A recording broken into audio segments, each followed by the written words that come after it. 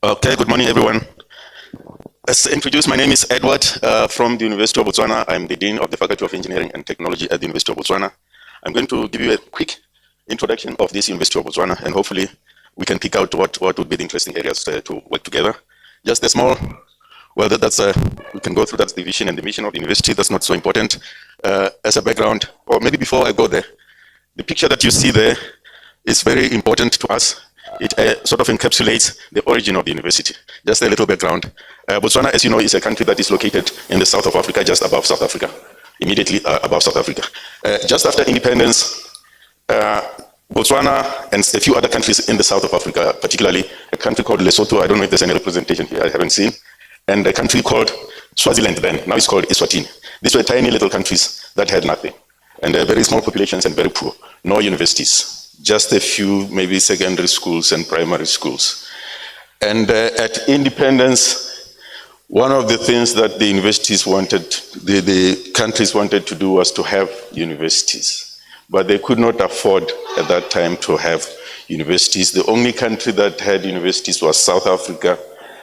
And there were complications regarding sending people to study in South Africa. I think we all know about the complications at that time. And these three countries agreed to form one university. And that university was built in Lesotho.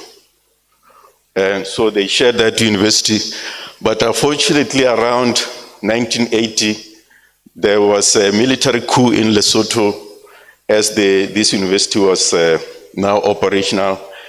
And the military junta that came in decided to nationalize that university and kick out the two other countries, Swaziland and Botswana.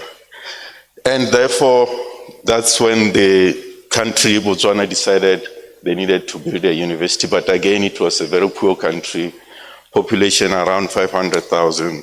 Government could not afford to build a university. So that was an appeal for all the citizens to contribute something to government to build a university. So this little monument that is placed at the front of our university there is to show when farmers, poor farmers, were contributing animals to the government to build that university. That's how the university started. So that is the symbol of the university.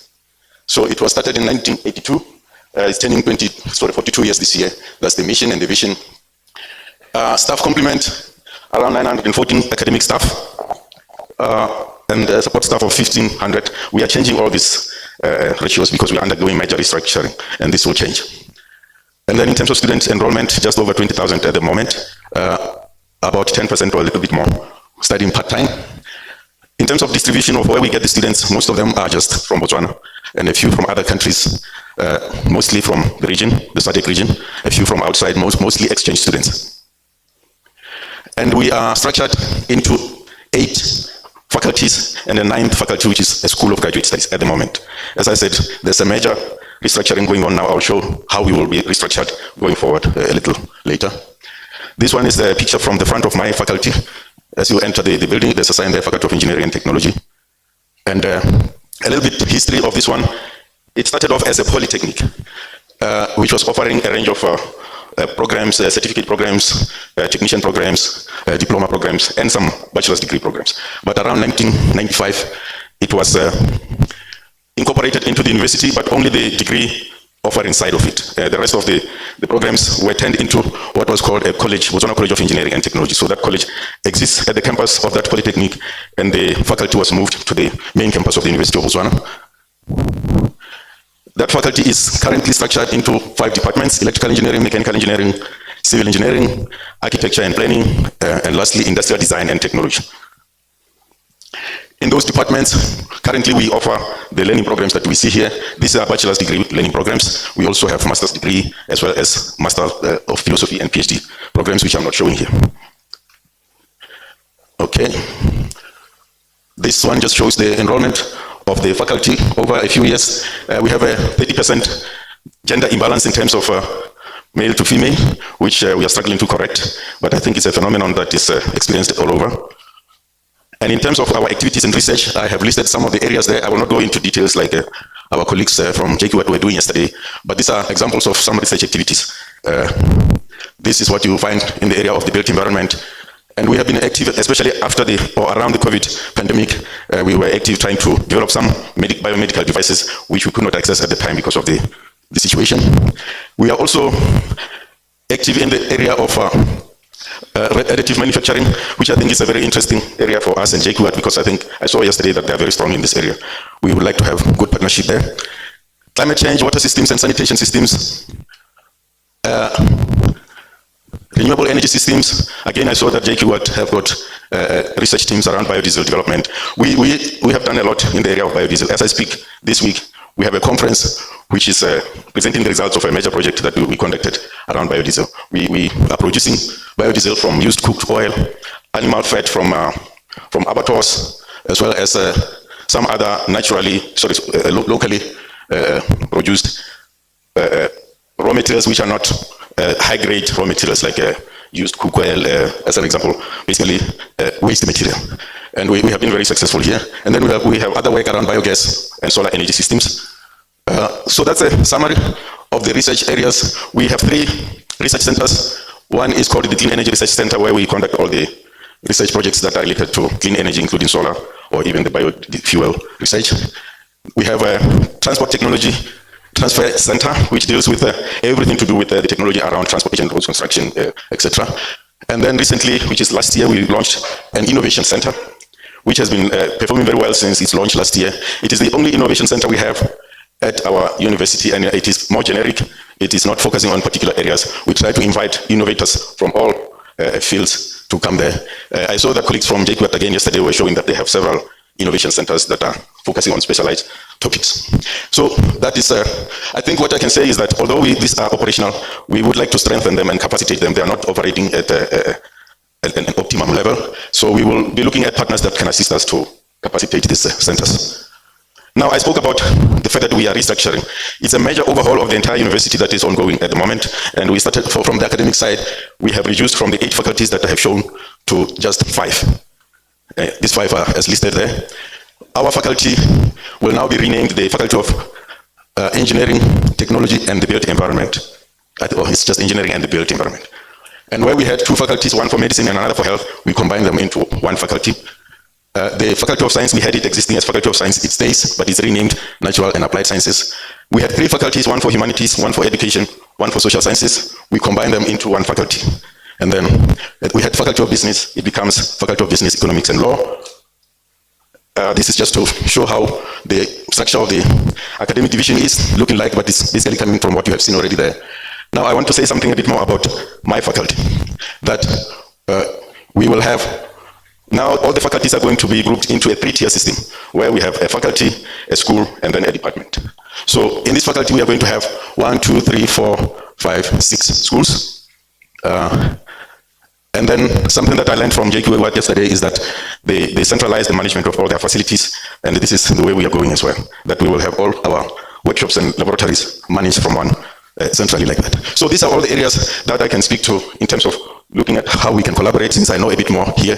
But colleagues will understand that I saw yesterday colleagues presenting about the work they are doing in the area of health and medicine. So we will be interested in that work, but I'm not the right person to talk about it. The same, I can only speak from what comes from that faculty. So, okay. This is just to show how the different schools will be organized. And you can see the School of Design. I don't think anyone has spoken about this, so I will not deal with it. I don't think anyone seems to be running programs in design. And then this one is a School of Electrical and Computer Engineering. Here you can see the programs that we are looking at. We are seeking to introduce new programs in biomedical engineering, which are interdisciplinary. We are looking to learn from colleagues that are running this program. The same thing with programs in robotics, mechatronics, and AI. Again, I've seen that you are running those here, and we would like to learn from you there. We have a School of Mechanical and Industrial Engineering. Again here, since the biomedical engineering program will be interdisciplinary, it will also fall into this school somehow. These ones are existing programs that we have under the School of Mining and Geosciences, and again you can look at the different areas where we have some overlaps. I think that's it in terms of the different areas. I will just need to go and speak about what we think we need from you. In terms of the fact that we are going to be introducing many new programs going forward, we are going to need a lot of partnerships in terms of curriculum development. We will also be looking to see if we can run some joint programs with some universities. Sharing of facilities was mentioned yesterday, is something we are interested in. We can see that there are some equipment that we don't have that we would like to access, and I'm sure it can be the case for other places as well. Staff-student exchange and collaborative research. I think I will stop here. Thank you. Thank you very much.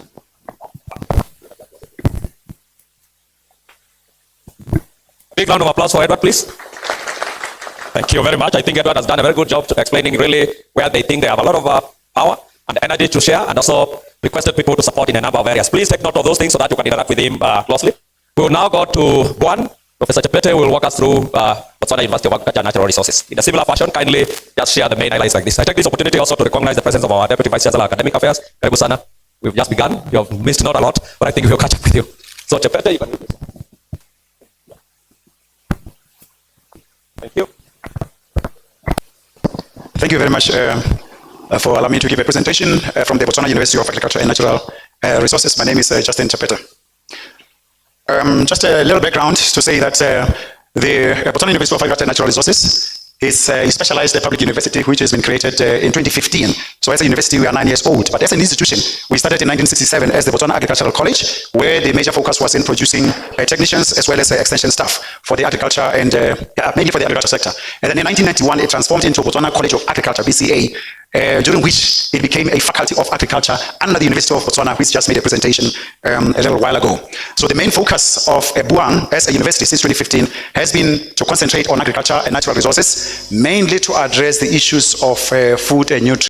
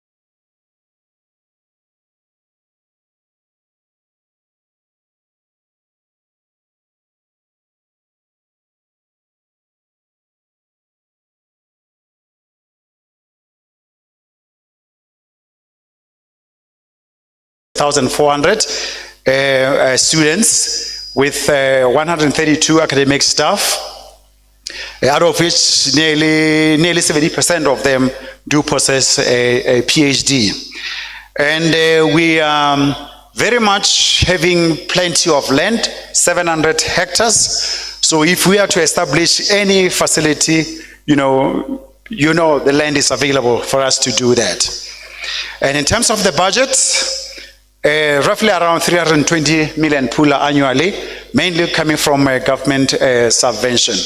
And graduate students also, 90 so far, and we are putting in place some strategies to actually address the issue of student enrollments in terms of both the undergraduate as well as the graduate. So in terms of the university structure, pretty much follows the normal structures as we know them, but I will focus on the academic side, where the Deputy Vice Chancellor, Academic Affairs and Research, is leading that. And so currently we have 5 teaching faculties: Faculty of Agriculture, Natural Resources, Agribusiness, Education and Extension, Faculty of Sciences, and Faculty of Animal and Veterinary Sciences. These are 5 teaching faculties, and we have 1 non-teaching faculty of research and graduate studies. So under each faculty, we have 3 departments, and those that are highlighted in red there are not yet operational, and all others are operational. And I belong to the Faculty of Agriculture. In fact, substantively, I'm the dean of this faculty, and my department is the Department of Agricultural and Biosystems Engineering. And so we offer different programs, postgraduate as well as graduate, under each of those departments. Now, our strategy, 5-year strategy, which is running from 2022 to 2027, we are having 4 strategic themes: research intensification, academic excellence, entrepreneurial drive, and agile operations. So I'm going to speak to you about this, but I'll spend a bit more time on the research and intensification, so the others I'll tend to fly through. And I'll start from bottom up, just to give you a few highlights. That under agile operations, basically this is where we concentrate on the mindset change after transformation, where we really want to have agile operations, timeliness in our operations, as well as digitization. So this is what we're doing big within the university, just so that we can make sure that in everything that we do, we act as quickly as we possibly can. And also the entrepreneurial drive. This one here, the government of Botswana is actually charging public universities to generate their own income, because every year the government subvention is reduced in all the public universities. So we need to be able to stand alone. And as a university, we have made a deliberate undertaking that we need to go into money generating activities. And so the way we do that is through our learning programs. We are making sure that in every program that we develop, there are some entrepreneurship courses, so that we can make sure that our graduates, once they get out, they can be able to engage into business. And also as a university, we have 2 fully fledged companies. One is called Buang Enterprises, which is running various enterprises, business enterprises, and the other one is Buang Consult. These are well-registered companies, and they follow all the Botswana Company Registration Acts. And so these also generate our third stream income, and we are making money so far, and we are looking forward to engaging with yourselves, JKUAT, and all other members that are here, so that we can actually get together and see to it that we actually generate money to support our research, to support our institutions.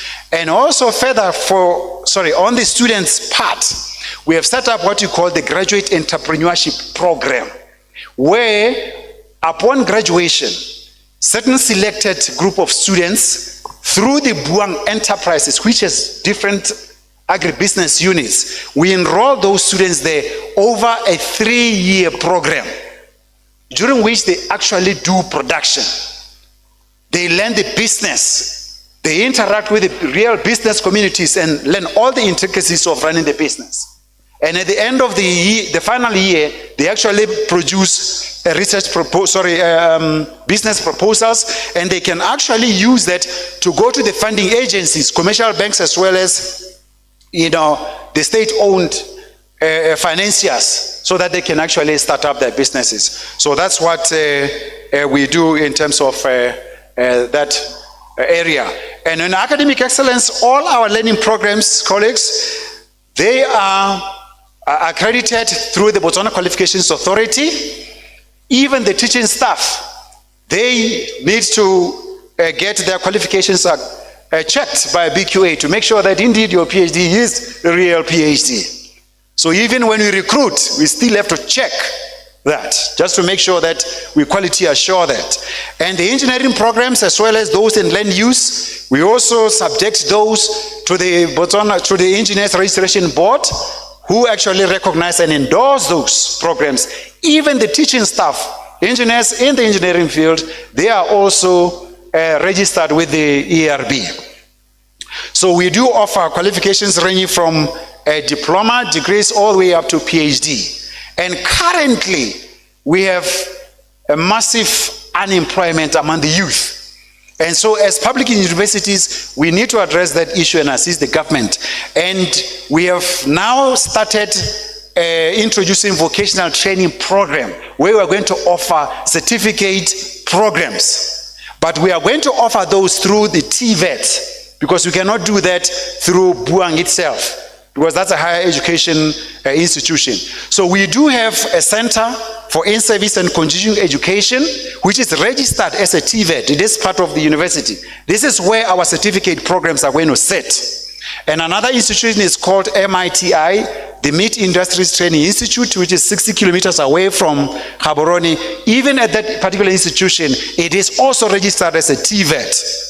So we will also offer those programs through there. And then we are also going to take up several other institutions around the country, where we are going to offer these vocational training programs to impart skills to many of these students who have actually fallen off after Form 5, to be able to get those technical skills and be able to perform in the industry. And as I've indicated earlier on, we have 88 PhD holders out of the 132. And 132 up to 180 is taken up by the technical staff. And several of our staff are actually out there on PhD training. And I'm glad to say 2 of our staff are here in JKUAT pursuing PhD. Thanks to you, JKUAT. And further on research intensification, there are some other activities that we're involved in. We're recruiting high caliber academics, and please, we are looking for adjuncts. See me with your CV, and you most likely will be in the moment I leave here. Remember, I'm the acting Deputy Vice Chancellor, Academic Affairs and Research. So you could be in even at the end of the day today. So we are really looking for adjuncts, and we are serious about that. Development of postgraduate programs, that's what we're doing. Student staff exchange program. So research partnerships and collaboration, these are the drives that we are very much doing at the moment as a university, and busy purchasing research equipment as well as construction of facilities. Remember, we are 9-year-old, so there's a lot that is actually going on. Research funding, we are writing proposals, therefore we're looking for collaborations, and just within the past 2 months, 14 million of research funds that we have been able to attract. And we're establishing some research centers in bioeconomy and sustainable resources. And we are now taking our MITI that I was telling you about, and we are transforming it into what we are going to call the Meat Industries Training Institute. Everything meat is going to be centered there. And also, we are in the process of introducing the Veterinary School of Medicine, where we are looking for joint degree offerings. So University of Namibia has also already agreed, and we have prepared a visit to University of Zambia and University of Zimbabwe in the next few months. Some highlights on some research is to say to you, we have a water purification plant.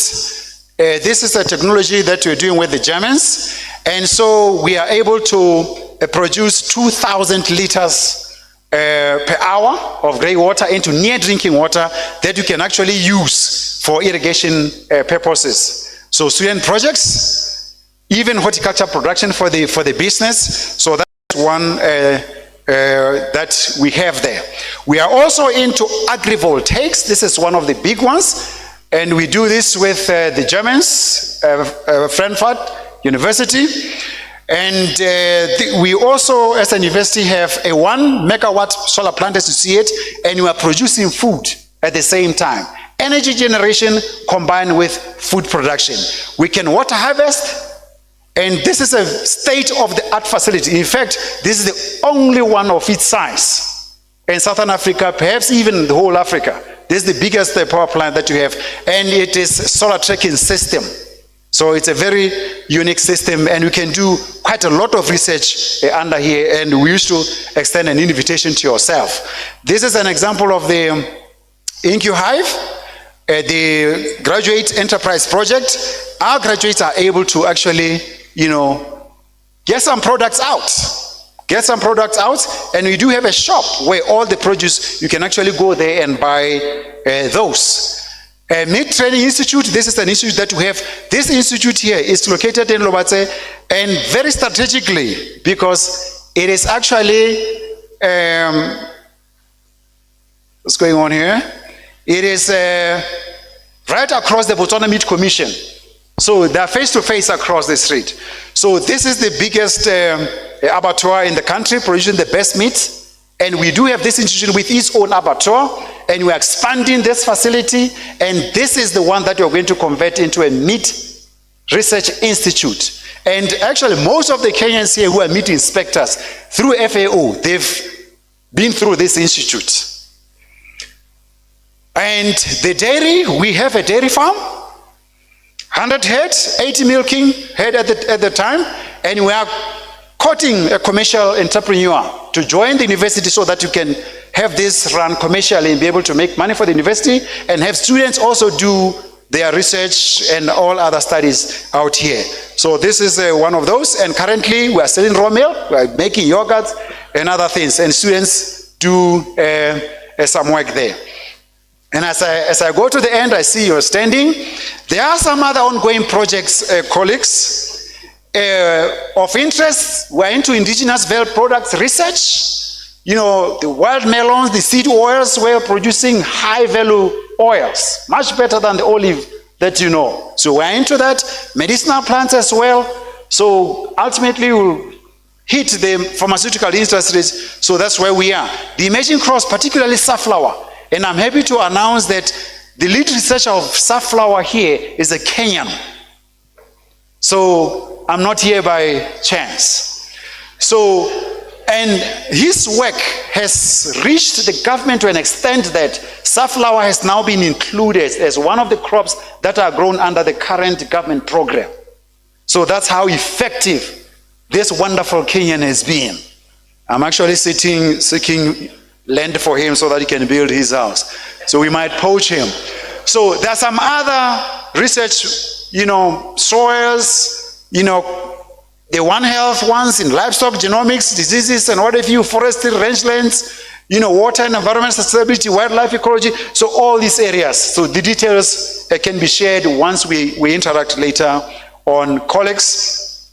And we are international also, such that, the funding, Buang also takes part in funding, as well as the Botswana government. And there's a wide array of international funders, as you see there. And several countries are involved in a lot of the research that we are doing. So many of you do find yourselves there. Okay, so Kenya, are you there? This is the time for you to onboard today. And the biggest news to this house is our government this financial year has increased funding for research and development by 281%. Last year, 267 million pula to 1.02 billion. This is an intention by the Botswana government, and it's coming strong. And this is a demonstration that we are very serious now when we get to research funding.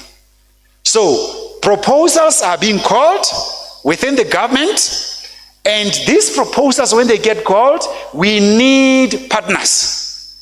JKUAT, we need partners. Here is the money. All of you here, calls are coming, we need partners. Okay? Not to say we cannot apply for other funding, but really I'm proud of my government this year. They have heard, we have talked. Okay? All these institutions, UB, University of Botswana, BUS that are coming, we have talked and advocate for increased funding. Finally, it has come to pass. I thank you very much. Really a big round of applause for Professor Chepete. There's a piece planned for me, so I am moving to Botswana. Thank you very much. I think very clearly articulated, and I think you see the money. So I think take note, and really the area of, I think, natural resources, agriculture was very clear about veterinary sciences, applied sciences, and the specifics were clearly indicated. If you want indigent, this is the moment. Yeah, you don't need to go very far. The job is available for you. Before we get the next presenter, who is from BUST, I think, is Dr. Prasad, or? You are both presenting, okay. Yeah, I want to take this moment to recognize the presence of our Chair of Council, Karibu Sana. Yeah, Karibu Sana. So I think we are doing our 15 minutes, so for BUST, kindly also stay within 15 minutes. I laxed a little bit for Chepete because he was giving me money. Thank you very much. Let's see what I'll offer you. Okay, greetings everyone. My name is Dr. Seswalo from Botswana International University of Science and Technology. I'm here with Dr. Prasad, who will actually take on from where I'll stop. So basically, this is how BUST looks like. So before I would go any further, I would like to thank the JKUAT and JICA for this opportunity. It's really an enlightening opportunity for us to be here. Moving on further, my presentation, I'll take you through. Palape is now a town where BUST is being hosted, and then a bit about BUST, and then about the faculties, and then the UNESCO chair, our team, basically our vision, and then our research areas or our research interests. So moving on further, this is one of the heritages. When you come to Palape, this is where we probably will take you. It's quite tedious. It's a hiking area where we see some of these old buildings. This is about 150 years old, so they say. So Palape is situated somewhere here in the central. That's where Palape is in Botswana. So, like we said, old Palape is actually in the Tsopo Hills. It's actually a growing town which has about 53,000 people. It's still a growing population. It's situated actually halfway, almost halfway between Gaborone and Francistown, the two main cities that we have in Botswana. It is actually a connecting link or intersection for almost all the points. If you want to go to Mau, if you want to go to Kasane for whatever tourism, Gaborone, where our main universities are, Buang, as they say, and UB, you're going to pass through Palape. So Palape is actually an intersection for almost everything. So this is where we find the Murupule coal mine. That's where we mine our coal that we export and use externally for generation of electricity through the BPC. We also have BPC there in Botswana, at the end Palape. Moving further, this is some of the gorges that we have around Palape. So this water here, surprisingly, we still don't know where the water comes from. It's ever flowing. Yeah, it's really beautiful. You can actually go swim at this point. There's nothing wrong with it, it's allowed. So we don't know where this water comes from. It doesn't stop. It's always overrunning, it's always flowing. So these are some of the gorges that we have here in Palape. So when you come to Palape, we can take you to those places that are actually nice heritage places to actually see. So this is BUST. BUST is about 10 years old. It's a new university. We're still young. We have 3 faculties. The Faculty of Science, here, and then we have the Faculty of Engineering, and then the Center for Business Management and Entrepreneurship Education. What are we saying here? We are saying that this center here is actually integrated in both the Faculty of Engineering and Science. We are trying to impart these upcoming engineers with the skills to actually do for themselves. We don't want to rely much on the government, so we've actually had good results from this, having this center here, where we actually see some of our graduates actually going on into business and making it for themselves and hiring other students as well. So as of from the 1st of April, we are transitioning to the school system we will no longer have these faculties. We will go on to the school systems that I will not dwell much on to. The most important that we would like to note is that BUSE was actually created for research, to come up with a couple of projects and actually try answer to some of the situations that we have in Botswana. So we are actually housing 6 EU funded projects, being the Square Kilometer Array Project, the UNESCO Chair on Sustainable Manufacturing Innovation, UCOSMIT, or the OR Tambo Research Chair. And by the way, by the end of this year or early next year, BUSE will be actually launching its Botswana's first satellite. So it's actually one of the huge projects that we have that we are proud of. Moving further, we have in engineering, we have the chemical, the civil and environmental, we have the mechanical, energy and industrial, the mining and geological engineering, the electrical. So basically all this they have from undergrad, masters and PhD, all the programs here. That's what we offer in the Faculty of Engineering. Moving further, this is the team here. He was supposed to be here, so unfortunately he had other commitments. This is Professor Olakami. We have Professor Dr. Prasad, myself here, and Dr. Leso, and then this is our project manager. So for now, I'll give you on to my colleague to actually take you further on other aspects.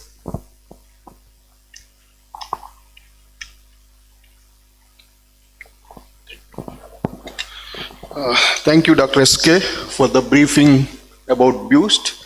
So now I will be going to the more detail, like what kind of things we are doing, and especially with JKUAT, what we are already collaborated and what we are doing.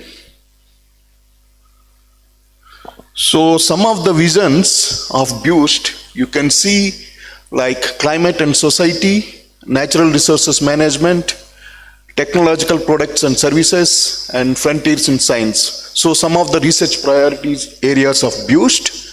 And you can also see some of the objectives, like we need to train industry-ready postgraduates and graduates. And we do have a couple of projects, like in our team, if you see, we got a smart manufacturing engineering education for knowledge-based economy. So we are creating an e-campus. So anybody in the Africa, elsewhere, any country, they can access to this particular website and they can do their online training programs. So it's basically an online platform where people can do their postgraduate degree. And we are also like building the knowledge, competencies, performances of staff in advanced manufacturing. We are also doing a lot of research collaboration to promote North-South collaboration in the area of advanced manufacturing. And we are also, you can see the current activities, we are very much industry-focused research. Like we are in collaboration with Murupule Coal Mine and Botswana, especially for the ground exploration tools in the mining machinery. So like refurbishment and repair and those areas we are focusing our research activities. So there is a lot of industry collaborations happening in that particular area. Also recently we also got a couple of projects like lasers for net zero, and there is also a project on the vehicles, battery vehicles development. So apart from that, we are also want to create and manage businesses. We have a BUSE enterprises, like which takes the ideas to the market. Okay, so we do, like we are also designing and fabricating the infrastructure. Like for example, as I indicated, with respect to Murupule coal mine, we are developing a test rig which can simulate things in-house at BUSE. Okay, so you can also see our focus areas. So you can see the machine design and fabrication, as I mentioned just now. We are also into advanced manufacturing and materials, simulation and modeling, especially we are in this area, we are collaborated with JKUAT, and artificial intelligence and machine learning, advanced material characterization, refurbishment of high-valued ground exploration tools. So this is the area, like Botswana is a mining sector, like mining-based industry. So we are doing a lot of activity in this particular area. So overall, we want to create a high-quality education, innovation, and entrepreneurship, and economic diversification. So that is our goal. So now, I want to come to specifics, like what exactly we are doing with JKUAT. So you can see we are already collaborated with the faculty in the Faculty of Engineering and Technology, Dr. Rehma, Dr. Martin Ruthandi, and Dr. James Mutua. And so some of these students, so especially they are on ELBM project, and also we have funding from the African Leisure Center with the Amantle. So we have 4 students. So I just want to brief what kind of activity we are doing. So you can see here, so there is a student called Joffrey who is working on the topology optimization.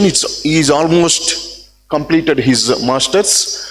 So the basic idea is, you can see the current door vehicle hinge, which is made up of a steel. So the idea is we want to topology optimize. So we want to optimize this design to reduce the weight. So particularly for the vehicles, fuel efficiency is the key. So we are also incorporated a new alloy, which is called aluminum 6061 RAM2 alloy, which is very good, especially for the 3D printing. So therefore, we can able to almost reduce the weight by 60%. So this is a very good work which he has done by the student, and you can see a lot of things are catching up in this particular project. We are already one conference proceeding and one is under review, and we are going to file one patent and one general publication in progress. Okay? And then you can see the other project, which is a QBET, who worked on the influence of processing parameters on post-heat treatment on mechanical properties of AISI 1025 steel by using the laser engineered net shaping. So what he has done, so he has done a lot of analysis, simulation and modeling, especially on the thermal analysis, structural analysis, also on the residual stress generation during the printing. You can see, so he used the direct energy deposition method, and we have done several things like mechanical properties, porosity, densification, microstructure and residual. I don't want to go into details of the work. However, you can see his work also a very good top-notch work, which is under review currently in the Journal of Manufacturing Science and Technology. And then the other aspect here, especially on the bioimplants, what we are doing. So you can see the first work with respect to dental implants, which is done by Amos. He is almost done and about to submit his thesis. And his work is also under review in the Journal of Manufacturing Process, one of the prestigious journal in the manufacturing science. And then the Amantle, she's going to work on acetabular implants, biomedical implants. We are having a funding with respect to African Leisure Center. She's going to work at Central University of Technology for her experiments. So these are the, in a nutshell, some of the activities which we are currently doing with JKUAT. So I think with this, I thank JICA and JKUAT for this opportunity, and we look forward for more opportunities. Thank you. Thank you very much. Really a big round of applause for Bust. They had a combination, but it worked very well. 15 minutes exactly. Thank you very much, Bust. Thank you very much. I think a lot of engineering, mining, material science, I think this is the place. And already we have a very good marriage with them. I think that's very good. So if you want to extend beyond this, I think in the biomedical area, my colleagues, I think you can see what my colleagues are doing. So I think very, very good. See Rehema, see Martin, where is Mutua-san? I think very well represented here. So I think very good connection, but we need to expand beyond that. I've been there. It's a very beautiful place. You really need to visit and work with this. So with that, I think we'll go to eJust, and I think already we are almost there. So eJust, do the justice for us by giving us 15 minutes, please. Thank you very much.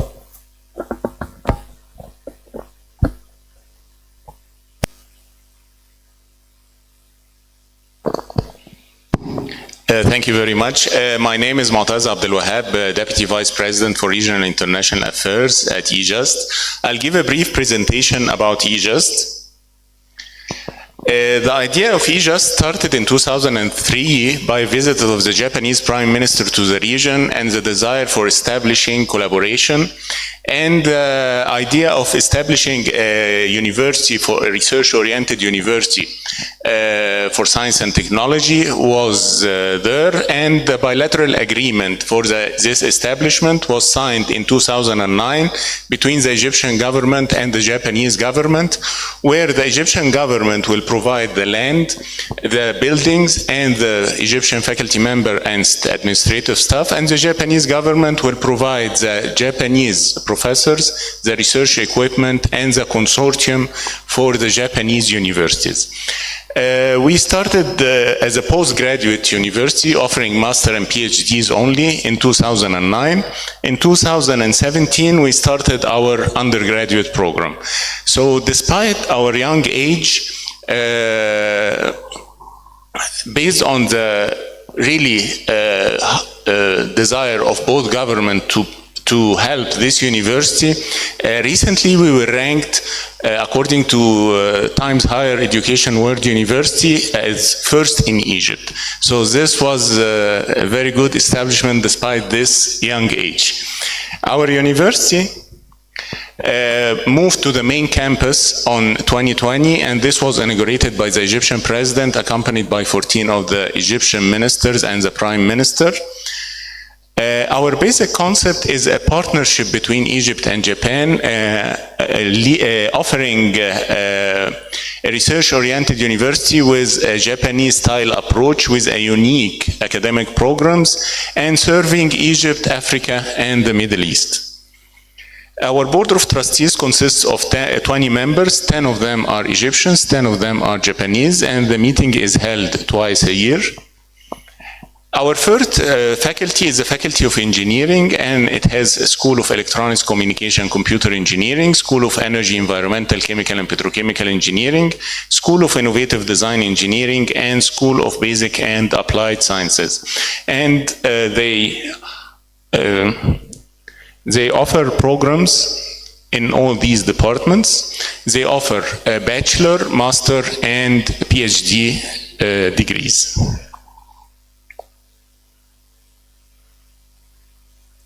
Our second faculty is the Faculty of International Business and Humanities.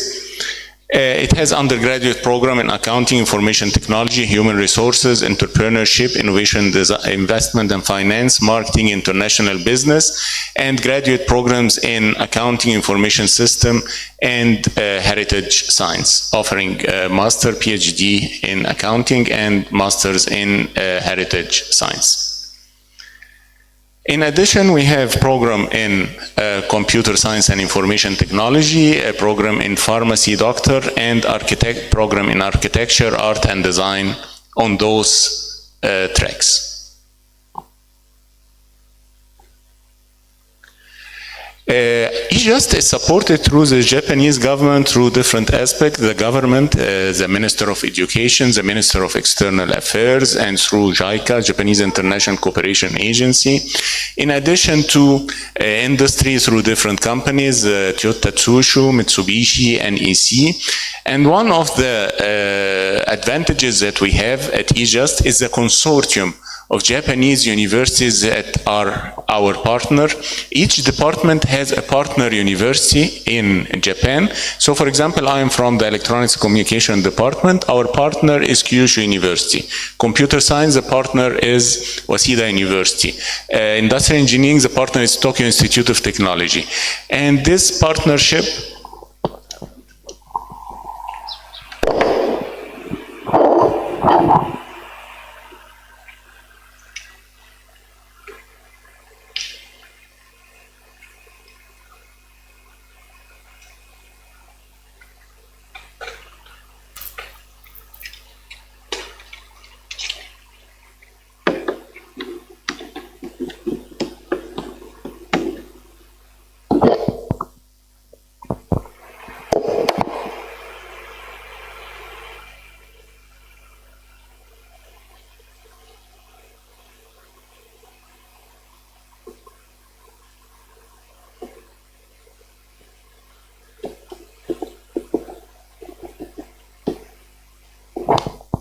So, excuse me for that.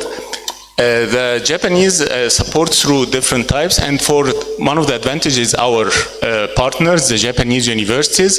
So for this partnership, we have joint supervision for our PhD students during their 3-year study in Japan, in EJUST. They spend 9 months in Japan.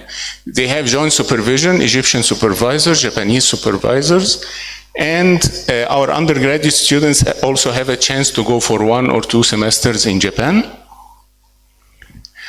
Our partners are Kyushu University, Tokyo Institute of Technology, Waseda University, Tsukuba University, Ritsumeiken EPU, Hiroshima, Hokkaido, Tohoku, Nagoya, Osaka. So all of them are research-oriented universities. JICA coordinate our supporting Japanese university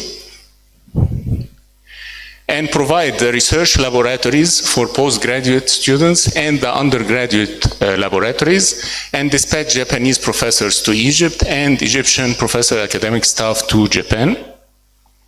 These are samples for the equipment we have for all the departments. This is for material science program. It's up to date. This digital manufacturing center for industrial engineering, and this is repeated for all other programs.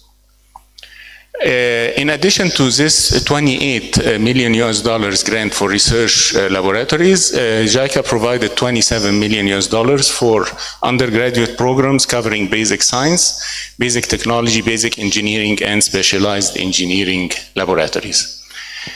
So far, we have graduated more than 500 students, around 300 PhD students, and more than 200 master's students. The majority of our students had scholarships, full scholarships, around 94% governmental Minister of Higher Education, and 16% through JICA and the private sectors, including Toyota Tsusho, Mitsubishi, Egyptian Corporate, Farco, and of course JICA. These are the statistics for our current graduate students at different departments. And our gender balance is 34% are female, and this actually is very good for engineering and basic and applied science. And those are the statistics for our graduate among different disciplines. Around 200 students of our graduate students traveled to Japan and spent from 6 to 9 months. For example, Tokyo Institute of Technology received around 68, Kyushu around more than 42, and all our partners, the university covering all Japan. We are receiving students from all over Egypt, and actually they are members in the Egyptian public universities. So after finishing their master and PhD, they go back to their original universities. In 2009, an agreement was signed by Egypt and Japan for TCAD 7, where 150 scholarships was offered for master students for African countries, excluding Egypt. Currently, we have around 100 students from around 13 countries studying, and those are the distribution among different disciplines. And we have graduated among international students more than 61 students among these disciplines from those countries. And these shows a statistic of applicants and number of accepted students and countries. We receive actually applications from more than 33 countries in TCAT 7.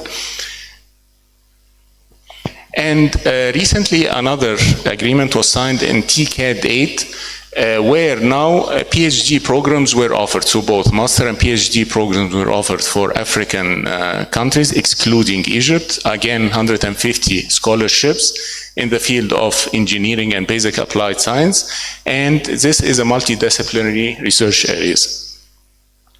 The outcome of the TCAT 7 students was outstanding. They published in top journals and conferences. They received Best Paper Awards and Best Research Awards and have patents. And generally speaking about the performance of our graduate students, national and international students, These are the statistics. The performance is really outstanding, and based on this international publication and grants, where currently we are securing around 144 million Egyptian pounds for this year. And according to the patent filing, we were ranked by the Egyptian Science, Technology, and Innovation Observatory first in Egypt for publication per faculty per year, and we're ranked third in Egypt according to IMEGO for research performance, innovation output, and social impact. But we were really very happy. Last September, we were ranked by Times Higher Education World University Ranking first in Egypt. So despite our young age, this is really a very good achievement. So the university encourages startup programs for faculty members, and we have an incubator that can incubate the ideas for all faculty members, postgraduate, and even undergraduate students, because we'd like to deliver this research and ideas to society and benefit from that. We have very good connection with companies, industry, Egyptians and Japanese.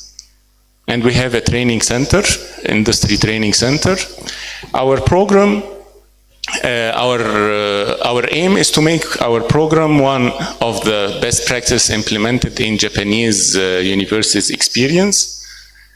So our academic program design use unique, eco-friendly, fully connected, vibrant campus, up-to-date laboratories, active experimental learning, multidisciplinary modern curriculum, and we focus on the soft skills and entrepreneurship and business skills and liberal art education. And the facilities, these are sample of our facilities that help us for providing these things. So these are the facilities helping in liberal arts education, business skills, experimental learning, state-of-art laboratories. These are samples even for our undergraduate laboratories. Our campus consists of the main campus, secondary campus, and we have a center in the Smart Village near Cairo. Our main campus hosts all the academic facilities, and our secondary campus holds the dorms. And we have more than 2,000 rooms. For each student receives a single room, and it has all the facilities: the student union, the dorms, all sports, indoor swimming pool or sport courts, theater, meeting rooms, computer labs, library. These are sample. Also, we have an hotel, and this is our sample for the hotel rooms. These are sample for our student rooms. It's each student stay in a single room to focus on the study. So actually, our target is to make the experience for the students, the whole experience, a very nice experience. In addition, our main campus was designed by one of the top companies in Japan through a competition. It's a 200-acre facility. Actually, this is a picture in October 2022. Now it's completed and everything is in place. As you can see, the campus, there is no cars can enter the campus, only a few parkings on the perimeter. We have tunnels for cars under the ground, and only walking, bicycles, and electric vehicles, and these are allowed on campus. The campus actually have all the facilities. We have 18 buildings hosting academic rooms, different room sizes, laboratories for postgrad, undergrad. And in addition, we have a center of excellence hosting big laboratories, a library, the administrative building, and the student union, and all the needed facilities for the student. We look forward for you visiting us, and we look forward for collaboration through joint research, through student-faculty exchange, and it will be, as mentioned, discussed late in this event. Thank you very much for listening. Thank you very much, Dr. Hamel. That's just very young, but number one. This means age means nothing. You can be very young, but if you have really clear direction, you can be number one. That's the lesson we are getting from Ijas. I also like Kingsley. I think you should be coming in front to connect for your presentation for Luana.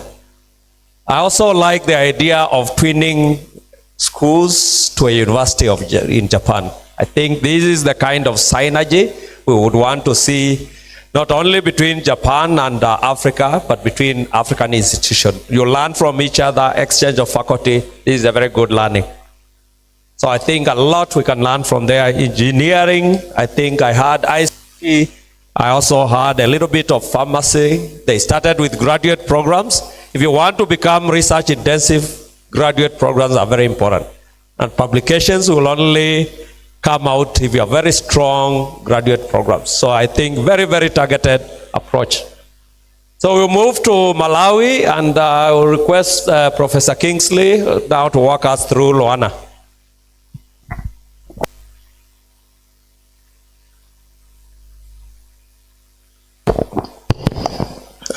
Once again, good morning, everyone.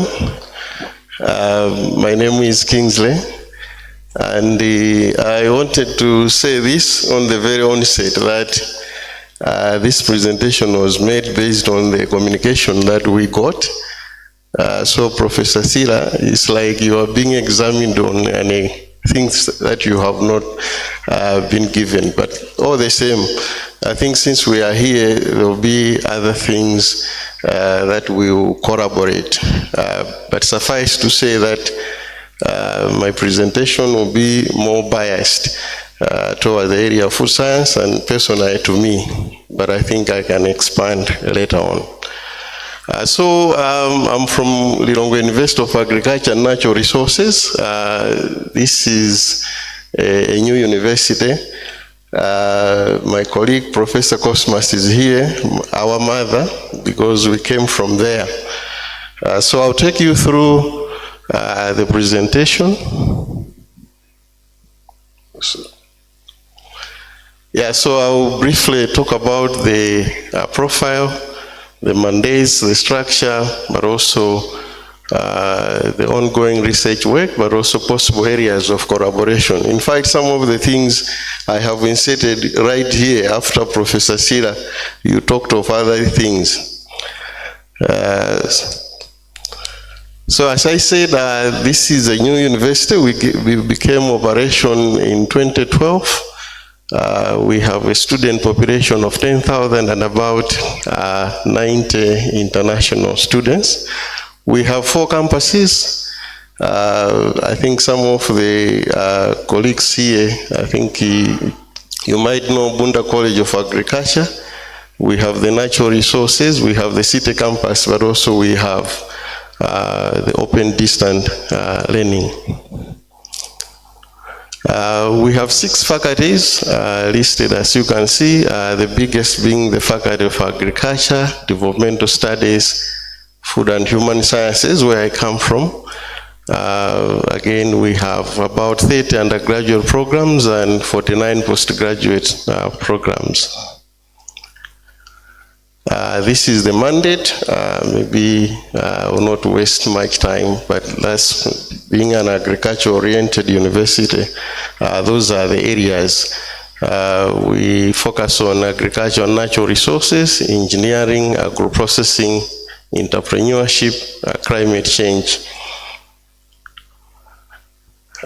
These are the strategic pillars that we are assessed, the teaching and learning, the research, resource mobilization, infrastructure, capacity building, governance and management. We have a performance management system, so every member is subjected to these pillars. In terms of research, I just inserted this one because we know the significance of research. So that's the structure, the council, the VC, the DVC, and all the information provided there. In terms of research centers, we have 4 research centers. Number 2 and number 3, these are World Bank funded research centers. The 4th one is the African Center. We receive a lot of students across Africa. In terms of the research interests, again, my apology, I was so confined to areas of food science, and personally to me, but probably we may expand it through the interaction that we are going to have in the next few days. So the research interests are the edible films, the pesticide residue, the value addition and agro-processing, the indigenous and neglected food crops, edible insects. We have some projects on that. Professor Sira, I'll have time with you when you were talking of using flour from potatoes into baking application. So we are working on functional properties modifications because we know gluten is very important. Organic and conventional foods, there have been a lot of claims about this, so we have also a research interest working on this. These are research interests for the other academic members. We are in post-harvest management of fruits and vegetables. Consumer behavior, very important. There are so many things that goes in. Food habits, cultures, sensory evaluation, food safety and toxicology. Again, that can also be unpacked, but also nutritional composition of aquatic products. In terms of possible areas of collaboration, a slide that I have just inserted 2 minutes ago, collaborative research, curriculum development, staff and student exchange, but also use of facilities at JKUAT. Professor Kawazi is here. I have known him for a long time. He's my mentor. We have chatted about these facilities. So we want to be using them, but also thesis examinations. This is ongoing research work. All these are my projects. We are working on sunflower, but also there is a project on amaranthus. We want to come up with varieties that we can be giving to farmers, but also on Irish potato. Again, I'm part of the team. We have breeders. As a food scientist, my area of focus will be on the value addition. So thank you for listening. Thank you very much. I think you've saved me time and also very good. We have a very strong, I think, I would say similarity between yourselves and JKUAT. I think also there you have made a very clear request. We're very happy to welcome you within JKUAT. So a big hand for Kingsley. Thank you very much. As we prepare for Kingsley to depart, we need to get the representative from Malawi University of Science and Technology, and I think this should be Chikondi. Karibu sana Chikondi. A lot of young universities, really from the beginning, from Boan, from Bust to IJAS to just Loana.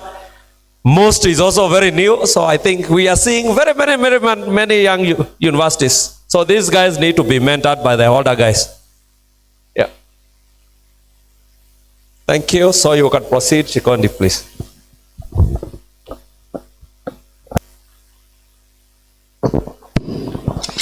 Good morning, everyone. I'm Chikondi Chisenga. I'm an earth scientist, but in here, I'm representing the Malawi University of Science and Technology. The Malawi University of Science and Technology, as Professor Silas said, is a new university established in 2014. So this year we'll be celebrating our 10 years anniversary. It started with 3 undergraduate programs and 2 postgraduate programs. It was then the 4th public university in Malawi, located in the southern part of Malawi, in a district called Cholo. The staff population was still at 320, with 28% of those being female and 72% being male. The current population for our students is at 3,000, slightly above 3,500, with undergraduate taking the bigger chunk of that at 72%. Now, the university is divided into 4 schools. We have the Academy of Medical Sciences, which deals with the non-communicable diseases and things like medical microbiology, medical imaging, immunology, sports sciences, and so on. We also have the Bingu School of Culture and Heritage. So we do understand that science on its own without the culture and the heritage cannot stand the test of time. That's why we established this school with a focus on indigenous knowledge systems, African musicology, language and communication, cultural economy, archiving, and strategic studies. Then we also have the Ndata School of Climate and Earth Sciences, which deals with all the climate and earth sciences issues, including the GIS, petroleum geosciences, and so on and so forth. Then we have the Malawi Institute of Technology, which is the big school at the university. This is where all the engineering programs, or the innovation programs, as well as the computer-related programs are housed. We have a number of directorates and research centers. We have the Mass Institute of Industrial Research and Innovation, Center for Climate Change and Disaster Risk Management, Center for Biomedical and Clinical Sciences, Center for Strategic Studies, African Drone and Data Center of Excellency, and Center for Artificial Intelligence and STEM Education. And some of the flagship projects that we have undertaken over the past 10 years, I'll not go into detail on those, but I'll focus mostly on the African Drone and Data Academy. That's where my presentation will hinge on. So somewhere around 2018, there was a proposal that Malawi should go into delivery of medical supplies using drones. So in 2019, then the Department of Civil Aviation established what is known as the drone corridor. That was the first in Africa to be used as a drone corridor for testing drones, especially for personal use and not for military use. And in the same year, there was an idea that we have this drone corridor, we are going into drone delivery of medical supplies, but we don't have the personnel and the expertise to undertake this kind of projects. That's when we established what is known as the African Drone and Data Academy. So the African Drone and Data Academy was established by 3 universities, the Virginia Tech of USA, the Furman University of USA, and the Malawi University of Science and Technology, which is the implementing partner and the host. So the ADDA, which we just call it the ADDA. The ADDA, as of today, has 5 units. So the units are the incubation units, the emergency preparedness units, student support units, training and business unit, as well as the African Drone and Data Academy, which is looking at the academic program on the drone technology. Now, I'll go into details on what we do at the academy, the African Drone and Data Academy. The first one is the education program. The education program basically focuses on drone technology, drone flights, data analytics and GIS. We also have engineering, drone design, and entrepreneurship and innovation. So we take students aged between 18 and 24, but in most cases we do go up to 30, and we take those students that have done their undergraduate degrees. 60% of our students are always female, and of those students, 50% are always from Malawi, and the other 50% from other African countries. If you undergo the training at African Drone and Data Academy, you get these certificates. First, the certificate of Drone and Data Technology Level 1. It's an online program that goes for 5 weeks. And for this one, it's an in-person. You come to MAST for 6 weeks, learn about drone designing, fabricating drones and all that, and even being drone pilots. as well as some GIS and remote sensing. But for all the other people, they can also go into remotely piloted aircraft technology. It's a self-paced, self-enrolled program. You can do it on your own if you want. You can visit our website. There's also another one on data visualization and cartography. This one you can also, is self-paced and also self-enrolled. You can enroll on that if you are interested. And there's also a Malawian remote pilot license that will enable you to fly drones in Malawi. So it is also part of the program. And there's also AUVSI top level 2. So this is an internationally recognized remote pilot license. We are the only institution outside the USA who is offering that, that program. So this is our educational program under the academy. And we also have what is known as the Junior Academy. So we do understand that if we have students or pupils as young as 12 years being mentored into drone technology and engineering, then we can have a future in this field. As such, this academy runs under what is known as the Vice Chancellor's Young Engineer Program at the university. And mostly it focuses on students or young children that are from the marginalized communities. All these programs that I'm explaining, they are free of charge. It is all funded by UNICEF, and if anyone is interested, they can enroll into that. Then we also have what is known as emergency response. We know a drone is just a tool. And one of the things that a drone can do is to help in the emergency response. So under the academy, we have a focused areas in search and rescue using thermal drones and other drones. We do flood mapping using remote sensing, damage assessment using machine learning. We do have drone mapping, and also we provide training to district councils, because we do understand that as a university we cannot reach everywhere and every part of every corner of the country. That's why we do this training to different district councils. The drone, the emergency response unit of the academy mostly has a number of drones and highly skilled personnel. I can testify to that. And this is some of the work that we have been doing during the Cyclone Friday. Some of you are aware of that. We are very handy in doing that.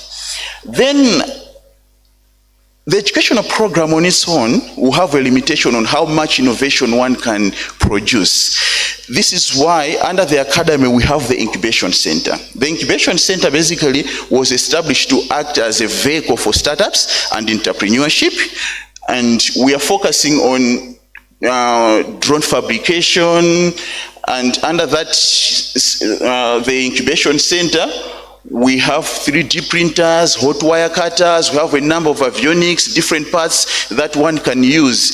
And then we also have a main educational program whereby when one enrolls into that, they will go through the whole drone fabrication and drone designing education. Then finally, we have been talking about drones to Malawian youth and African youth.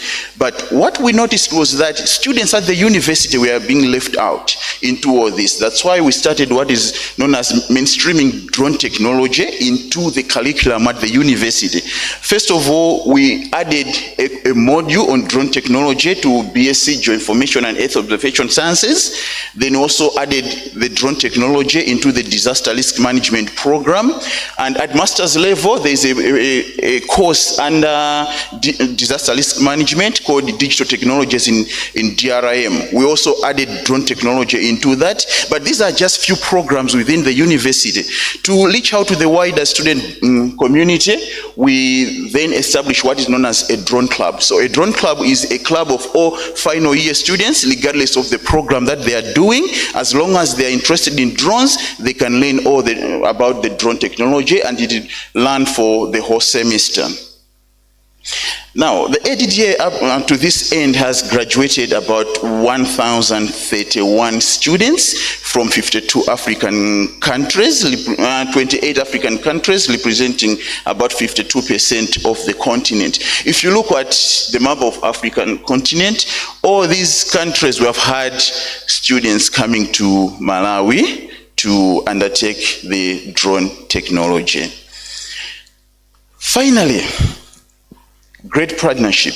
We are open to partnering with anyone who is interested, mostly in all the other fields that I've explained, but even in the drone technology. We do understand that the African Drone and Data Academy was the first drone academy in Africa focusing on this technology, but as we are expanding in other countries, especially in Ethiopia and Niger, but we are still open to all the other countries that are interested into partnering with us in this great endeavor.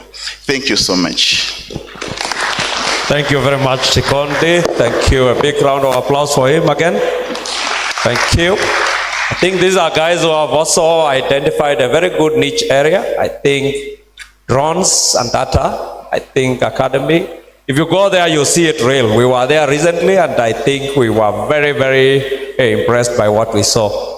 And the incubation center is real also. So this is really taking people to the right direction. Excellent. So we're moving towards UNIMA. Cosmo, I think you need to be readying yourself. This is University of Malawi, is the mother of all the universities in Malawi. So we will hear from the big mama. Cosmo, I think, yeah, 15 minutes.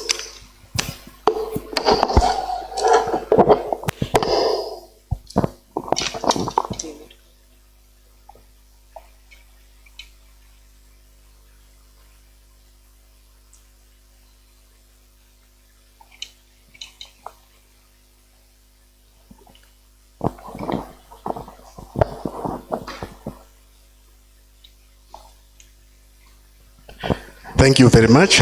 Good morning. Thank you very much to JKUAT and JICA for bringing us together to have this very stimulating session. My name is Cosmo Ngongondo. I'm from the University of Malawi and I serve as the executive dean. I'm here to present to you a snapshot of what the University of Malawi is, and also talk a little bit about what I do as a scientist, and then I'll run through the various, some of the research, key research projects that we are undertaking.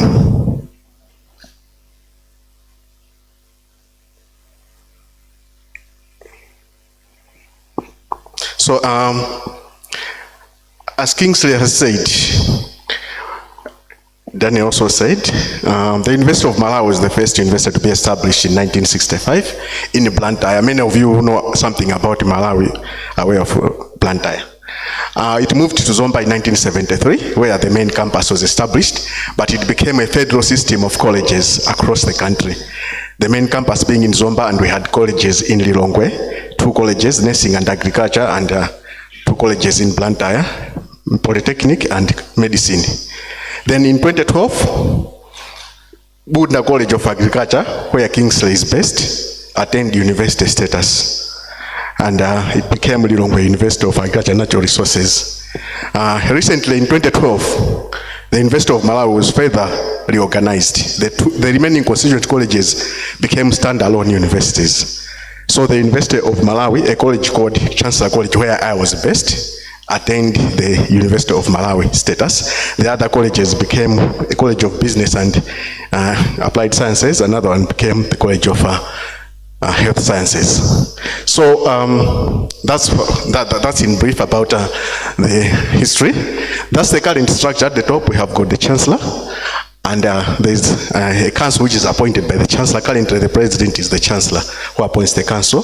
The CEO is the Vice Chancellor, and he oversees the Senate operations or academic applications, assisted by the Deputy Vice Chancellor. On the other arm, for the registry purposes, is headed by the Registrar, and then we have got a system of schools. Previously, under the federal system, we had faculties, but now we have got schools which are headed by executive deans, below whom are heads of departments.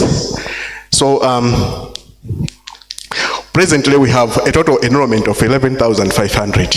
We are supposed to be hitting 30,000 if we are still under the federal system. But due to the recent reorganization, we are at 11,500 and 60% are males, 40% are females. According to our national gender policy, that is more roughly verifying. And we have over 2,000 postgraduate students around those ratios. And we also introduced audio-based programs where we enroll males and females as well. And by 2015, we expect to reach 15,000 with further expansions beyond 2026. These are the 5 schools. Previously, these were faculties, but now the new act stipulates that we have schools. So there's School of Arts, Communication and Design. The professor from University of Botswana said no one is talking about arts and design, but we are doing arts and communication and design. So we can talk also along those lines. School of Education, School of Humanities, School of Social Sciences, School of Law, Economics and Government, and School of Natural and Applied Sciences, where I am based. So these are presently the School of Natural and Applied Sciences is composed of 7 departments which offer basic and applied sciences. 2 are under formulation, the Department of Biomedical and Health Sciences and the Department of Mining. But the rest are operating, offering about 16 undergraduate programs, 1 diploma program, and 21 postgraduate programs at school level. Now, about myself, what do I do? I am a hydrologist. I work with hydrological models for various assessments of water. So on the left there is just a simple presentation of what a hydrological model does, and we use climate data to force these models to do various kinds of assessments.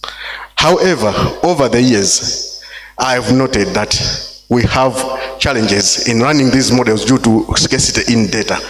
We live in data scarce regions. Observations are not forthcoming. These models need rainfall, temperature, and so on to give us those predictions. So the challenges: data paucity, data quality, record length, their spatial distribution, and the solution. My recent research has seen the evaluation of alternative products that are available from satellite imagery, reanalysis data sets, or regionalization in order to drive these models. So I have got a number of students spread all over Southern Africa looking at some of these challenges, and some of these can be Googled online to find the publications. In terms of our research at the University of Malawi, I'll highlight some of them. Ongoing is a World Bank supported project which is under the Africa Centers of Excellence program, additional funding, and we are establishing a center for resilient agri-food systems. And we have partnered with various universities across all over the world, I may say, industries, small-scale industries, and various government agencies. These small-scale industries are involved in value addition of various horticultural and agricultural products. And we are working with them at industry level, and they are interning our students, transforming theory into practice, and students are learning from them, and the farmers are also learning from the students. And a key component is the development of agriculture-based programs. UNIMA cities, as I said earlier on, is not strong in agriculture because the college attained independence. That was responsible for agriculture. So we have to grow again to introduce agriculture-based programs. So that's what at the moment we are doing. We rolled out the Master of Science in Food Science. We are developing a Bachelor of Science in Agriculture and Food Security, which we hope to roll out in the next academic year, and other agriculture-related programs. And there is a strong capacity building component. We are offering over, not 30, but over 70 master's scholarships and 30 PhDs who are fully supported. And these 20% of whom, a minimum of 20, are supposed to be international students. And I would like to plead to this grouping to help us in this aspect so that we scout for potential students. And then there's also an infrastructure component which involves acquisition of high performance computing facilities and also postgraduate facilities. That's the crafts in terms of its partnership and linkages. We have got capacity building institutions, research institutions, the industry. It is a must that we partner with industries right at the onset of the project, and that's what we have done. Another project that we are doing also is supported through JICA and the Japanese government. It's under the SATREPS program, where we are working with the communities along Lake Malawi in diversifying their livelihood. These are largely fishing-based communities who depend on fishing, but now the fishing base is dwindling. As an alternative, as a way of diversifying their livelihood base, what we do, we are working with these communities to ensure that there is community-level sustainable integrated natural resources management, improved socio-economic livelihoods, and capacity building initiatives through postgraduate studies, staff exchanges, joint research, and publications. Presently, a number of staff are in Japan studying for their higher degrees. So another program we are doing is under the No Head 2 program. There are 4 institutions involved: University of Malawi, Dar es Salaam, Mzuzu, and Oslo. This involves also the Lake Malawi ecosystem, looking at various pressures affecting the Lake Malawi and how best the ecosystem can be managed. And to this end, we are training PhDs, masters students, and as well as research and teaching infrastructure rehabilitation, short courses, joint curriculum development and review, staff students exchanges, gender mainstreaming activities, and so on, up to 2026. Then, as we are talking, we are rolling out another program under the Africa Centers of Excellence in Water. It's a consortium of 16 universities across sub-Saharan Africa with support from European Union, and it's coordinated from Stellenbosch University in South Africa. And this will also involve, UNIMA will focus on farm-level innovations for optimization of water usage in agricultural productivity and early warning systems in urban areas in the wake of Cyclone Freddy. So this is a follow-up to phases 1 and 2 of the African Centers of Excellence in Water Research that we participated in. Then recently, we are also doing a program under the IDRC-funded Climate Adaptation and Resilience Program, and we are working with the London School of Education, the London School of Economics, and here, this is a follow-up to previous phases that were supported by the IDRC in semi-arid areas in the lower Shire of Malawi, and these are predominantly semi-arid, where rain-fed agricultural production is not possible. And in the previous phases, we introduced interventions, various innovations related to agriculture. But now this is a follow-up to find out why these interventions are not working out from a psychosocial perspective. And that project is called Basin Adaptation to Inclusive Water Security, or just Basin. So the Department of Computing has also been involved in a number of key activities. Presently, we are developing what is called an integrated community health information systems, and we have developed various modules, and these have been pioneered across Malawi, and currently we are integrating non-communicable disease modules into the system. We are also involved in the National Agriculture Management Information System. These two, ICHIS and NAMIS, are the first of their kind in Malawi. And here, we are working with our computer scientists are looking at an integrated sector-wide digital platform that facilitates data collection and various aspects to do with agricultural data. And modules have been developed, and current work involves module review and also piloting across Malawi. So finally, in terms of some of the key research that we are doing, this is also supported by the NORAD through the University of Oslo, where we are developing the project called Developing Education with Input from Coordinated Research Students. And there is a strong staff-student exchange program, as well as a joint field research and the curriculum development aspects. Our interests, well, as I said, we are venturing into agriculture as a university, so we want to focus on climate-smart agriculture research, which are impactful at community level. How best can we work? We are interested in exchange programs, staff, students.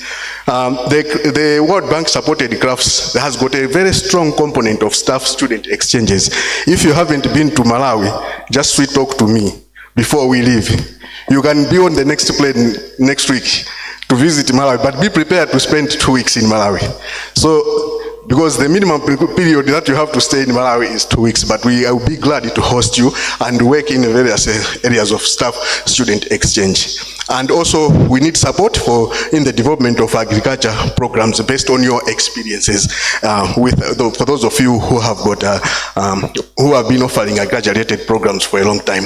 External examination, joint supervision, proposal development. I should be a phone call or an email away based on mutual trust.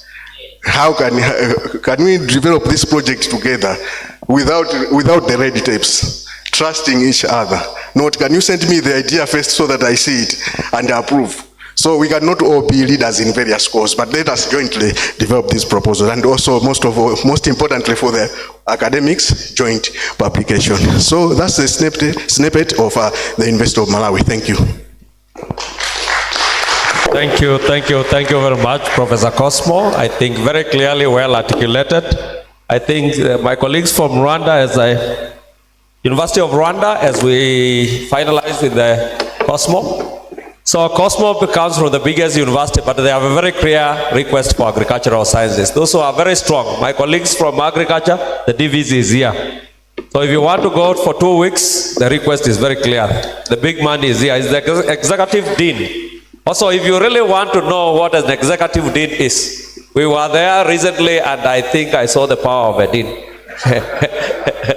So I think those who have from agriculture, food science, I think there is a clear request. I really like their accent towards restoring and conserving like Malawi also. It's very important that we really keep our environment and think of what we are. So I think we will go now to Rwanda, and I think my colleague from Rwanda, Damien, will be the first one. Please. Thank you very much. I'm here to present the University of Rwanda in this workshop. My name is Damien. I'm actually associate professor and also leading the Center of Excellence in Internet of Things. So this is our university. So I start by introducing our university. Our university it's a measure from other previous institutions, and then it was merged in 2013. And then it is now organized into 6 colleges across 14 campuses. So we have College of Science, College of Arts and Social Sciences, College of Agriculture and Veterinary Medicine, College of Business and Economics, College of Education, College of Science and Technology, where I belong, and the College of Medicine and Health Sciences. So that's the college you are having, and this is the campus of College of Science and Technology where I'm based. So now this college is there to be as a driver, that's CST, a driver of R&D and innovation. It's made of different schools and center of excellence. So we have many center of excellence. Many of them are under the bank funding. Yeah, we have the center of, and also others are under African bank funding. And also we have schools. So we have 5 schools. And we have also the many center of excellence. So we have the center of excellence in biomedical engineering, a center of excellence in Internet of Things, which is the one I'm reading, center of energy, center of biodiversity, center of data science, African center, East Africa for fundamental research, and also and the schools also we have a school of engineering, school of science, school of architecture and building environment, school of engineering, and also school of mining and geology. Those are the schools under which the school is working on. So this CST is the key player to be able to enhance R&D so that it can be able to contribute to business centers and so to have the critical mass for scientists, engineers to assure impactful research.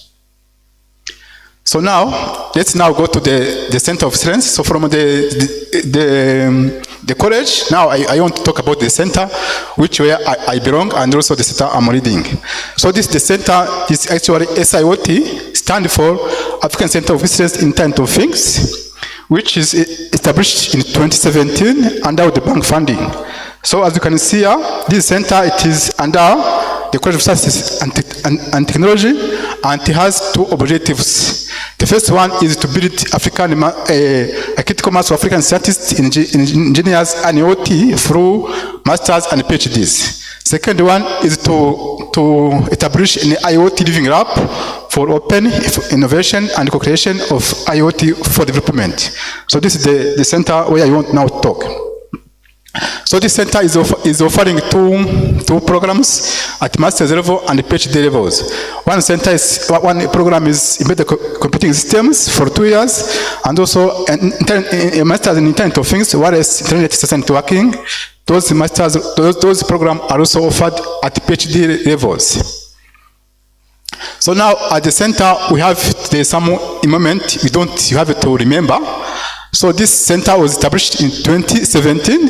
That's the dates that you have to remember. And then in 2017, we were able to get funds to be set by the LSIF, that is Research Innovation Scholarship Fund for support the student. So currently we have 19 students and are supported by the PASET. Then in 2021, that the first cohort graduated masters, and then in March 2022, that's when now the IoT laboratory was established. And then in 2022, also October, the first PhD student graduated, and there are 9 students graduated. So those are the journey for the center, which started in 2017. After 5 years, the first PhD student graduated, and after 3 years, 2 masters graduated. So those are the achievements you have to celebrate. So here you have now an overview of what the center has. So you can see that it's offering PhDs and masters in embedded computing system, and also in wireless system networking. So currently, from 2018, we have registered 101 students, and 111 has graduated. We have PhD, we have received 91, and currently 13 graduated, other 7 graduated in August. And then those students, 17 are funded by the PASET. So we have conducted some short courses, 8 of them, and 320 has been trained. We do also some research. We were able to secure 23 grants, different funders, and more than 1.7 million has been raised. We do also research. We have published like more than 120 papers published. We have also established IoT laboratories. We have also, to be able to transfer the knowledge to the industry, we have also established AI and IoT incubation hub. And also we do also partner. We are able to sign 15 MOUs to be able to continue the partnership with others. We do also organize conferences. We are able to organize 3 conferences with other partners. So overview about the student. The center is regional center. It's not only from Rwanda. So it is a center which scattered for all Africa. As you can see, we have 23 are from international students, and 76.5 they are the local students. You can see that you do also gender based. So we have the gender. We have 38.5 are female, and 61.1 are 0.5 are male. And those students are from across Africa, from 16 countries, as you can see on the map. As we said, we do also, as a partner, we do some short courses with our partners. You can see that we have different partners in German, WhatsApp. We do some prototyping, IoT, blockchain application with Japan, blockchain Excel. We have also, we partner with the ISTP, we partner with JICA, KIC, Japan also is also a partner. Partner also other universities in Rochester of Technology, USA. We do also partners, we do different short courses has been conducted with partnership with other partners across the world. So this is now the IoT laboratories. I want to talk about it because it is the one that's supporting us to do research.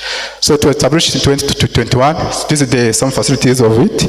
And this was support from the one of our partners from Rochester of Technology, RIT. That's one of the partners that's supporting us to establish these laboratories. So they have to buy the equipment and then send to us, and then come to store it in our laboratories. So this is the this IoT app, how it is. You can see it's made of different equipment, sensors, gateways, prototyping, and other devices to be able to do the research in different areas. Our research focuses in agriculture, energy, health, transport, climate change. So those are where the IoT is applied. We have different research in which can be able to apply these IoT technologies.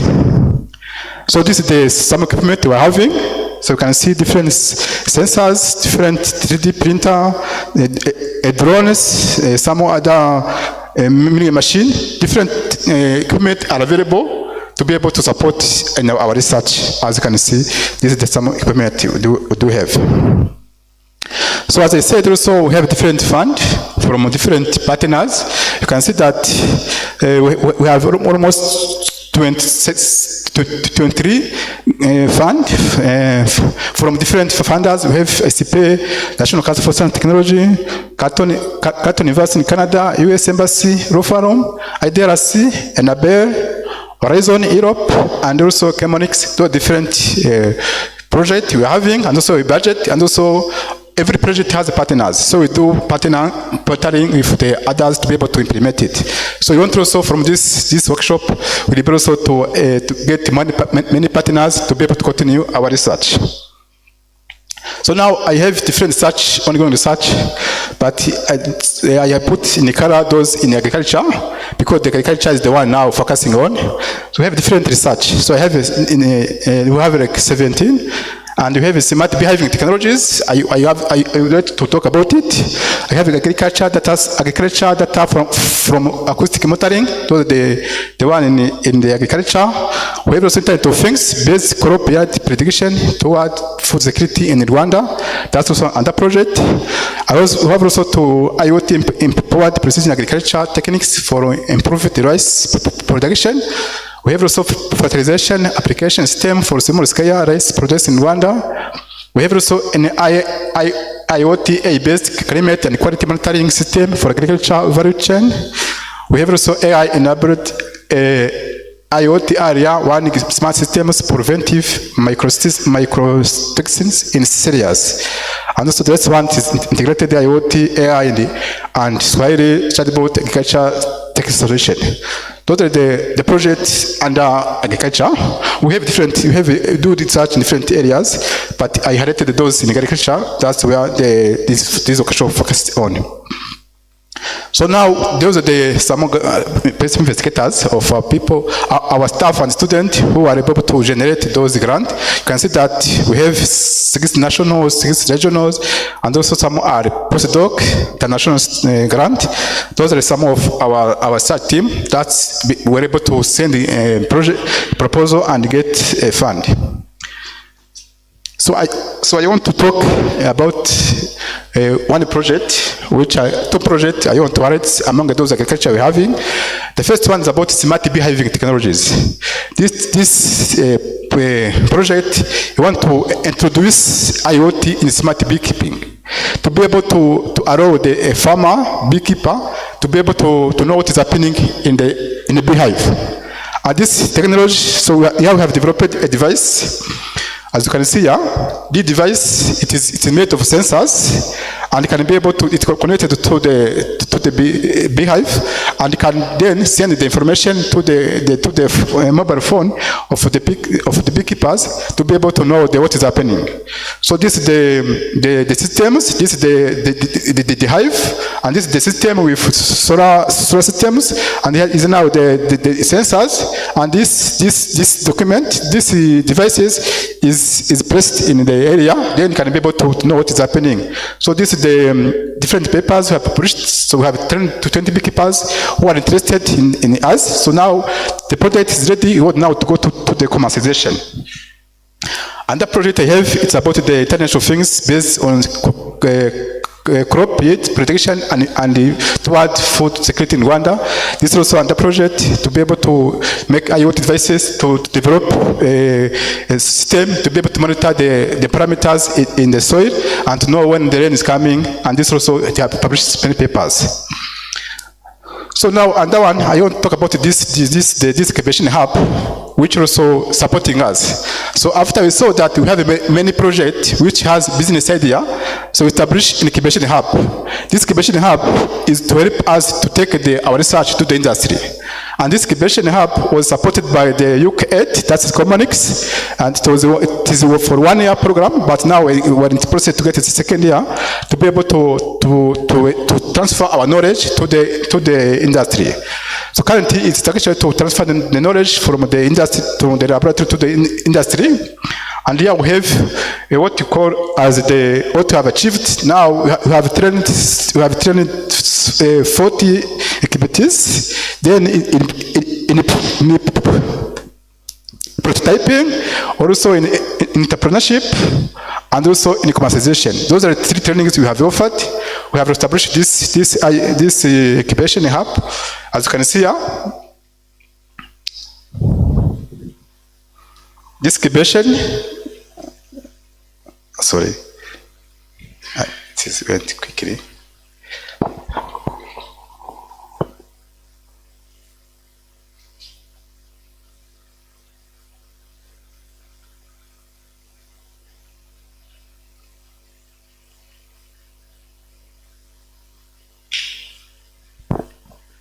Okay, sorry.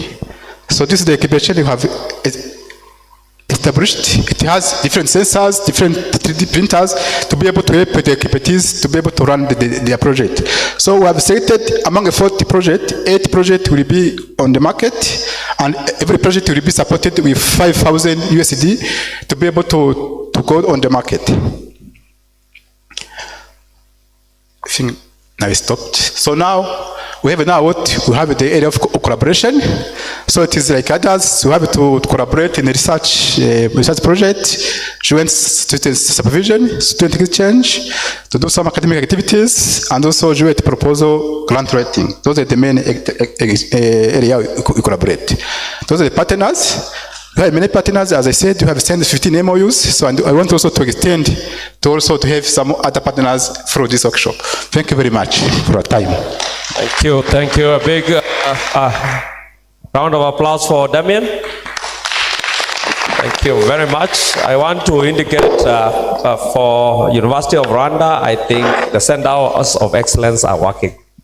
The other thing I learned from them, and I think what is insisting, is resource mobilization is a group activity there, and the young people are very, very self-driven. If you really want to know how they motivate their staff, I think you can talk to Damien, because they have a very clear way of really appreciating people who are involved in resource mobilization. IoT, Internet of Things, AI for agriculture. Okay, I'm just preparing you. AI, I think in agriculture, in engineering, climate change, it's real, and they have labs actually working in that area. So I encourage you to meet him. So thank you very much.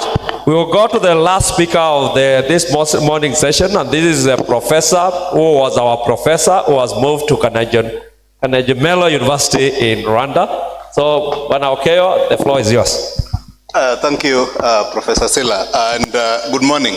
I know I'm the one standing between you and tea, and so I'm hoping that I'll keep time. So my name is George Okeyo. I'm the academic director at Carnegie Mellon University, Africa. The 2 pictures you see there represent 5 countries where some of our students come from. There's Rwanda, Ghana, there's Cameroon, Cote d'Ivoire, and Benin. But there are about 19. We have students from about 19 African countries, for that matter. So in summary, Carnegie Mellon University Africa is a department of the College of Engineering, which is a college within the Carnegie Mellon University in Pittsburgh. So in Pittsburgh is a research institution, generally a research university, with about 16,500 students or more. There are about 1,500 faculty, about 115,000 alumni. The college is one of the largest in Carnegie Mellon University.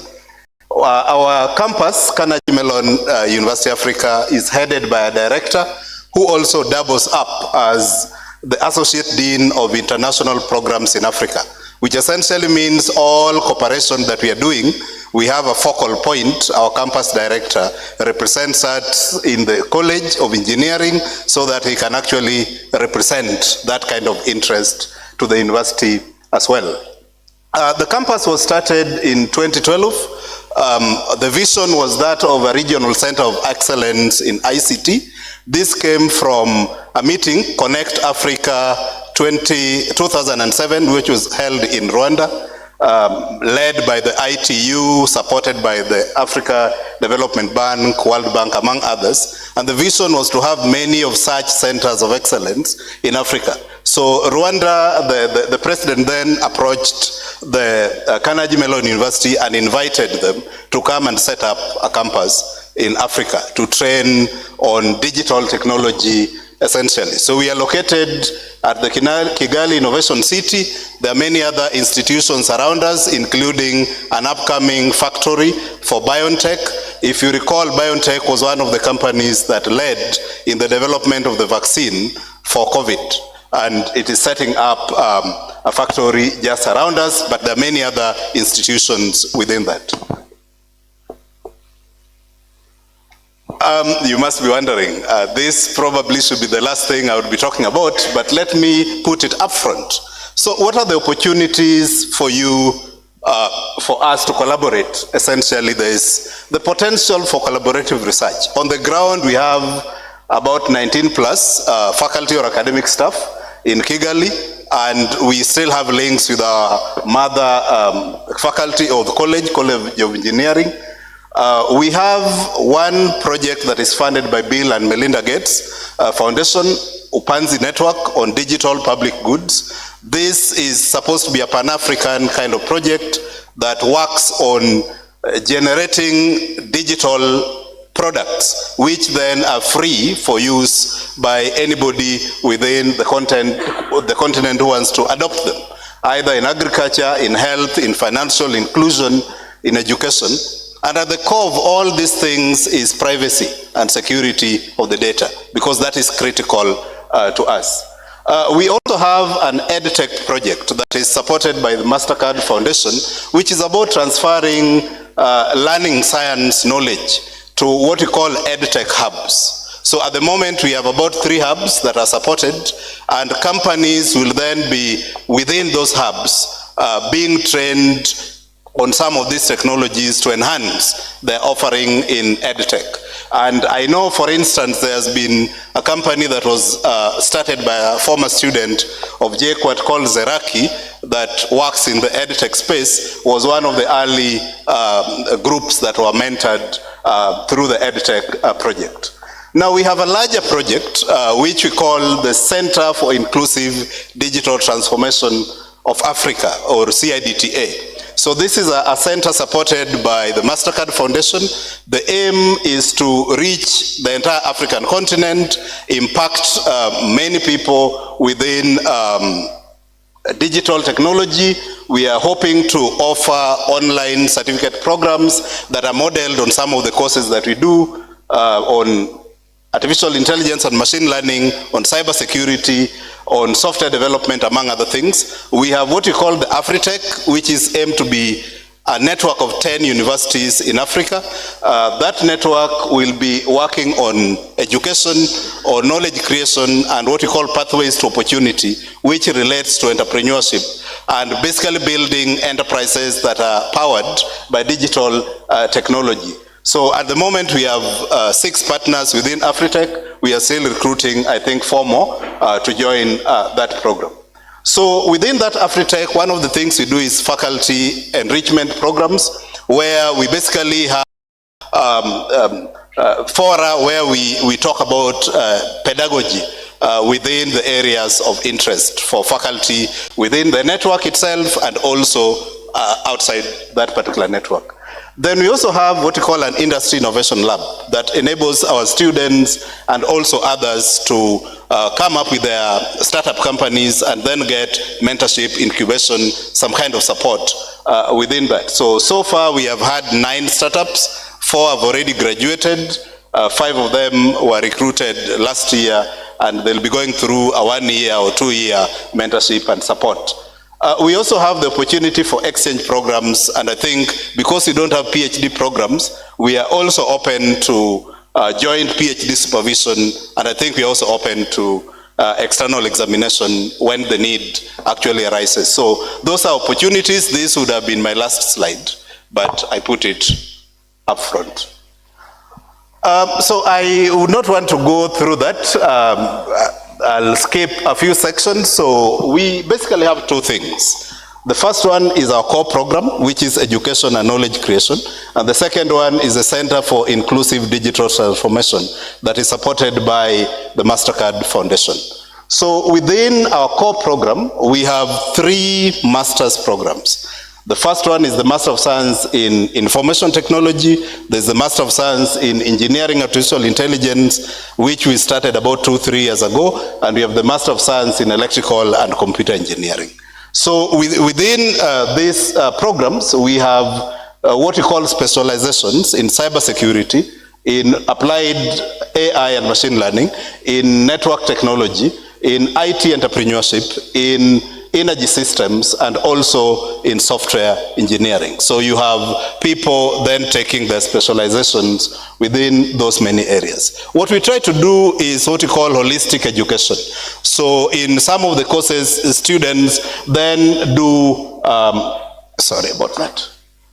I think I need to go back. Yeah, in some of these, students do what we call practicum. So industry partners propose to us projects. We then have teams of students working to solve or to generate solutions for those problems. We have a lot of hands-on learning. We do entrepreneurship training, and we also integrate professional and leadership skills in what we offer to our students. So here is just an example of evidence of what could come out of some of that work. So here was a case of students who got to do internships, and then after the internships they got some jobs in Japan where they worked for 1 year, and then they came back to start up a company called SLS Energy. So that's one of the companies that was incubated within our industry innovation lab. So in summary, we are the smallest probably in this room. At the moment we have 317 students. We have 19 nationalities. We have that gender balance, not very good. The female population is only 27. We are hoping that that goes up, and 56% of these students are Rwandan.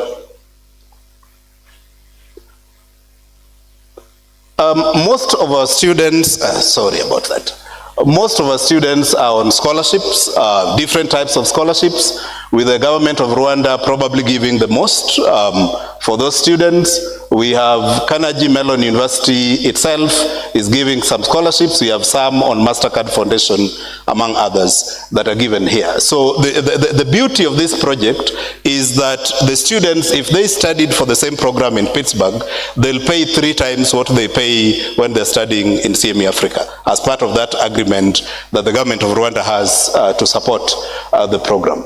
Our alumni profile is that so far we have graduated about 562 students. We have about 10% of this on fully funded PhD programs. We have some of them, 10% on startup founders. 82% of them are working in Africa. The aim of this project was to produce people who would be technology leaders within the continent. And so retaining about 80% of them within the continent is achieving that goal.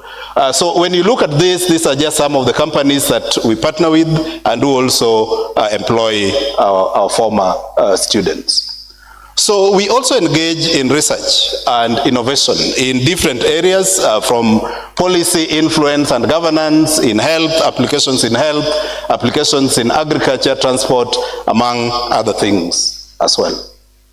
So I'll talk about just 2 projects. 2 of our main projects is this project here, the Upanzi Digital Public Goods Network. It touches on agriculture, health, digital wealth, and education. It is led by a collaboration. It has two co-PIs, one from CMU Africa and the other one from CMU Pittsburgh. It is anchored on what we call Scilab. Scilab is a privacy and security lab that we have in Pittsburgh. So they have a node here in Africa to enable them extend what they do in Pittsburgh here in Africa. And so this kind of project is an opportunity for collaboration. If today you're working on something on agriculture and you're looking for a home for that kind of project, the Upanzi network is that kind of home for that project. Then we have the EdTech project. Like I did say, so far we are supporting 3 hubs. There is CC Hub in Lagos, Nigeria, iHub in Nairobi, Kenya, and then Ingenie Lab in Cape Town, South Africa. We are currently ongoing this week, onboarding 5 more EdTech hubs in Tanzania, Ethiopia, Egypt, Ghana, and also in Benin. And this is also an opportunity. This project is also a collaboration between our main campus and the African campus for that matter. And it goes on, as you can see, up to January 2027 for that matter. My own research, I actually didn't want to talk about myself because I'm representing all those 19 plus colleagues that I did talk about, but I'm working on a project on responsible research and innovation for digital public goods under that Upanzi network. So what we're basically trying to do is to come up with a framework and metrics that you can use to assess if your project meets some of the principles for responsible research and innovation. And in addition to that, we are also developing a simple web-based tool that you can use to do that kind of assessment and see the results that come out of that. Recently, I'm also working on, and I think my colleague from UNIMA, I may be one of the first people who wants to talk to you because I think you're working on something, your computing department is working on something that is very similar to what we are working on within the Rwandan ecosystem, for that matter. On entrepreneurship, I would not want to say much. I've talked about the Industry Innovation Lab and what it does. These are the 5 companies that are currently incubated, as you can see, on fintech, on edtech, on energy, among others, are some of the things that we are supporting. And then the big center. And like I've said, this is a center that is just taking off. The project has been running for about a year. It's supposed to go on for another 4 or so years. And this is an opportunity to really engage. The opportunity is to build along the teaching and learning. Knowledge creation is where research is. And then entrepreneurship pathways to opportunity. And we are hoping that if we do that, we get technology leaders, and we need partners. We cannot do this alone. We can only do it with others within the continent to enable us to succeed. So those are just pictures of some projects that are ongoing. And in Kinyarwanda we say Murakoze, in Kiswahili we say Asante, and of course thank you. And for me, I'm back home because I was here up to 2018. And I also did my undergraduate studies in this university. Thank you. Thank you very much, Professor Okeo. I think this is very brilliant. Also, you've given us a very clear indication of what you do within CMU. Really similar case like eJust, partnering with the West and trying to bring that knowledge locally within Rwanda. I think this gives us some experiences and ability to be able to see how they do this. They largely do graduate programs, and I think very beautifully done using ICT and digitization as part of this. So thank you very much. A big round of applause for him again. Thank you. So colleagues, we have come to the end of the first sessions, and I think to avoid delays, I think we can discuss when taking tea. So I request we break for tea. We try as much as possible to take 20 minutes, and by 11:30 we come to resume the second part. In the afternoon, we will have a very interactive session. So allow us to listen to everybody so that at least we spare a moment to discuss more in the afternoon. But during tea, please start partnering. I think already I've seen people talking to each other. Thank you very much.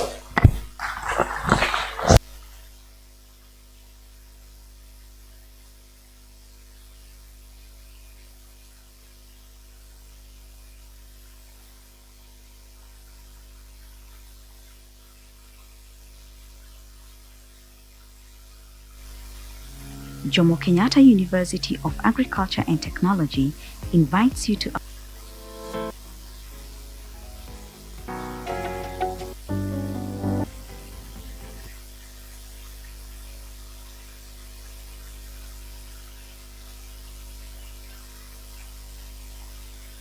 Jomo Kenyatta University of Agriculture and Technology, JKUAT, is very proud to host the National Manufacturing Research Chair in Kenya on technology innovations to offer solutions to the coconut value chain. Now, since the launch of the research chair in 2017, JKUAT has benefited from the program in terms of capacity building and training of postgraduate students, acquisition of key research equipment,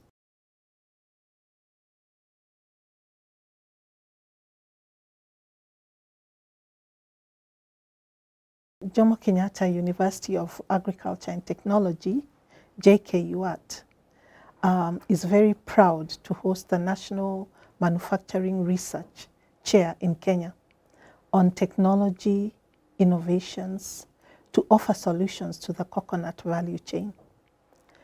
Now, since the launch of the research chair in 2017, JKUAT has benefited from the program in terms of capacity building and training of postgraduate students, acquisition of key research equipment in horticulture, food science, laboratories, and engineering workshops.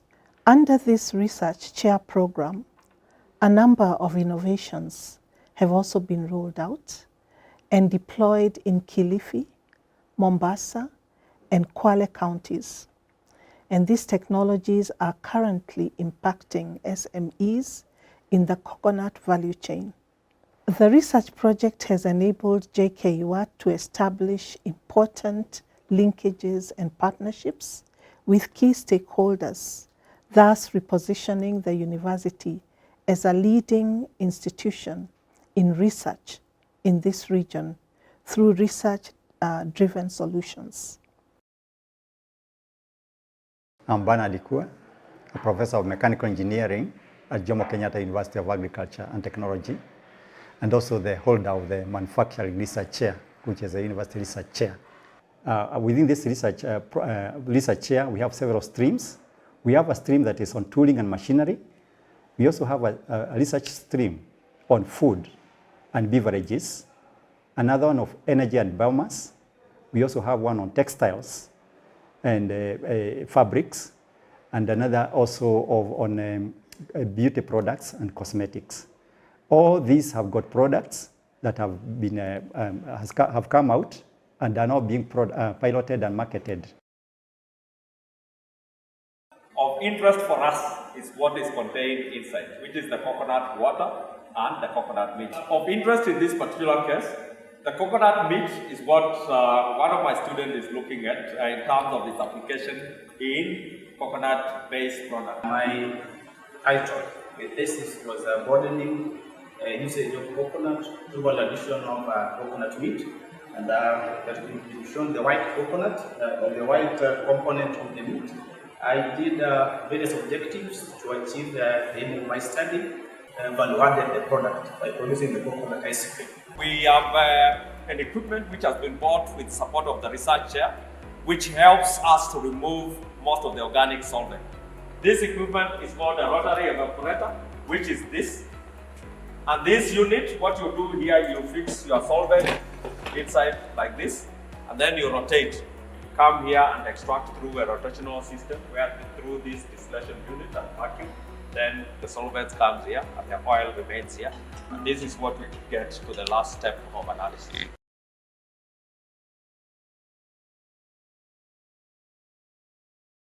The biomass, as far as coconut is concerned, is the focus has been on two main bio-wastes that come from the coconut industry or coconut value chain, and that is basically from the husk there is a lot of bio-waste, but in this regard, for this research chair, the focus has been on the husk.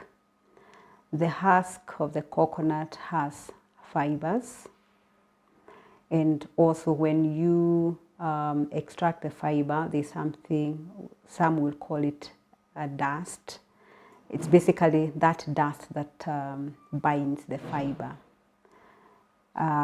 When you extract the fiber, you can actually also use that dust, and that is what we call the cocoa pit. So the research that I have been conducting together with the postgraduate students has focused on one, the coconut fiber and the cocoa pit. During my master's project, I was privileged to work with the manufacturing research chair on the value addition of coconut products, and I worked on the waste products, that is the fiber, for production of hydrogels for use in agriculture. The manufacturing research chair has been of great impact and has been of much benefit to me as an individual. I've gained hands-on training on equipment, and one of the equipment that has been purchased through the manufacturing research chair is the Fourier transform infrared. This is a very good equipment that is beneficial to both the students in JKUAT and other institutions, and we've managed to analyze samples for students from Moi University. And this Fourier transform infrared, it just uses the infrared radiations that interact with matter, and matter in this case is the samples that we need. Our main aim that we have been doing is doing the extracts, the oil extracts from the plant, right? Analyzing the coconut oil, and using that coconut also as an ingredient in cosmetics, which include soaps, lotions, or creams. Tooling and machineries is developing machineries and tools for the other streams within the research chair. We have developed a number of equipment, 4 in number. We have developed a decorticator. This is an equipment that is used for separation of fiber with dust. We have also developed a stirrer, very useful for mixing soap ingredients and substances so that we are able to have consistent mixture. We also made dehuskers, very useful for removing husk from the nut, and these dehuskers we have deployed to a number of women groups and youth groups in the coast region. We also developed a briquette making machine, and this briquette making machine is already a technology within JKUAT, so it was a matter of adapting it for use by SMEs. For undergraduate, we have handled 4 students so far. For postgraduates, we have handled 2 masters, 2 PhDs. The manufacturing research has been very beneficial, as I said, first in the knowledge dissemination and also in the acquisition of the materials that I need for the project. I'm currently undertaking a project which involves or rather deals with the drying of cocoa peat, of which cocoa peat is a ligneous material that is normally extracted from the husk of the coconut fruit. I'm developing a composite of a coconut fiber, where I'm using a fiber as a reinforcing agent with the PLA and thermoplastic polyurethane as a matrix. So I want to develop polymeric composites to produce engineering parts. In that way, I believe that we are going to have a value-added engineering products which will, in the long run, improve the earnings by the farmers. We are training the people there on how to add value. We have, for example, conducted some training on marketing of the products, branding of the product, sourcing of finance, how to register business, how to do bookkeeping, and so forth. I acknowledge and we appreciate so much the various managements of the various organizations that are involved. That includes JKUAT management, Moi University, Multimedia University, also the Ministry of Industrialization, and Nuts and Oil Crop Directorate, that's NOCD, which is based in Mombasa, as well as AFA here in Nairobi. They have really been of much support for this research chair. On behalf of JKUAT, I wish to appreciate NACOSTI, IDRC, and other partners for supporting the project and giving us the opportunity to lead this conversation in coconut value chain for the benefit of our country. Thank you very much. The Jomo Kenyatta University of Agriculture and Technology invites you to apply for degrees, masters, and PhD programs in the College of Health Sciences, COHES. The college offers competitive, industry-driven programs in the School of Medicine, Nursing, Pharmacy, Biomedical Sciences, and Public Health. The School of Nursing has bachelor's programs tailored for upgrading nursing courses, offering part-time mode of study. The college has state-of-the-art teaching and research infrastructure, offering cutting-edge research output and providing solutions to emerging global challenges in the health sector. The college works in collaboration with research institutions and hospitals such as the Kenya Medical Research Institute and Thika Level 5 Hospital respectively, providing students with a wholesome training experience. Through well-structured and strategic partnerships, students in COHES get relevant exposure, training rounds and internships both locally and internationally. The highly qualified, dedicated and experienced faculty at the college offer a conducive and participatory learning environment and is home to a diverse and vibrant student community. Great stories begin here. You too can start your journey to making your dreams come true by joining JKUAT. Applications are ongoing. To apply online, visit admission.jkuat.ac.ke.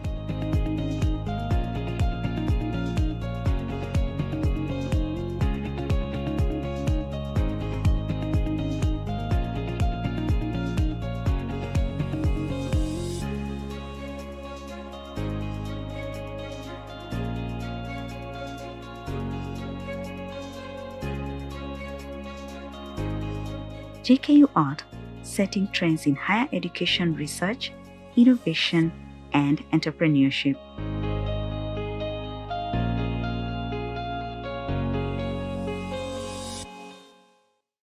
Jomo Kenyatta University of Agriculture and Technology invites you to apply for certificates, diplomas, degrees, masters, and PhD programs in the College of Human Resource Development. We are here to equip you for the marketplace. The College of Human Resource Development has 2 schools and 5 departments offering diverse programs in the fields of business, entrepreneurship, procurement and management, as well as communication and development studies.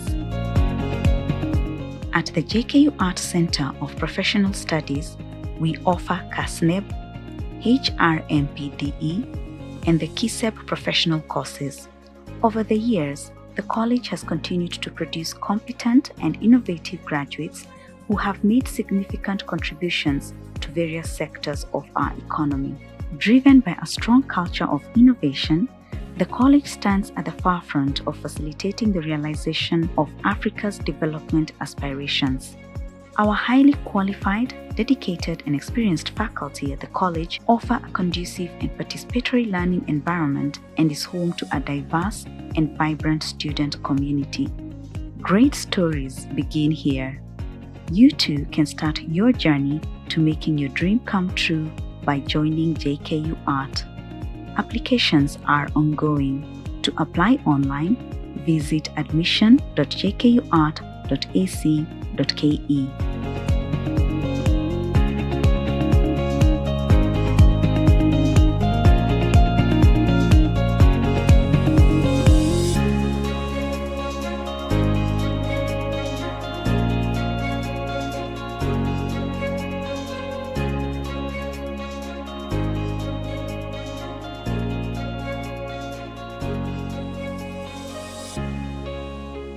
JKUAT, setting trends in higher education research, innovation, and entrepreneurship.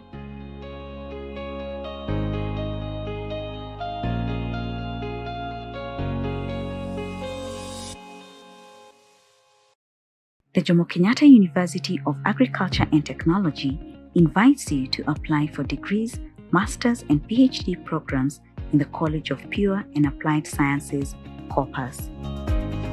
The college has 3 schools offering programs in the fields of computing and information technology, biological sciences, and the School of Mathematical and Physical Sciences.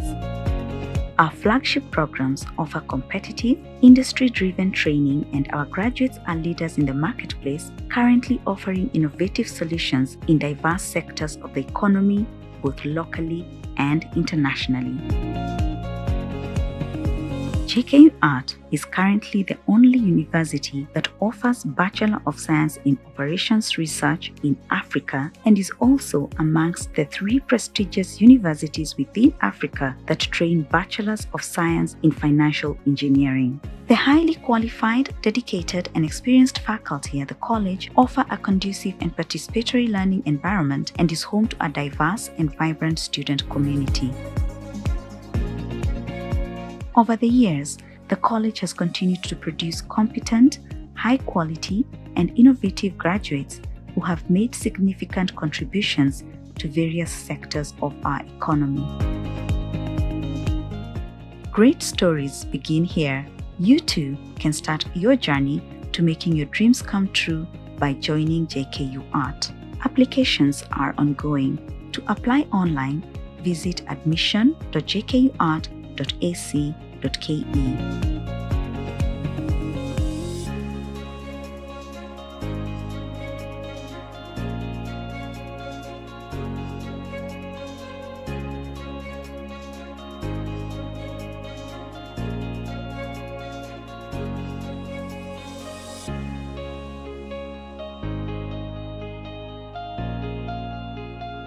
JKUAT, setting trends in higher education, research, innovation, and entrepreneurship.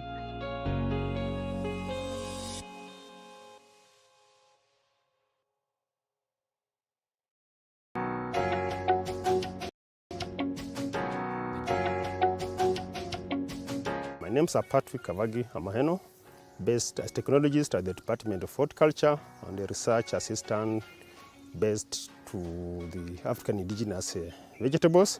This is a project that was started long away in 1991 by Professor Mary Abukusa. We had a range of issues that had been raised by farmers, and this was after we disseminated questionnaires to farmers in the western part of this country. And what came out clearly was lack of clean planting materials, that is the seeds for selected African indigenous vegetables.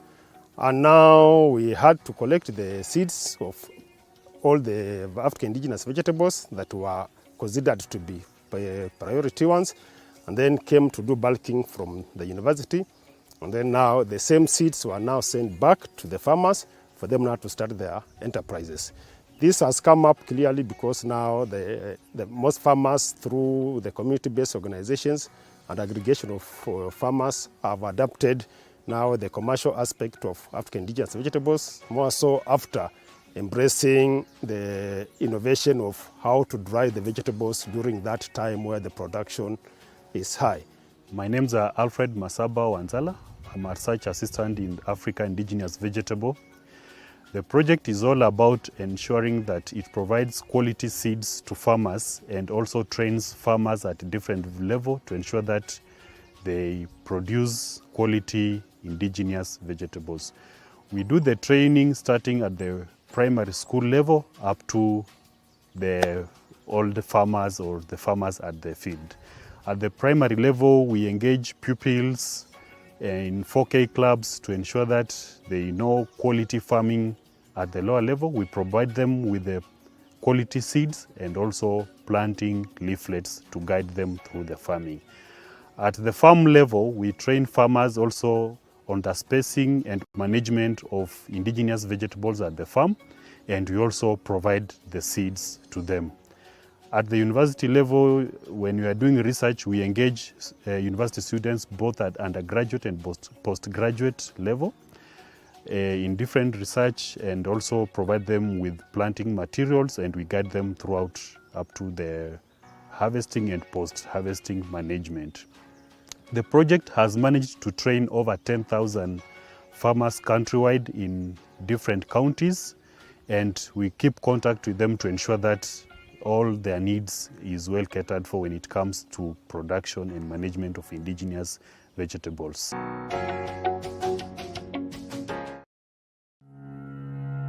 Jomo Kenyatta University of Agriculture and Technology is a leading public university in Kenya located in Juja town, 36 kilometers northeast of Nairobi.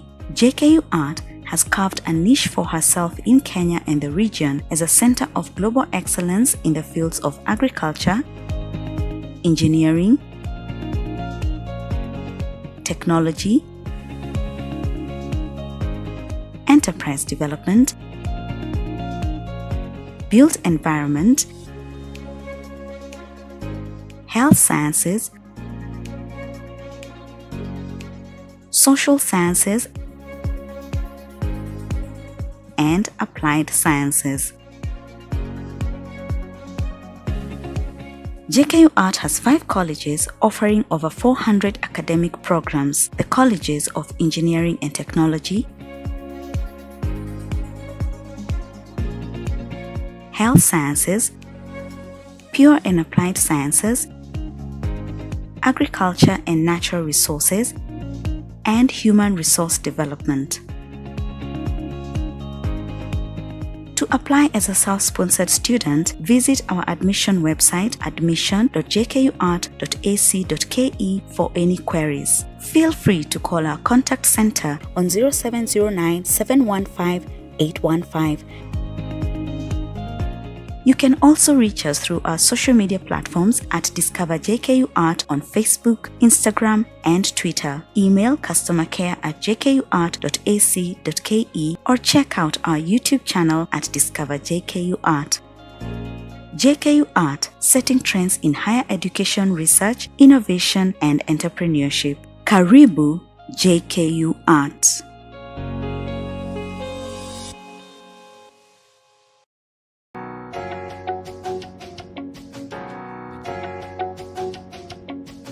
I'm Dr. Cecilia Mweo, a Senior Research Fellow working at the Institute for Biotechnology Research, whereby in the Institute we are doing research on animals, plants, and microorganisms.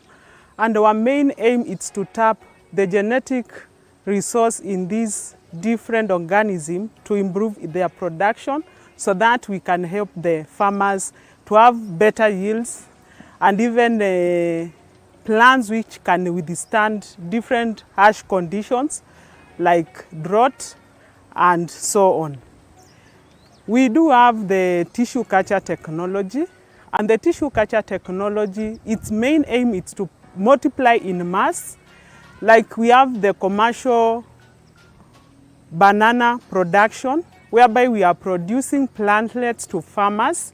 These plantlets have a high figure. They can grow very fast. Within a year, they are ready for harvesting. And also, they are free from diseases, that is from bacterial and fungal. So we give them quality plantlets and in quantity. We also have the coconut, tissue culture coconut project. It's also aimed at producing in mass. We also have the passion fruits. We also have aloe vera. With the coconut, our coconut in cost is diminishing with time. We have some diseases which are clearing the coconut plantations in the coast. So we are also trying to produce coconut plantlets in mass for farmers in the coast region so that they can be able to have enough planting material and be able to continue with their production. When we come to other plants, we have another project on doom palm. Doom palm is a semi-arid plant. It belongs to the coconut family. What we are doing with this plant, we are trying not only to do the mass production, we are trying to screen for genes which can withstand drought and salinity. When we identify these genes, we will be in a position to introduce these genes in other crops like maize and the cereal crops, which are the main food crops for Kenya and also Africa. And then we'll be able to plant these crops in very saline conditions, and also they might need very little water for them to produce. So we are also looking for drought-tolerant varieties. We also have the organic farming. Farmers come here, we train them on how to make organic manure.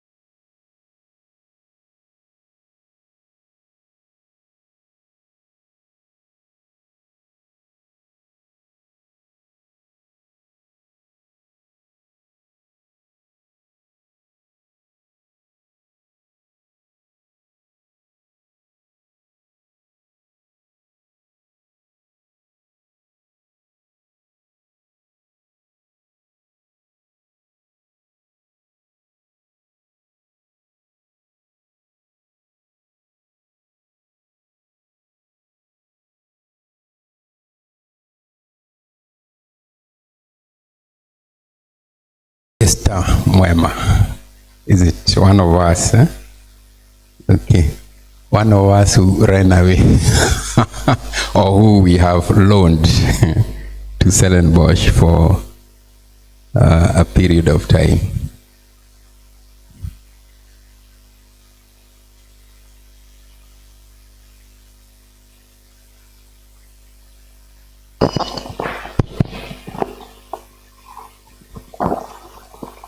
So Esther, yeah, so something is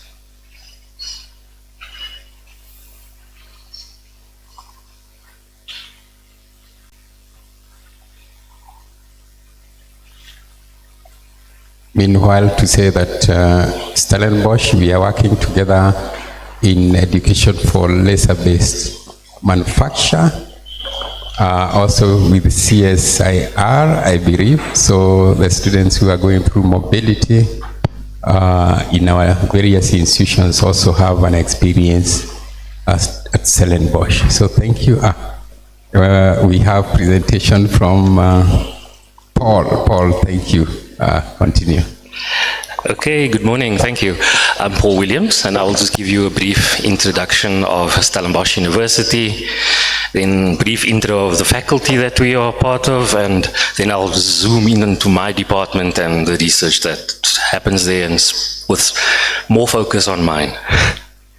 So, the university started as a theological seminary, and then in 1918 it officially became a university, where the faculty that I'm in, Agri-Sciences, was one of the first faculties. And in 2018, the university celebrated its centenary, of which the faculty then was also 100 years old. Some stats that everyone else seems to be showing. So we have quite a large number of students, academic personnel, the positioning and the ranking, and we have 10 faculties, which is split over 5 campuses. So the 5 campuses, the main one,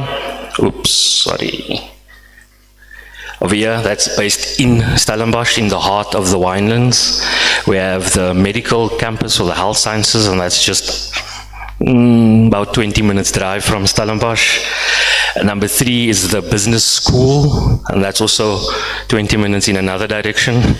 And then we have the one right over there, which you can see is quite far, and that is the military sciences. So, as I mentioned, 10 faculties. I'm from Agri-Sciences as well as Esther. And you can see that we also have 2 interdisciplinary schools, which was recently launched, the School of Climate Studies and the School of Data Science and Computational Thinking, and they cross-cut through all faculties. There are many cross-collaboration and projects happening over there.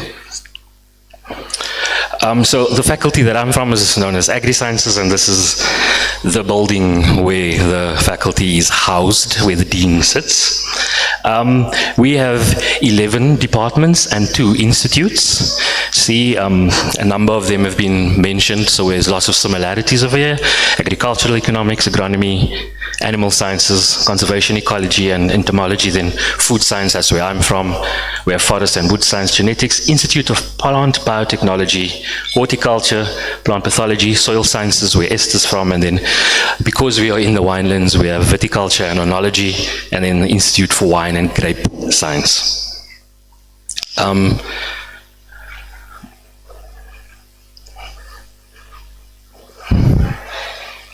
Okay, so food science department, we are not a large department, as you can see.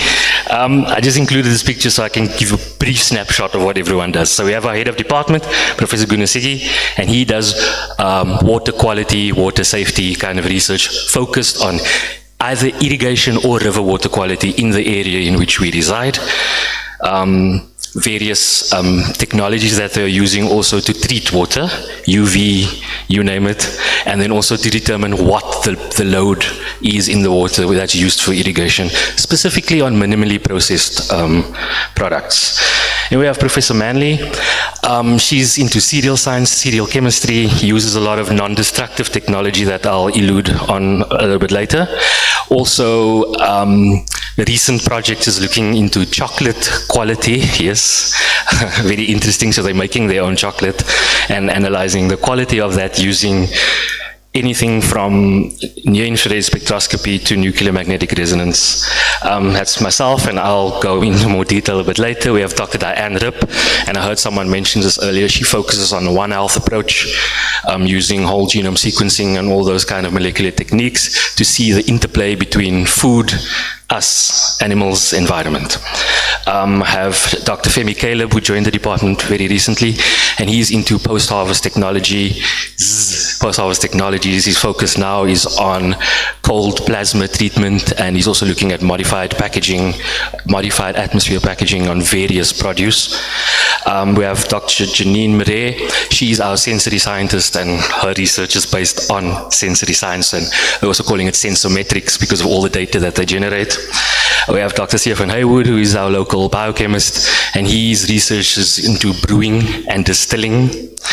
Dr. Deborah, she's joined 6 months ago, so very, very new.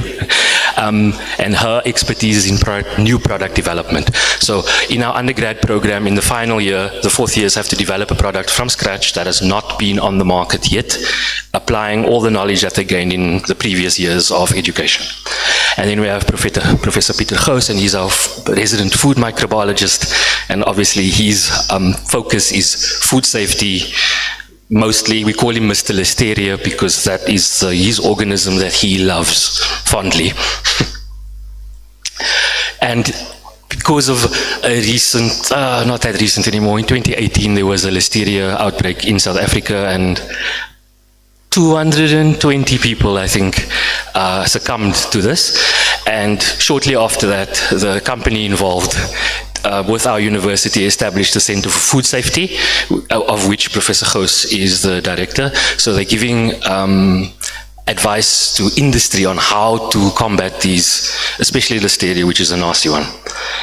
And they have a huge team collaborating with lots of universities, and with a lot of industries and manufacturers and retailers within South Africa. And then I move on to what I'm doing. So I'm using technology, spectroscopic devices, either benchtop. Some of you have seen it yesterday when Professor Silas introduced us to the lab. And we also have some toys that we play with at our handheld devices, so we can move the device to the sample and not take the sample to the lab. A lot of the work that we've done has been focused on serials. So we're using near-infrared spectroscopy either to generate spectra, or as one of the speakers presented yesterday, we have these devices coupled to cameras where we use spectral imaging to analyze lab-based, not remotely sensed, lab-based samples.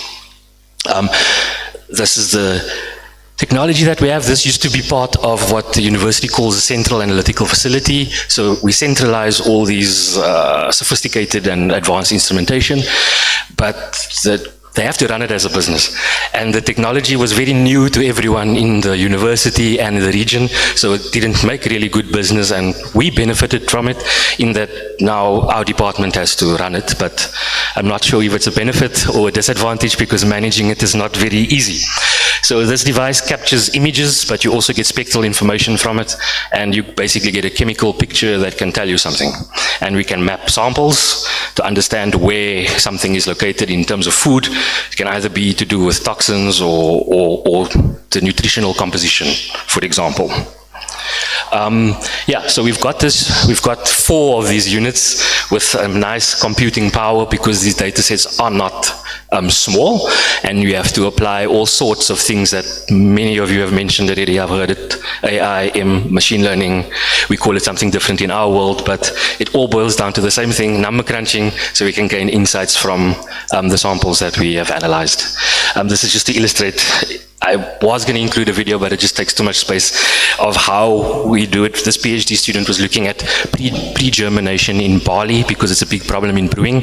And as you can see, the sample moves under the camera, it's illuminated, and he's capturing images of this and then crunching the data with time to see, can you predict if pre-germination has occurred without the visual signs being present in the serial. And I think, yeah, this is an example of a student that was looking at maize kernels. We have a big problem not with aflatoxins in our country, but with another mycotoxin known as fumonissin. And maize is a huge crop in our country as well. So we were looking, are there ways that we can detect these things using spectral imaging for rapid detection of contamination? And on that note, I hand over to Esther.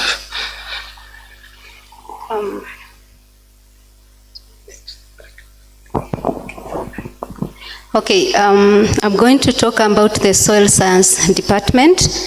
I'm quite new in the department, so you can see that we are quite a few of us in the department.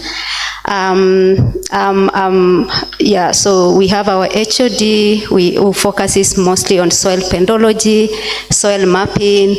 We have, yeah, she is the HOD. Then we have Dr. Ilse Hadi Peters.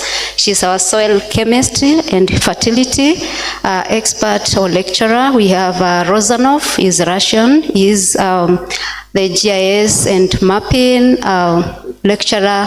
Then Dr. Mujoji just joined us this year in January, is going to be the soil physics.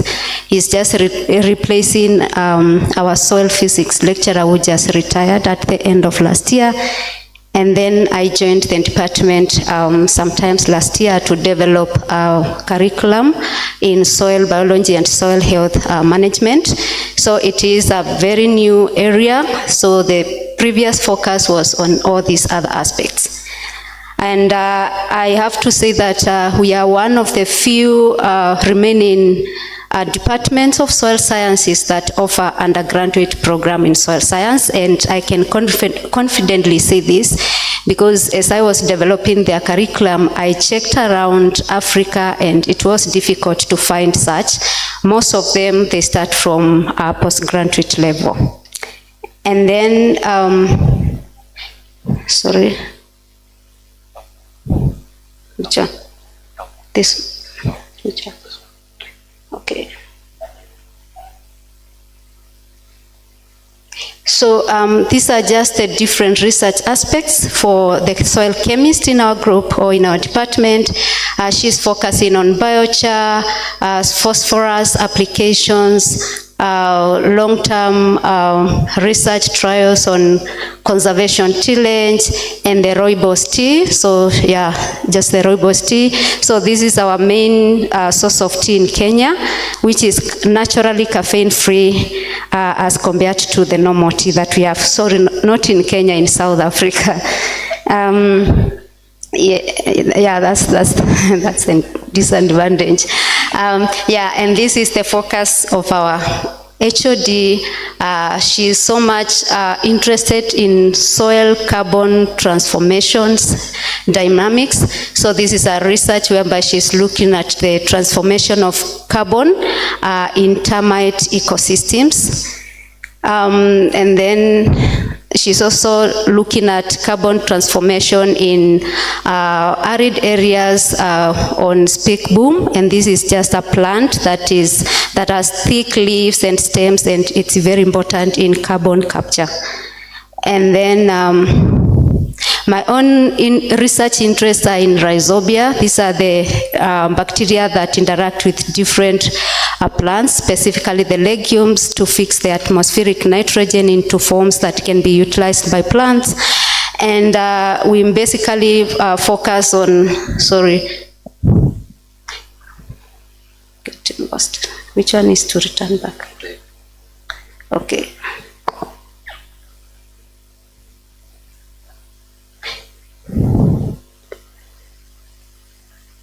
So yeah, where was I now? Yeah, we basically focus on, sorry, I basically focus on the phylogenetics. So we are using amplicon sequencing technologies and the whole genome sequencing technologies, the metagenomic sequencing technologies to study the phylogenetics of the different rhizobia that interact with plants. And then I also focus on other crops. Let me just talk about it. On other microbes that interact with different plants, not just the legumes. And yeah, I'm basically now focusing on now the winter crop plants in the Western Cape, because we are in a region whereby we receive winter rainfall. And I like comparing the region with Israel, because we only receive our rainfall during the winter time, which means that we have rainfall but we cannot grow anything because it's winter. So what we do is we harvest the water, and then once winter is gone, then it's when we start growing our plants using irrigation, mainly the grapes, the fruits and so forth and so on.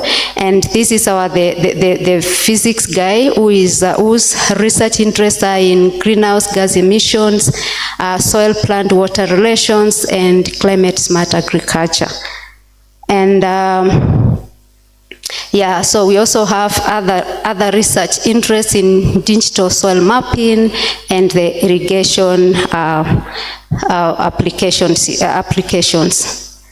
And then I think with that I'll get to our outlook, which is what has been talked about by different presenters. And this is on research collaborations. I think we have a lot of collaborations outside as compared to within Africa. So it's important to expound and expand in this aspect. We also are looking forward to joint supervision of postgraduate students. External examiners is one of the areas that is of interest in this setting. External moderations and staff and student exchange opportunities. Thank you for listening to us. So, thank you. Thank you so much, Dr. Esther and Dr. Paul, for the presentation about activities of Stellenbosch University. opportunities for learning about wine, wine processing, and also chocolate, as well as carbon capture, including the rhizobia bacteria. I mean, rhizobia for fixing what? Enzymes, microbes. So nitrogen. Thank you for that. What are presentations and opportunities for exchange or collaboration. So then we have CSIR presentation by Dr. Monem, and he's going to tell us opportunities of collaboration and what CSIR is all about, also from South Africa. So Dr. Monem, 15 minutes would be sufficient. Okay, welcome.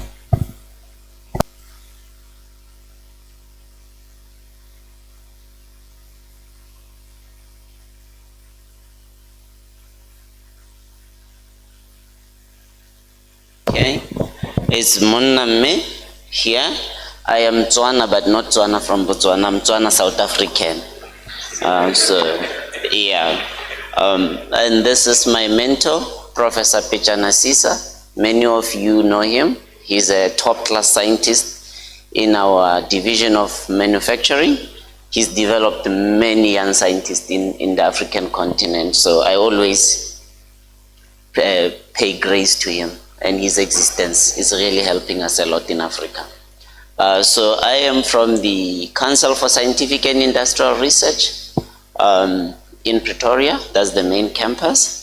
But I'm also a associate extraordinary senior lecturer at the Northwest University. Those of you who are old, it used to be called UNIBO, University of Bophuthatswana, under our Bophuthatswana government, Botswana-run government. Prof is based at the CSIR and also in Tshwane University of Technology in Pretoria. But I'm also an established researcher. In South Africa, we have a ranking system of scientists. So I'm one of the rated scientists in the country. And I'm also a fellow at the African Science Leadership Program hosted by University of Pretoria. So I will be talking to you about our laser research, development, commercialization of technologies in Africa and elsewhere in the globe.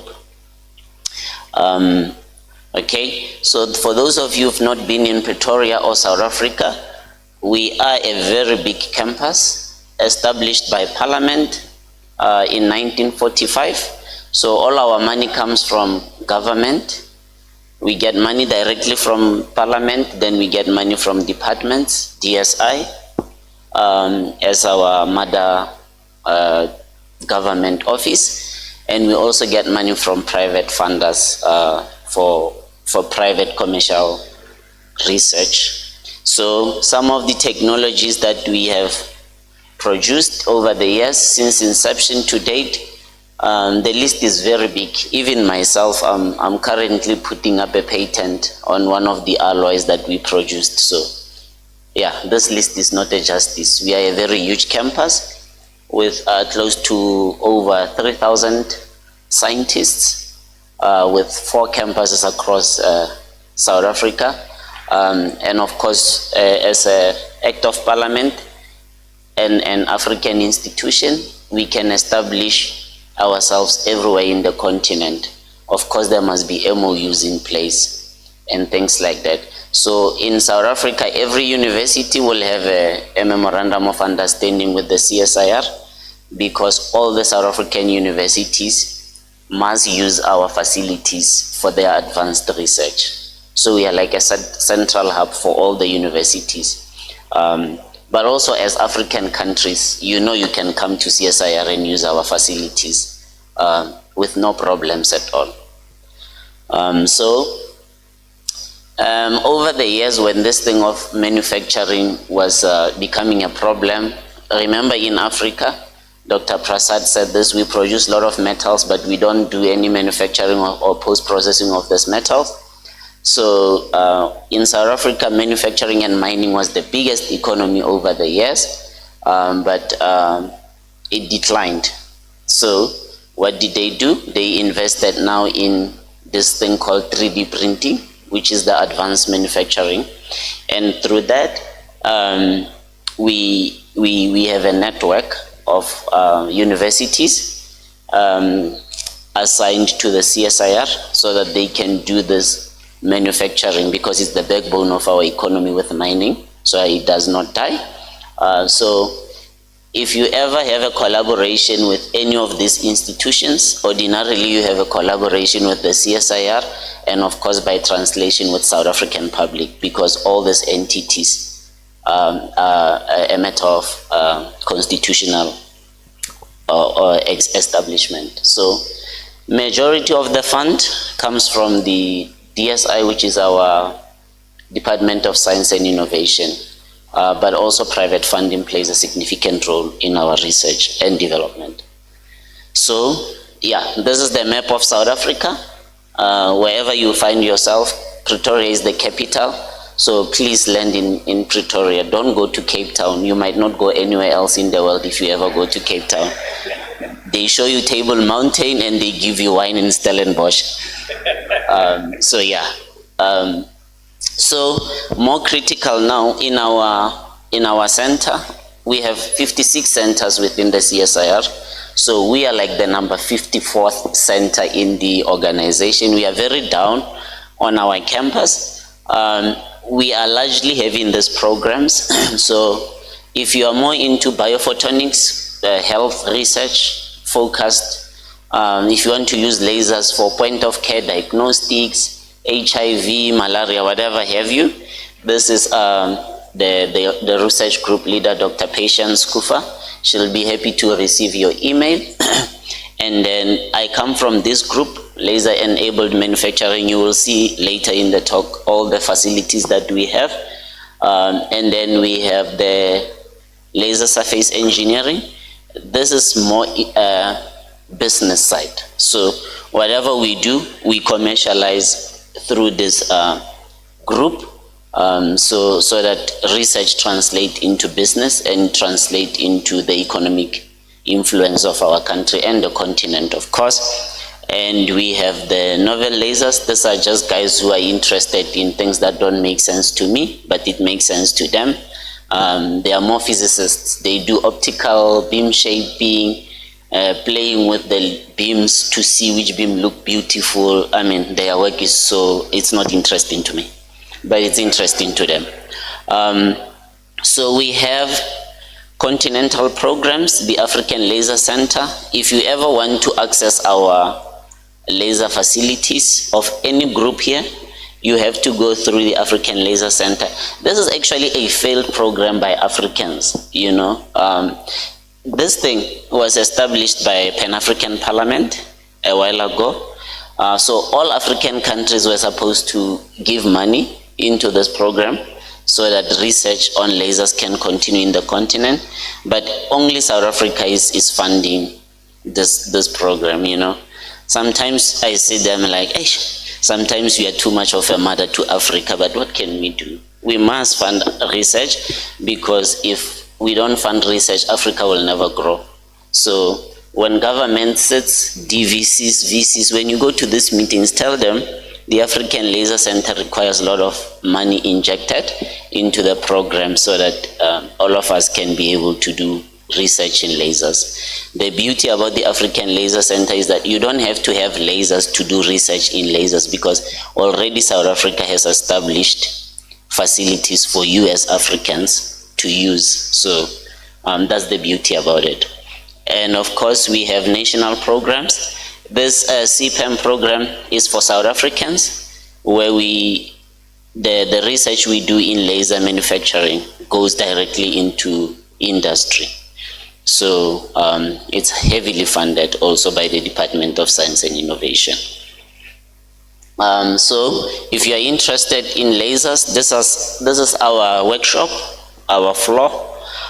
This is our latest laser that we built, the biggest selective laser melting machine in the globe. It's sitting in our lab. I think we spent close to 650 million to develop this manufacturing platform, public money. So this machine is huge. It's a 2-meter bed by 2-meter width. When you make anything, we make it from here. So this is not for research. The only machine that are not for research are these 2 machines. It's very huge. I mean, you require large volumes of powders to print on this machine. So really, we can't be playing here. If you want to use this machine, you must have at least 5 million rands. Then we start talking. So you can see it's already business related. But any other machine here, you can use. This is used for cutting. It's a CO2 laser. And the rest are either metal blown or powder bed blown systems. They are available for research. So these ones are available for public or university use. So like I was saying, these are our 2 industry-based machines, laser machines, very expensive to maintain. They generate income for my salary, so I take good care of them because they take good care of me. So this is the initiative. Aerosuit is our aerospace company in South Africa, also government, but also private. And then, of course, National Research Foundation is our national research funding public. All the scientists get a lot of money from this, but it's also an act of DSI, which is an act of parliament. So all the money here is from government of South Africa. Yeah, so this machine is available for research, but only when you know what you want to do, because it's also expensive to maintain. If you want to use this laser, I will charge you an hour close to 5,000 rand. So really, when you go in to do your project scoping, you really need to know what you want to use this laser for, because I'm not going to give it to you if it doesn't make sense. I'll be wasting the government money and also my money, which pays my salary. So what have we done over the years? This is a throttle grip. It's a titanium 6/4 throttle grip. It's running on one of the 6-seater aeroplanes in South Africa. So this is a functional part. It's not just for display, it's working, printed in one of our labs. Here we have Cape Townians. They don't have load shedding because of their Quebec nuclear power station. It normally gets a lot of problems. So over the years, we developed a laser that we can take from Pretoria to Cape Town or anywhere else in the world. I want to borrow it to these guys in Botswana. So we no longer have to stop the plant, the nuclear plant from producing electricity when there's a leak or any repair that needs to happen. We just pack our laser, send it to Cape Town, and they can repair the plant while in use. So that's why they don't have load shedding, but we do in South Africa elsewhere. So it just shows you what can you get from these machines, small and big, as long as you have money.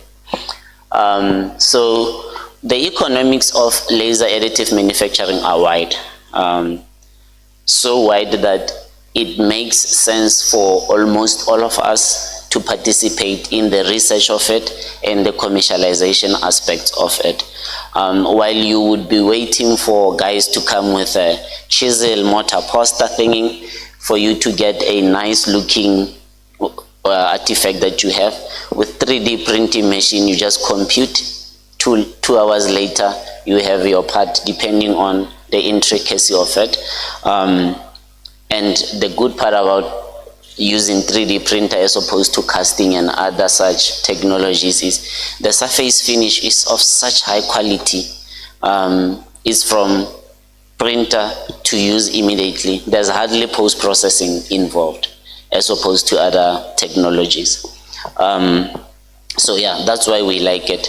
But the biggest thing that we are seeing in South Africa is that this whole technology has opened up opportunities for SMMEs, you know, to also supply parts to the industries.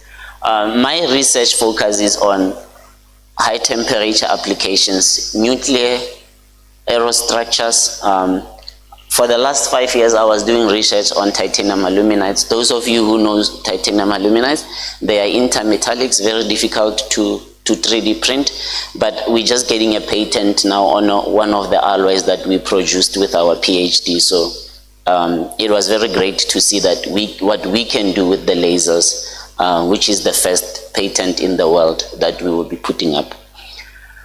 Okay, I see Chair is standing. I was just gonna give you a bit background about what is 3D printing, but I can give that lecture next time. So go and read. If you have questions, you ask me, I respond. So yeah, basically this is our current research focus. We focus on titanium and inconel for nuclear applications and aerostructures. Composites. We either do pre-alloyed powders or we can make our own alloys, and then we 3D print them. But also for aerostructures, we prefer 17.4 pH. It's very difficult to handle or cast or 3D print, but we have perfected the technique. So if you are interested in any of this research, you talk to me. We put up an application to ALC or wherever, then we can do research. On the techniques, this is the new thing. We bought the laser from America, but we found it doesn't have all the intricacies they were saying it had. So now we have to work the machine. But we have found out that we can actually do more with this. One of the patents we are doing is on this machinery. We are now doing online monitoring with this. We are doing research on that. We are also opening this laser to be a 6 powder handling machine. So your high entropy alloys, we can do them from here. But also we are now incorporating heating stages so that we can compete with EBMs. This is my new paper. You can read it, it's online. What we are just trying to show you here is that lasers, unlike traditional manufacturing, it's very difficult to understand. So you require a lot of research before you can get to industry in order for you to be able to qualify your materials. So qualification is part of the research. I guess even the guys who were doing casting had the same problems in the past. So we're facing the same problems. So research and development is very critical for you to commercialize any research that you work on 3D printing. And with that, I'd like to acknowledge my institution and these people here for making me to come here. It's very nice here, I must say. And I mean, the talks here, one would have never been here and listened to other guys, you know, had it not been for this. I'm very grateful for that. And with that, you can contact me, we can talk. All that is there is for us to continue developing Africa together. Thank you. Thank you. Thank you so much, Monami. Did I get it? Thank you so much for the presentation about CSIR, Council for Scientific Research in South Africa. And we are happy about the laser applications and what is going on, including the science that is also being pursued by your colleagues, and we have also seen your government investing a lot in not only research but also equipment. There's a lot to learn from that. So now we have Professor Andrew. Andrew is going to tell us about University of Juba. But a big hand once again to Dr. Monami. Thank you. So let's have Prof. Take us through the presentation. About 15 minutes. Thank you.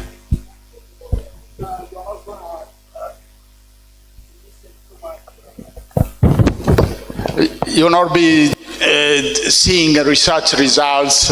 Basically, we'll be talking what we are, what we do, and what are our challenges, which is an added value, and then how we want to collaborate with you guys. So there are a few. A couple of weeks ago, we had quite a great time with those of my and the rest. I can see the faces here. So the University of Juba is in South Sudan. South Sudan is the newest country, I think, in the world. We got independent in 2011. So we are one of the newest country. And then the University of Juba is one of the 5 universities of South Sudan.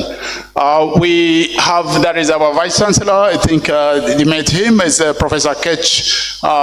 He's schooled at University of Wales in Birmingham. He's also an engineer by profession. So the engineering aspect is deep into his blood.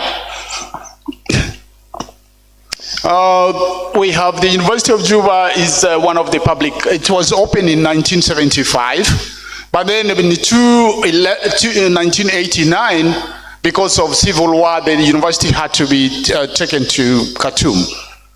So, and then until 2011, when we got independent, is when the university had to return to Juba. So we are a little bit old new university, old in the sense that it was started in 1975, and then new in the sense that it came back. Now what happened is that in that process of moving to Khartoum, we left all what we had, infrastructure, laboratory equipment, or whatever. We just came like that, without any single thing. The premises which was used by the military when we left is where we now re-inherited, and we restarted Juba University of today. We have now, as we talk of today, we have about 23 schools with 7 specialized centers, 4 institutes and 4 colleges and 2 academies. One of the newest is the Academy for Space Science, which the South African Embassy is trying to help us to establish. Those are the number of schools which you can have a look at there. There are about 23 of them. That's what we have within these few years. And then this is the statistics of distribution. We have about 38,000 students as of last year, towards the end of last year. Our staff statistics, we have 32 professors, associate professors are 93, assistant professors 185, we have lecturers 492, teaching assistants we have 252, and then 102 technicians. Others, the international staff 132, that is contractual.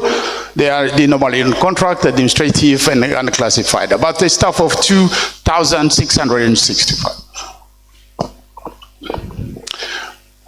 Here we have ongoing external funded projects with the university. Now what is different from the rest of the countries is that we don't receive research funding from the government. So that is where the difference is. So we try to look for our own funding, generate through living fee, tuition fee, and then we do partnership. So we receive 0 ideally. So we have currently the Unipod, which is supported by UNDP. We have established like a kind of a center where we do innovation, trial, incubation, research incubation, which they visited. So that is the recent thing. And then we have Orange Knowledge Transfer Resource Center, which is funded by the Dutch, about 67,000. We have Japanese Corner, about $10,000. And then we have NORAD, which has given us $13 million. And the EU currently, we are working with about $36,000 in that aspect. We have a research directorate, which is a new one, of which I'm the director. I'm coming to 1 year and a half, more or less, as a new director. I'm trying to establish the research directorate. Those are our mandate. Those are what we do in the directorate. Challenges, we have quite a couple of challenges which makes it necessary for us to collaborate ideally. So most of us, the lack of resources to keep pace with the rising number of students population. We need to generate money, but also with the resources to accommodate students is quite a challenge. We have inadequate laboratories. That's where the collaboration will come handy. Inadequate accommodation for both staff and students, high cost of operation, of course, maintenance, lack of allocation of budget to meet development needs, delayed staff salaries, which is quite frequent. We go through that, but however, we try to endure and move with that. Lack of funding for research, I mentioned earlier, outcome of research is low and output and low ranking. The collaboration and support are the answers to that, to me. Possible areas of collaboration. We have School of Engineering. Possible area of collaboration includes, joined supervision of postgraduates, area of interest, MSc in energy in the Department of Mechanical Engineering, MSc in geotechnical engineering in the Department of Civil Engineering, MSc in power engineering in the Department of Electrical Engineering. Joined PhD program is what we are looking for. We have not had that yet. Access to JKUAT laboratory facilities, which will go handy, or any one of the guys in the room here. Exchange of staff and students, and joint research and grant application is where possibly we could collaborate. Then the School of Engineering still, the Department of Agriculture Engineering, Farm Power and Machinery, Agro-processing engineering, soil, water conservation, smart agriculture, horticulture are the areas, and in the Department of Civil Engineering, structure engineering, environmental engineering, geotechnical engineering, transportation engineering, construction engineering, water resource engineering, material engineering are the possible areas. Still in the engineering, Department of Electrical Engineering, we have farm power and machinery, agro-processing, soil, and I talked about this before, I think. Now, yes, conservation and smart agriculture, horticulture. And then we have Department of Mechanics and material engineering, manufacturing, design, controls, dynamics and vibration, energy, thermal science, fluids, corrosion, mechatronics, and robotics, which is it's a possibility where we could. School of Computer Science, IT, possible areas of collaboration, AI, augmented reality, cybersecurity, Internet of Things, software performance. School of Applied and Industrial Science, where I was formerly from. We are possible areas of collaboration is curriculum development for masters in human nutrition and food science, which I think is a reality because we're, at the moment most of our students go out of the country to do that kind of master. We have joined masters in human nutrition and food science degree award, staff exchange and joint research. Proposed area topic, which is artificial intelligent aided determination of nutritional status of human, obesity and undernutrition, monitoring malnutrition using AI application, and then food fortification to address micronutrient deficiencies in the software are possible areas. Possible areas, School of Natural Resources, which is agriculture. We have access to JKUAT laboratories for animal feed analysis, for feed formulation, gene analysis, use of AI robotics in agriculture, exchange of staff, student, joint supervision of publications and grant application in the use of robotics in agriculture. Oh, thank you very much.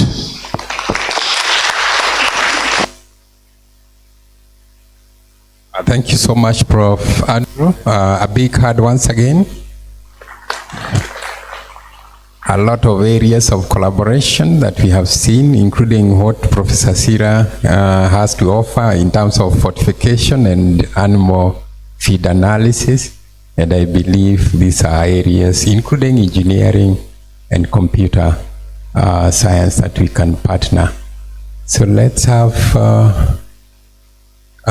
presentation from Professor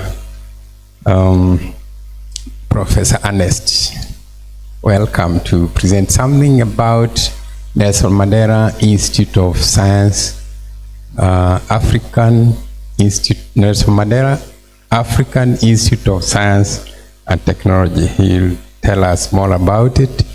Almost a concept almost similar to what we have at Pausti, and I believe there's a lot of lessons for us to learn from what they are doing, and particularly government support. What is coming across, other than our friends from JICA, there's a lot of government support in terms of research in some of our regional friends, and I believe this is a lesson not just to Juba, but also we can learn something also as a country. Yeah, thank you. Welcome. Have about 15 minutes, Prof. Okay, thank you very much. So this afternoon or still morning, let me check, because I think I'm going very, so it's afternoon. Okay, so I'm going to talk about my institution, Nelson Mandela African Institution of Science and Technology, which is in Arusha, Tanzania. I'm Ernest Mbega, the Dean of School of Life Sciences and Bioengineering. So, for people who have heard of Tanzania, at least I say a few words for Tanzania. So, we know from people who are experts in the discipline that Tanzania is on top of the world as a cradle for mankind. And so there's a gorge called Olduvai where we believe, and the writings say, there is where the fossils of the first humankind were discovered. So for you here, Tanzania is just a neighboring country. You're most welcome.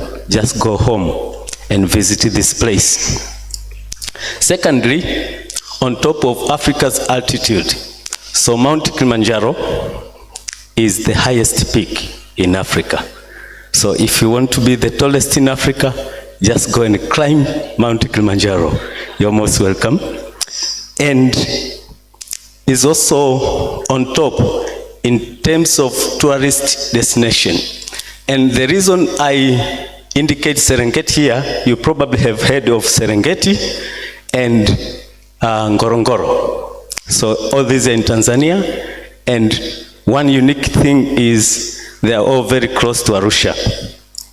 So you visit my institution, you have a privilege also to visit these great places. Again, for Tanzania, Tanzania is a union between Tanganyika and Zanzibar. So here is a picture from Google of Zanzibar, and this is Dar es Salaam mainland representing Tanganyika. So, Nelson Mandela African Institution of Science and Technology. So it started in 2009 with 100% support from the government of Tanzania. So the idea here originated from the president of South Africa, Nelson Mandela, who wanted Africa to be independent in technology creation and solving problems of Africa. So in that regard, 4 institutions were proposed, and the first institution was constructed in Arusha. That is my institution. And the other one in Burkina Faso. This is for water, and university in Nigeria. This is for mathematics. So we were all meant to do life sciences research. So we currently have many schools. I'll introduce this a bit later. But a 4th institution was expected to be built somewhere in Zimbabwe or South Africa. So that is yet to be constructed. So this is our model, the teaching model. We don't call teaching, but we say training. So in this model, we are a research-based university, and our focus is research and innovation. as number one. So whoever who comes to Nelson Mandela African Institution of Science and Technology, the focus should be research and innovation development, but we realize we need to develop capacity for scientists to do research and develop innovations.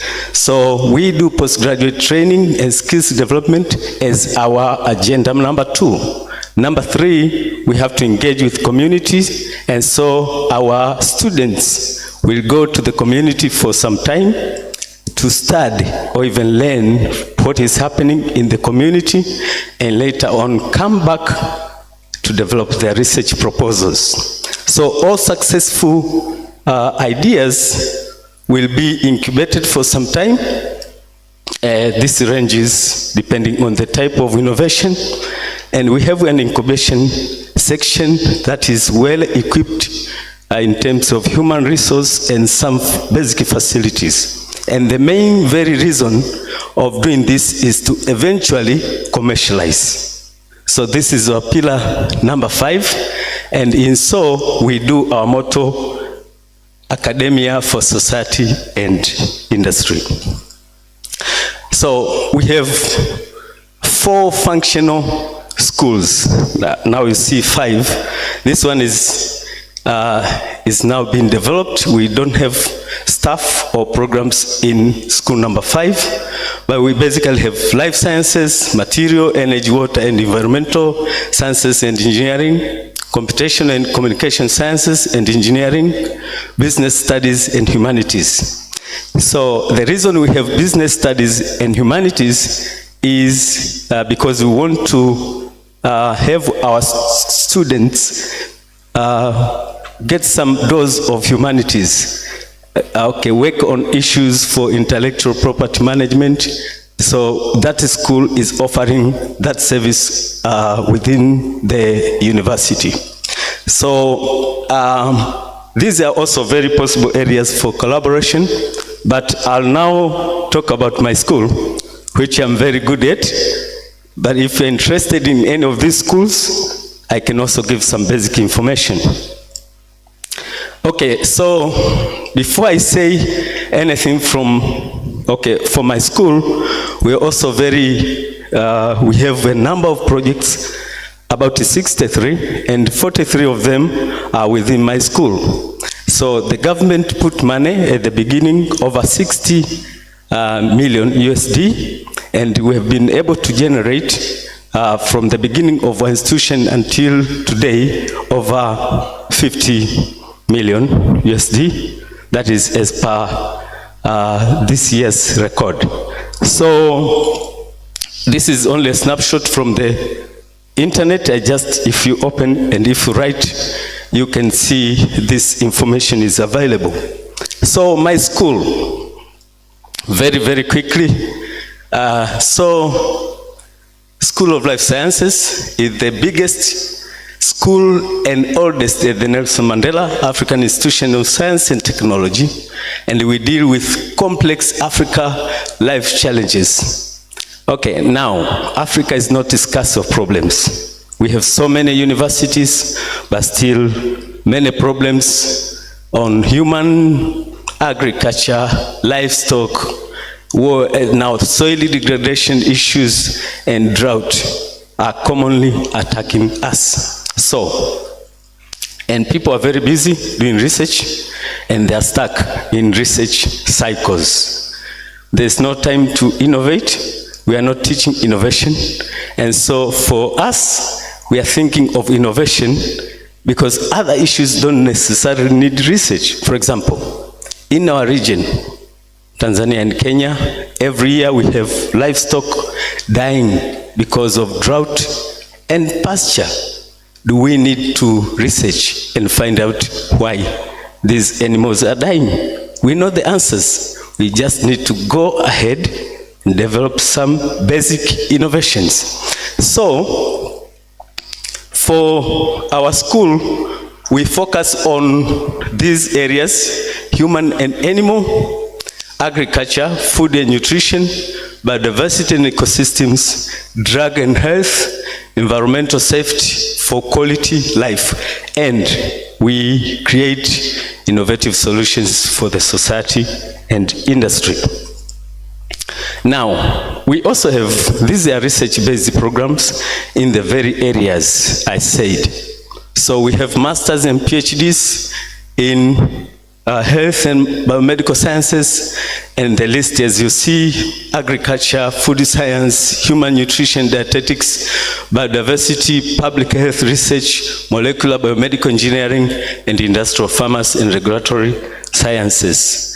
So you may not see, but our school is organized into research groups. We don't have departments. So we have a number of research groups under each school. Not only my school, but all the schools at the Nelson Mandela.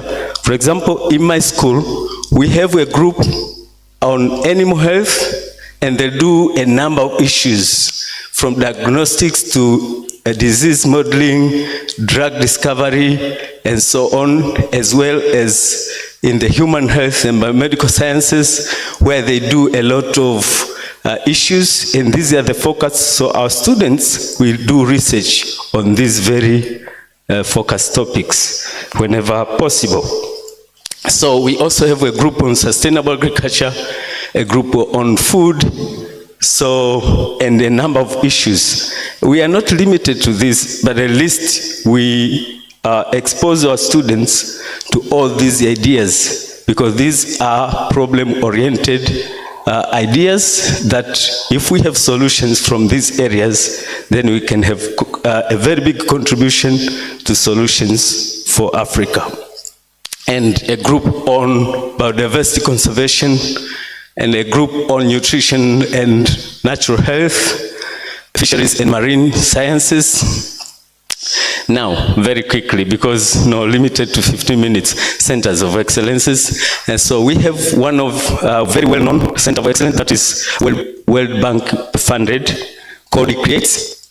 And currently, they've been able to establish a mini factory from the technologies that were created through scholarships and whatever innovations that were maybe created by those who were sponsored by the JKUAT. So we hope to have this facility running very soon, maybe next month, because all the facilities are already on site. Number 2 is a banana center, and this is in collaboration with the International Institute for Tropical Agriculture. So we do banana breeding, knowing that in the area where we are based is a banana growing area. So tissue culture, banana pathology, soil health and conservation technologies, and banana value chains. Okay, this is a research chair. One presenter here also presented a research chair. We also have one that is led by Professor Hulda Swai. And what we do with this is to offer postdoc and PhD training on nanoscience and drug design and computational analysis. And very soon, we probably will have an anti-malarial drug from our botanical, maybe traditional trees that we have in Africa. So a lot of work is going on in collaboration with some institutions in South Africa and Kenya. So I think we'll arrive to the destination knowing that malaria is a very big problem in our region. So with agro inputs, using nanoscience and nanotechnology to improve formulations of our bio-based material for agro inputs. Okay, now laboratories, because this is where, again, for a research-based university, you need a very good laboratory. Yes, we have a startup laboratory which is well equipped. However, because of the importance and the uniqueness of the institution, the government of Tanzania, through a project called Higher Education for Economic Transformation HEAT, has allocated over $10 million to our institution, and 60% of which will be used for laboratory improvement. So we are now purchasing state-of-the-art laboratory facilities for some life science, and of course, our schools not working in silos. It's just the names, but the facilities are available, will be available not only for our institution, but also for the whole rest of Africa. So selected products, so these are some of what products are generated within life science. So you see maybe just a cashew nut butter or Neutrano. What we have in the composition is solving specific problems, maybe for iron deficiency or other issues, not just the formulation that anyone is making, but this is something that is based on scientific evidences. Okay, so I have only 2 more slides. Here is a spin-off demonstration of what Nelson Mandela is doing even for these very few years. So from material science, an inventor of a nano filter in our areas, especially in the livestock communities where water is a problem, people share water with livestock. So to have it cleaned, we needed a technology. And so this man called Professor Hilonga invented a nano filter, and now this filter can remove bacteria to around 97%, and I think also fluoride levels, because in our area we also have high fluoride levels. So he has established his own company.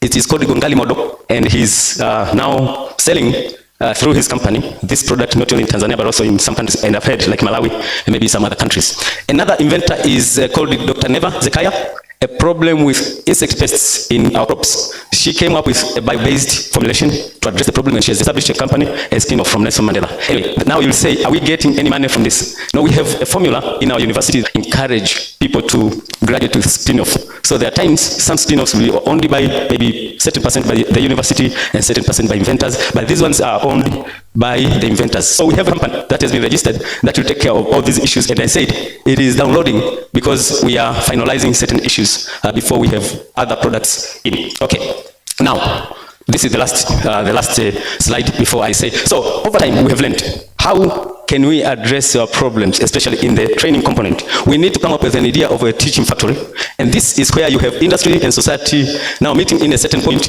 with academia and generate industrial projects, and these projects you do some research, and if you get some IPs, the IPs will be commercialized, if depending on how you define commercialization, but this is only in the community, or you from research derive some skill and industrial competences that you return through the curricula that is taught in the academia. So we want to develop this idea, and this should be our then way forward, that we want you and everyone here, if you offer adjunct positions to people who are willing to contribute in our teaching and whatever process along the 5D I said earlier on. So you are most welcome to give me your CV as well as Dean. I can process it and you become one of our members and grow, or make Nelson Mandela grow, because we are, as I said, we're still young. Otherwise, thank you very much, and this is my contact. You can, if you're interested, let's chat on WhatsApp or just use my email, and then we can learn from, I can learn from you and you learn from us more, and if you have questions you can ask anytime. Thank you very much.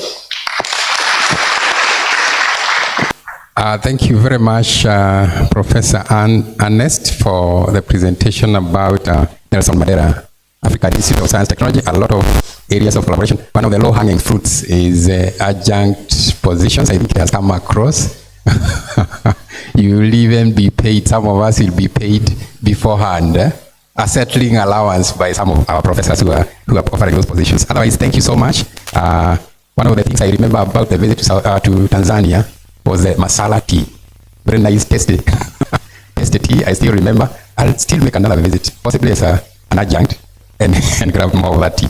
Otherwise, happy to know that Olduvai Gorge, I thought it was Kovifora in Turkana, where the early man was. Somebody has always said that the Garden of Eden was in Turkana. Now you are telling us it's it's in Tanzania. So thank you for the presentation. And a big hand once again. Okay, so let's hear something from Professor Esron about the Sokoine University of Agriculture, more from Tanzania. Welcome, 15 minutes, Prof. Thank you very much. Once again, good afternoon. I prepared the presentation, but I borrowed a lot of slides from my Vice Chancellor, Professor Chibunda. My name is Ezron Karimribo, currently serving as a principal for College of Veterinary Medicine and Biomedical Sciences, but I must also declare that 2 months ago, I was still serving as a director for postgraduate studies and research, so I will be making reference to a lot of issues experienced when I was actually having that position. A bit of a history about Sokoine University of Agriculture. Like many other institutions, we started as a diploma awarding college, but then it was called Morogoro Agricultural College until 1970. This is a time when we had the then East Africa University, and then as the collapse of that led to establishment of University of Dar es Salaam, and then we were upgraded to be the Faculty of Agriculture, Forestry, Veterinary Science under the University of Agriculture. And then 1984, we became a full-fledged university called Sokoine University of Agriculture. Let me highlight about this gentleman called Sokoine. This was our second prime minister from the Maasai community in an area called Monduli. He just died in a road accident close to our Morogoro town. So why we are very, very privileged to be named after his name? It's because he's a son of Africa who had contributed significantly to the national development. Very transparent and honest politician. And the very last bill passed before the road accident actually happened in Dodoma, it it was because of him. He fought a lot. Otherwise, the University of Dar es Salaam had completely sent the lobbying team not to allow us detaching from the university. So we still very much honor him in that aspect. So we are actually having 3 active campuses. The one is the main campus called Edward Moringe campus. And this is what we call the main campus. It's located in Morogoro town.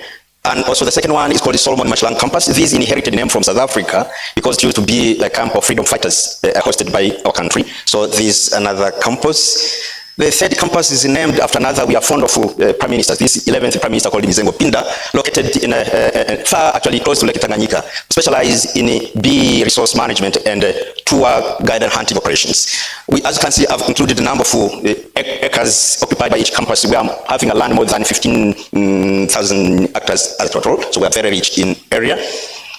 And we have also other small field stations and campuses not hosting actually students, but used for training. Like in Arusha, we have Olmotoni campus, which is actually an established forestry. We use it for actually training of our students pursuing the forestry degree program. And is close to another second highest mountain in Tanzania after the Kilimanjaro called Mount Meru, if you've been to Arusha. The other campus we have is the Mazumbai campus in Itanga. This one is a natural forest, very prime since the creation of the earth. If you want to visit and see how the earth was like, come, because this has never been disturbed, and it's very good. We receive some tourists interested in bird watching, and seeing the nature. So it's also actually accommodating visitors. If you are having a honeymoon, please, you're also warmly welcome. The other place is a field station in the southern part of the country called Tunduru. This one is a small station hosting our students, especially doing wildlife when it comes to field practicals. And we have forestry, which is typical Miombo forest, close to Morogoro, about 30 kilometers before you reach Morogoro, called Tulangalo, used as a training forestry for Sokoine University of Agriculture students. Now, the vision, I think, I heard some of other colleagues mentioned about support, dwindling support from the government. I think from Botswana, we're also facing the same challenge. Much as we had actually the Arusha-based Olmotoni forest, we have decided to embark on another ambitious actually project to plant 10,000 hectares of plants in a southern region called the Ruvuma, called the Madaba, the forest called Ifinga. We believe in 10 years to come, we should be self-sufficient, be able to run the university activities using these forests based on actually the income we're witnessing from the Arusha, so we have decided to expand. Now, our core business, primarily we have 3 core business based on a mandate we have actually been mandated to do: training, research, and consultancy. But for recent, because of the challenge from the government, we have added the last one on production, where we are embarking on really actually production issues. In respect to statistics, we have actually 457 staff, including members of academic staff at 580, the rest are administrative and technical staff. Our student population is 17,084. The majority are undergraduate students, but we do also accommodate international students, about 105 from different countries. And we are also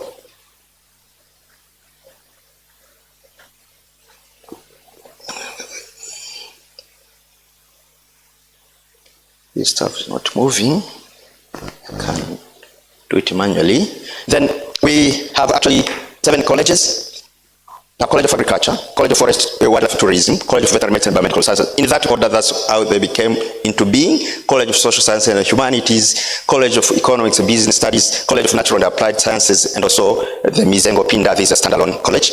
And we have 2 schools specialized in engineering and technology, and also a school of education. The other actually unit which is very important to us is the National Carbon Monitoring Center, which deals with the carbon monitoring issues and has been recognized and offered actually status to act on behalf of the Tanzanian government under the Vice President's office. Things and missions and that are already in interest of time. I will skip because they can be easily read. But we have important facilities. If you come to laboratory, we have state facilities. Some were constructed and support, like the topmost was constructed and support of Norwegian agency, the NORAD. But we have other actually laboratories which can do the general purpose. And we have zoology laboratory as well as workshops, especially those related to engineering issues, which are well equipped. Actually, like what my colleague mentioned, currently we are funding from the World Bank to support this project called the HEAT, High Education for Economic Transformation. We actually acquiring more facilities and even constructing some more academic actually blocks and hostels for accommodate students, so that in the next 3 years we will be actually more or less self-sufficient in terms of space for teaching, also laboratory issues.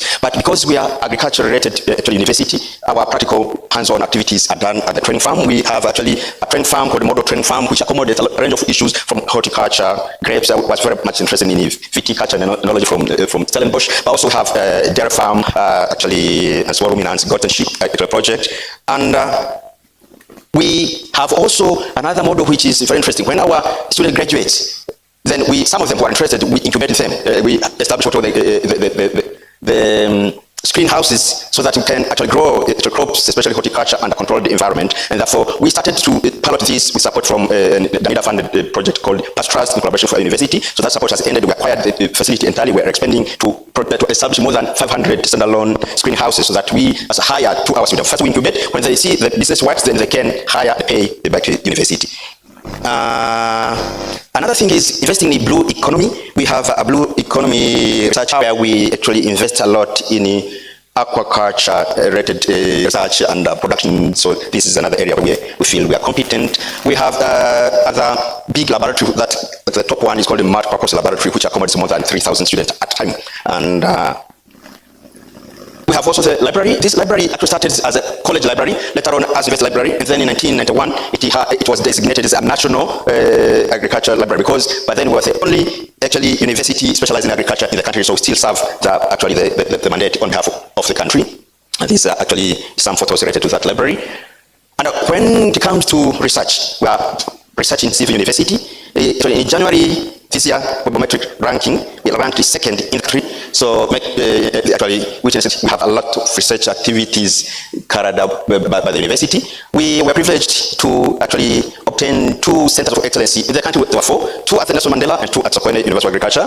And also we host the Ora Tambo Research Chair, but I mentioned about the National Carbon Monitoring Center. We had another Danish-funded program of building stronger universities. But another, because of, again, limited funding from the government to support the research, we have came up with innovation. We use our own internal directed funds to support research. We have the program called SUARIS, injecting every year around $200,000 to support early career researchers to venture into research and innovation activities. So on average, actually, because I said I manage the directorate, on average, we manage around $11 million research grants at the university at any moment, actually making us as a university research intensive program. Almost concluding, we are very much experienced in collaboration, and as of this year, we have more than 180 MOUs. Most of them are active, but most of them are coming from external. And therefore, what we're saying, we are really, most of the areas, don't need to repeat, because strategically, I think most of the people have mentioned the strategic areas for collaboration. I don't need to repeat, but I would draw one now to land by thanking the JKUAT JICA for inviting us to participate in these important events. And we at Sokoine, we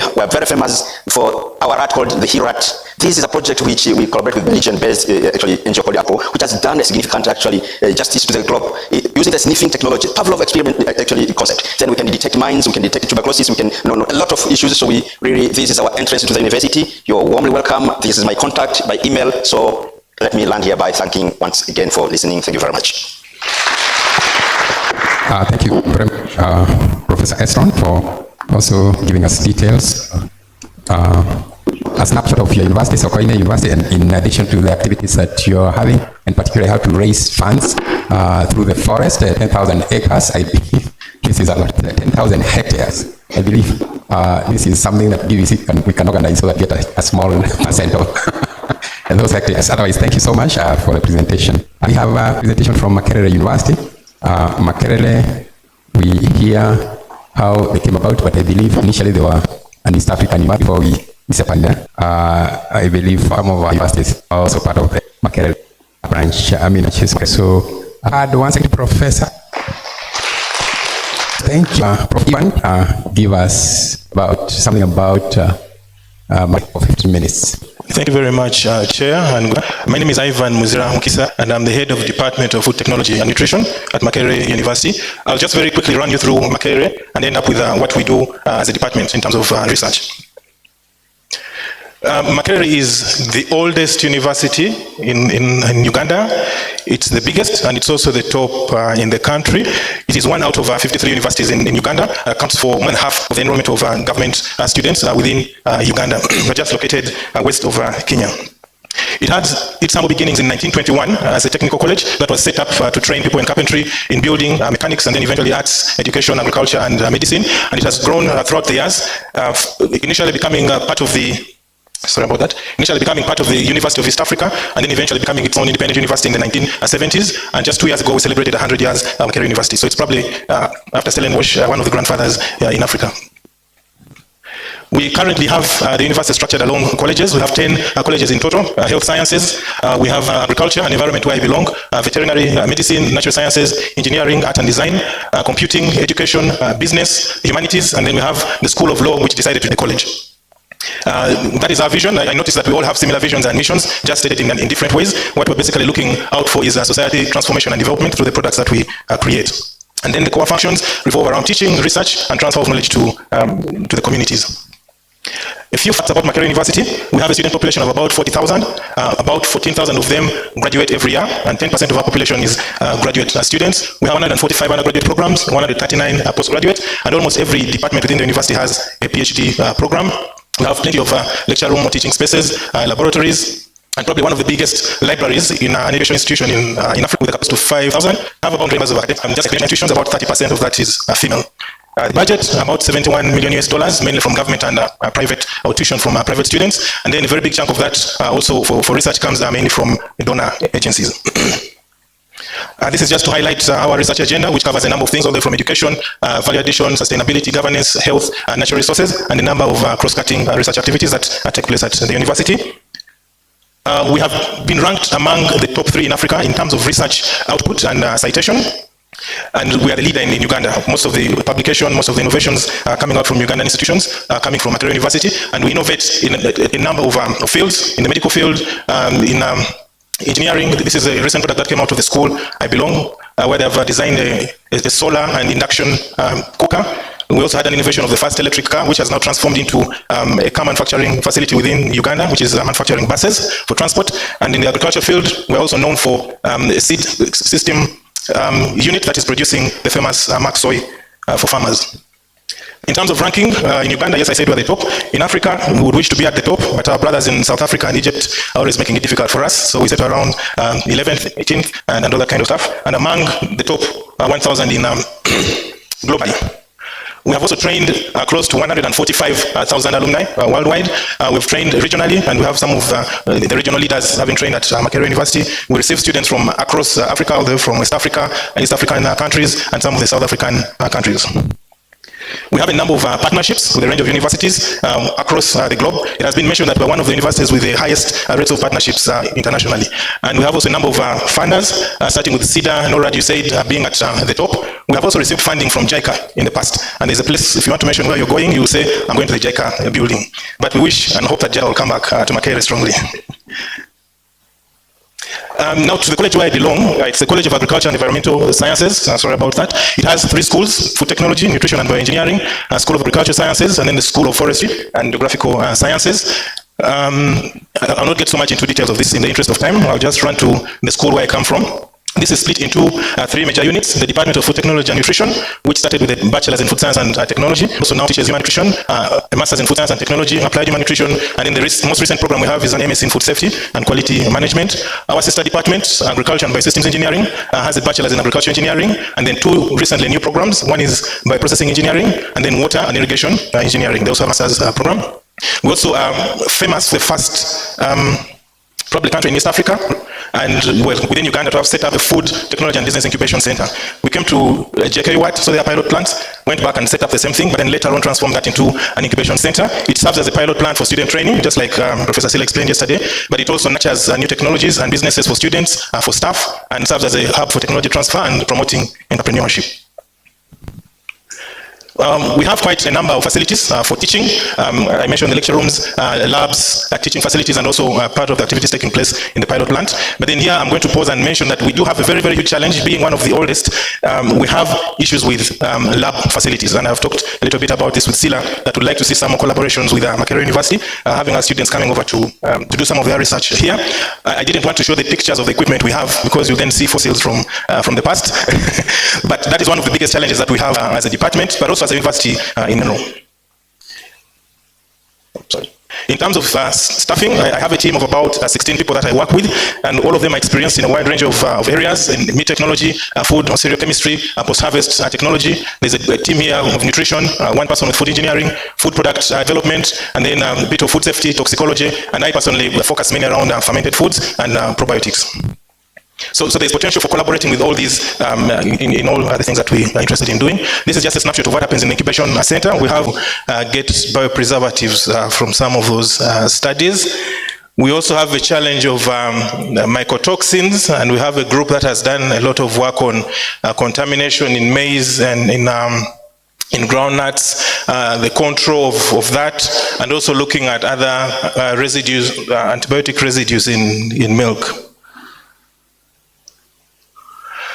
Then colleagues have also done work around the meats, looking at the functionality of things like proteins, characterizing the waste, and also trying to extract different biomaterials from those waste products. There has been interest in the orange flesh sweet potato, looking at bioavailability of carotenoids, processing it and looking at the effects of processing, developing products from them by mixing with other material to make nutritious foods. Then there's been a lot of work on legumes and cereals, different varieties, indigenous varieties and new ones, where there's been work on characterizing these different plants, looking at the functional properties, anti-nutritional factors, and how they can be eliminated through processing, and then application of different processing techniques for these products. And Prof. Sila, I think, is also another area where we could collaborate with JKUAT. Then there's been work on fruits and vegetables, again, characterization. Jackfruit is a common and popular fruit in Uganda. We had somebody working on extracting pectin from it for industrial applications.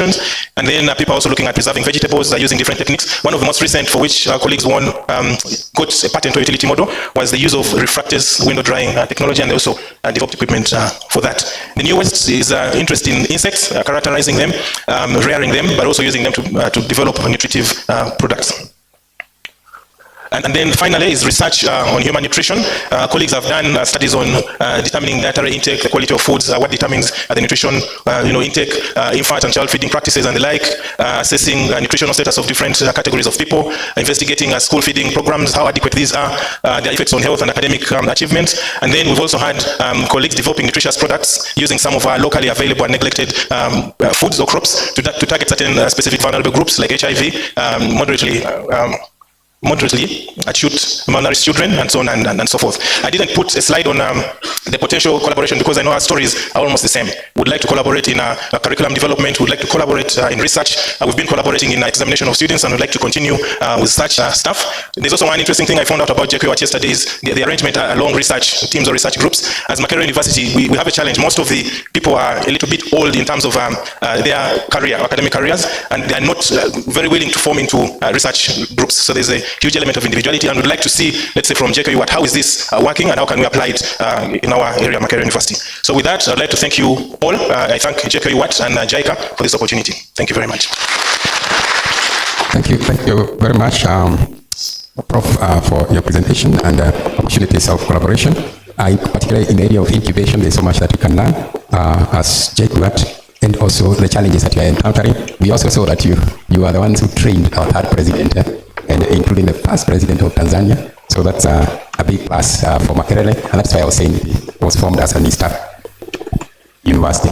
So now we are going to hear something about University of Zambia, some lessons from Dr. Musuzu Kaonda. I hope I got the pronunciation right. Yes, and she's going to tell us something about University of Zambia, including opportunities, some areas, a snapshot of research and areas that we can collaborate in 15 minutes. Thank you very much. I think you have pronounced it very well. And I think that I feel home, I feel welcome, because I think when I speak to the staff at the hotel, they speak to me in Swahili. And then there was someone else that was speaking to me in Swahili, and I was like, I don't understand. And you are not Swahili? You're not from Kenya? And I'm like, no, you look like one of us. So I feel very much, we are the same indeed. We are the same, but I'm from Zambia, and this is not the first time that I've been asked whether I'm from Kenya or not. Everywhere I've studied, the first thing I think they see in Africa, and they'll ask, are you from Kenya? I'm like, no, I'm actually from Zambia. So perhaps I need to ask my parents very well my origins. We're trying to see if we can put this in presentation mode, but not sure what's happening.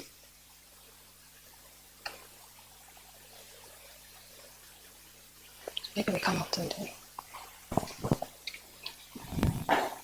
it is still loading, but in terms of outline, I will give a brief introduction about myself, and then I will give a brief overview of what the University of Zambia does. Like my colleagues from Malawi, I was using the exam paper that was set before we arrived.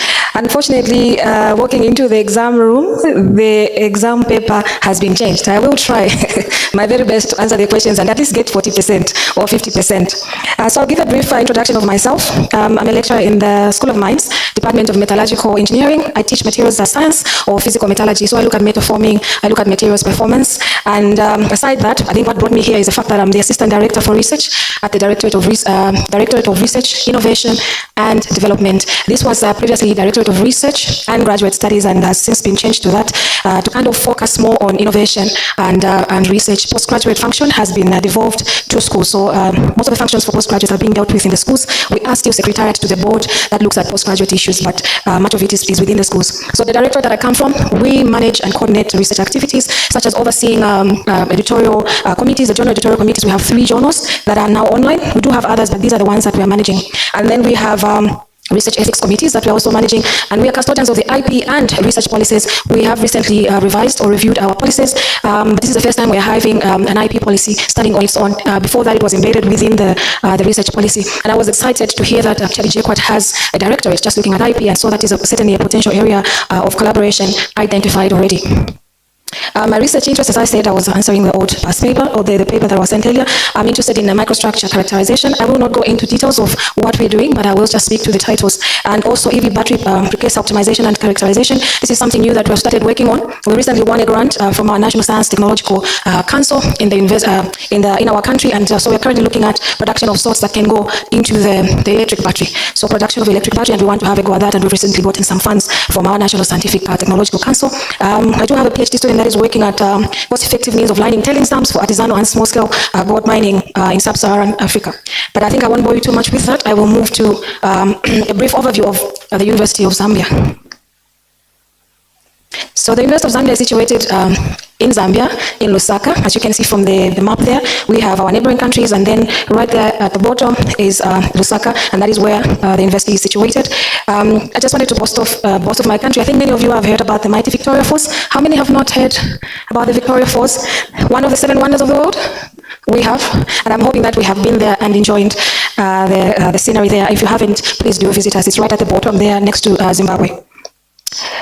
Speaking to the vision of the university, but perhaps I won't go too much. This vision is to be a renowned university with a global appeal, obviously driven by innovation, driven by research, driven by knowledge, and responsiveness to societal needs. I think that Makerere also spoke to that, and we see them setting up an incubation and so on. Incubation is one of the things that we have been having problems setting up, and I think that when I show the slide on the challenges that we are facing, that will be one of the issues that I will raise, that we would like to partner in that. We have tried to set up incubation centers, but to no avail. My colleague from Makerere did refer to the fact that, we are one of the oldest as well universities, and it's a very difficult thing to get, professors and people who are renowned and have gone ahead of you to put them in a group. They want to work on their own. Their work has already spoken for them. So that is one of the problems that we also face as UNZA. And also, I think that when the university speaks to responsiveness to societal needs, it means that when you have done your publication, when you have done your work, then you commercialize. You have a product that is coming out that is sorting out the problems that the society is facing.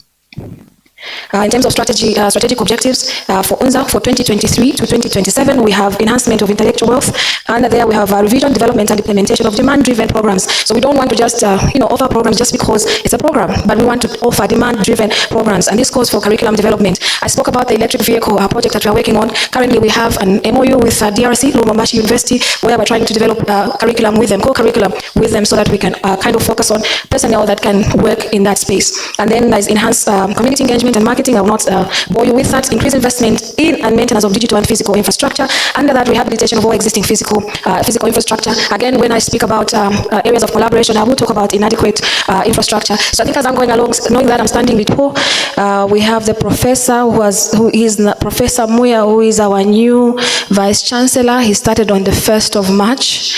And we have also the Deputy Vice Chancellor for Academic Affairs, Professor Namangala, and then we have the Deputy Vice Chancellor for Research and Innovation, Professor Triwell Kalusopa.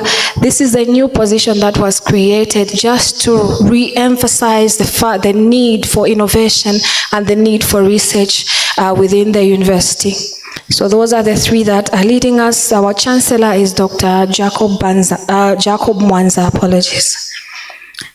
UNZA has two main campuses in Lusaka with various centers dotted across the country, as you can see from that map. So we are in Lusaka, sitting at the main campus, which is the Greatest Road campus. Within Lusaka, we have the medical schools as well, where we have public health and health sciences, nursing, and other programs. As of 2023, UNZA was ranked 6th in Africa and 600 in the world according to the Times Higher Education Ranking, of course based on research and publications.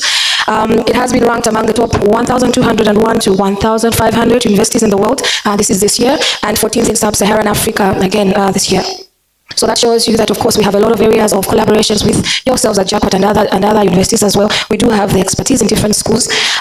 Because I'm wearing the hat of Assistant Director for Research for the whole university, we will not focus on any particular school, but I have put a slide at the end which just shows you what School of Agric is doing, the ongoing project and so on. So this shows you the number of schools that we have in the university. We have 13 schools. At the beginning of the university, when it was established in 1965, we had 4 schools, and these were School of Education, Humanities and Social Sciences, and we have Natural Sciences as well. And then moving along, of interest, of course, is the School of Agricultural Sciences in 1971, and 1969 the School of Engineering was born. There are 3 schools that were recently born: a School of Public Health, Health Science, Nursing and Sciences in 2015. We have 3 institutes: Confucius Institute, we have Institute of Distance Education, and then we also have Institute of Economic and Social Research. And we have one directorate where I'm coming from, which is the Directorate of Research, Innovation and Development. In terms of population or in terms of numbers, UNZA has over 30,000 undergraduate students registered. We have over 2,000 postgraduates and over 800 academic members of staff, which comes to about, out of that, it's just about 28% female. And I know we are lagging behind. I was admiring the stats by JKUAT when we were talking about 40%. It is 40%, about 40%, yes, and we have 2% more for us to get to 30%. We have about 69 departments. I will not go into detail of these departments, but the information is available on our website. In terms of current research activities recorded for the 4th quarter, internally collaborated projects, we're standing at 69. Externally collaborated projects, we're standing at 116. So that is between October and December last year. This is what was coming through to our offices as in terms of how much research was going on or how much research was generated in that particular quarter. Self-generated projects standing at 158. So these are projects that an individual would think of, I'd like to go, there's a gap here, and then they usually would look for funding or they would finance it themselves. More information on research and initiatives will be found on that site that I have put up. Some new research funding. So within that quarter 4, which is, I said, October to December, we had funding from UNESCO, European Union, Finnish National Agency for Education, NSTC, which is the National Scientific Technology Center. The school of, just want to maybe talk about the centers of excellence. My colleagues have talked about centers of excellence. We do have a center of excellence in the School of Veterinary Medicine, which is Africa Center of Excellence for Infectious Diseases of Humans and Animals. We also are the ORR Research Chair. Professor Jambe is the chair for water conservation. There's a website there that I have put, which you can go to.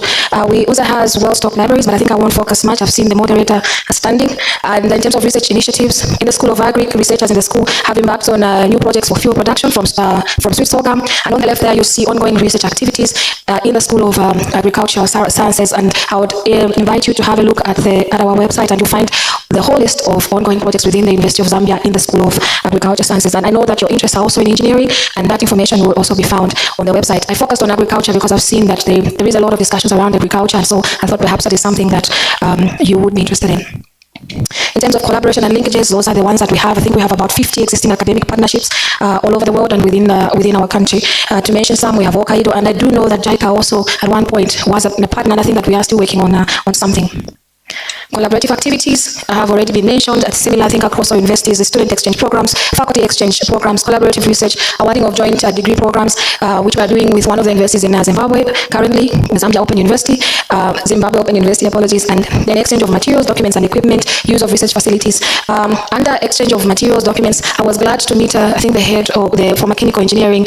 I've had a problem trying to find some material for my research. When I came here and asked, I said, usually we get this thing so we can supply to you. So you see, already collaboration has already started. So I'm grateful for inviting me. On a personal level, I think I have benefited. That is a website for the University of Zambia.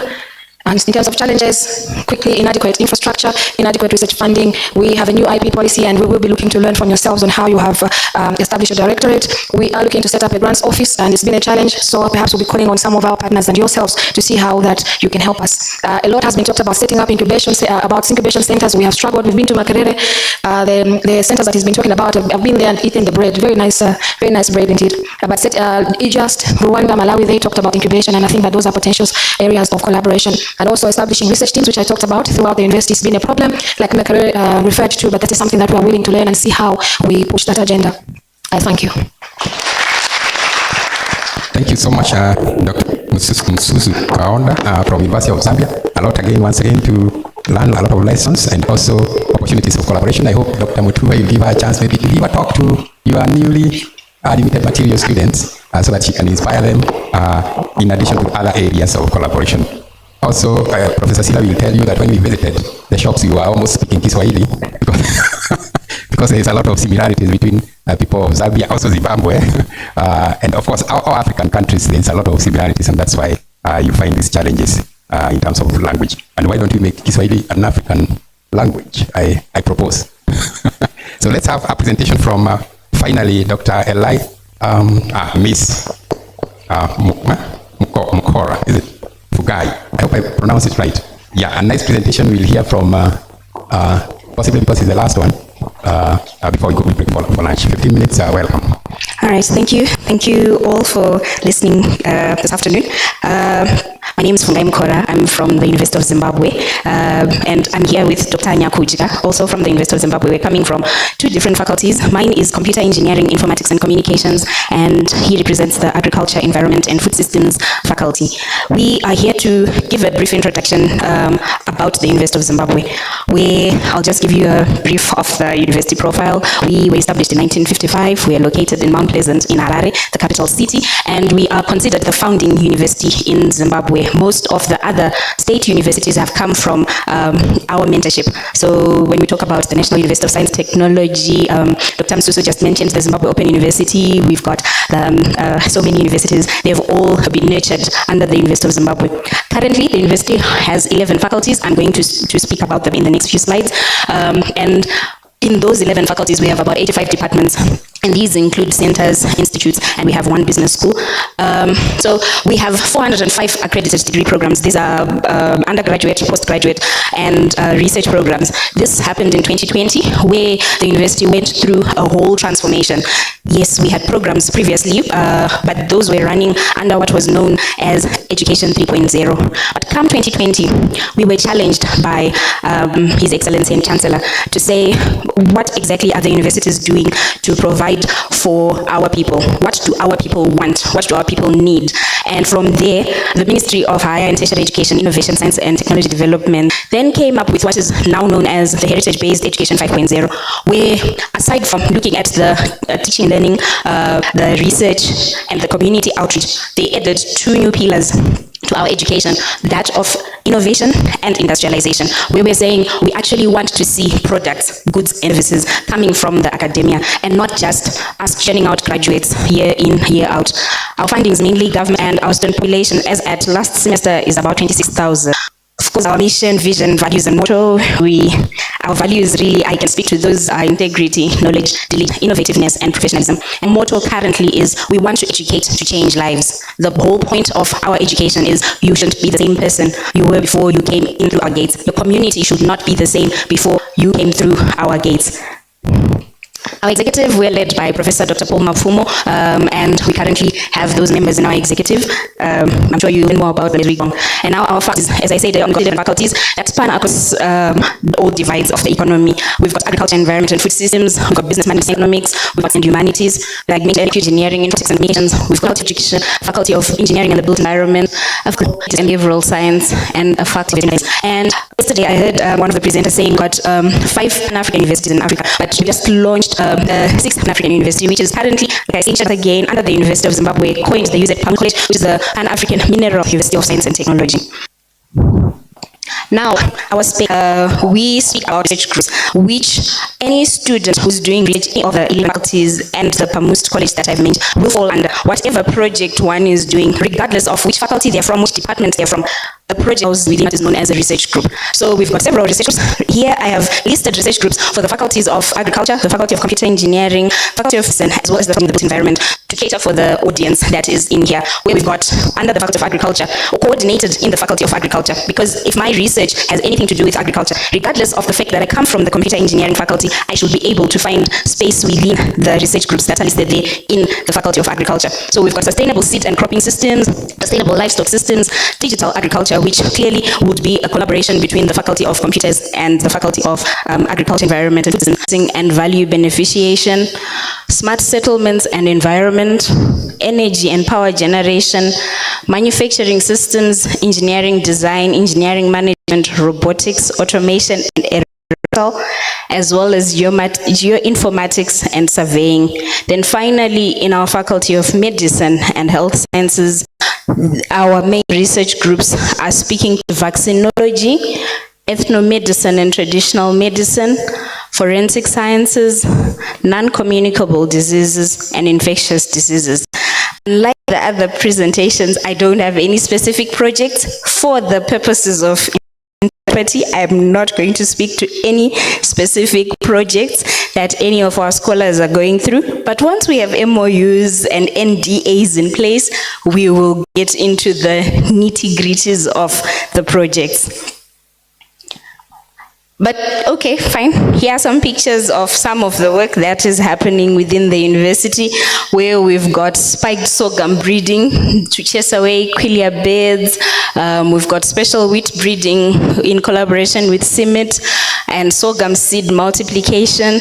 These are all from the agriculture research groups. From the ICT research groups, we've got some our students who participated at the Huawei ICT competition last year and actually came back with a second prize. We have students who also participated, our robotics club participated in a Pan-African robotics competition in Senegal, and we also won the silver medal. We have a student STEAM makerspace within our faculty, where we call upon students from across the whole university, not just in the sciences, come through and play around with and build things. So these are all some of the things that we're doing within the university that we can share for now. Where all of those research groups have come with projects, and we see that the project has potential, and the prototype makes sense, and it does answer to what do we have what is known as VN Agro, VN stands for Vakanyika, which in our Shona language means to build our country. And we've got what is known as Njere Holdings, that is also responsible for our consultancy services. Njere, also in Shona, means the brain. So we are talking about very academic consultancy services. And we also have what is known as the UZPPEs, where we were providing, when COVID hit, that's when we started providing things like sanitizers and protective clothing. We have moved that to so many heights now. Our PPEs project is now doing all sorts of soaps and washing powders and all.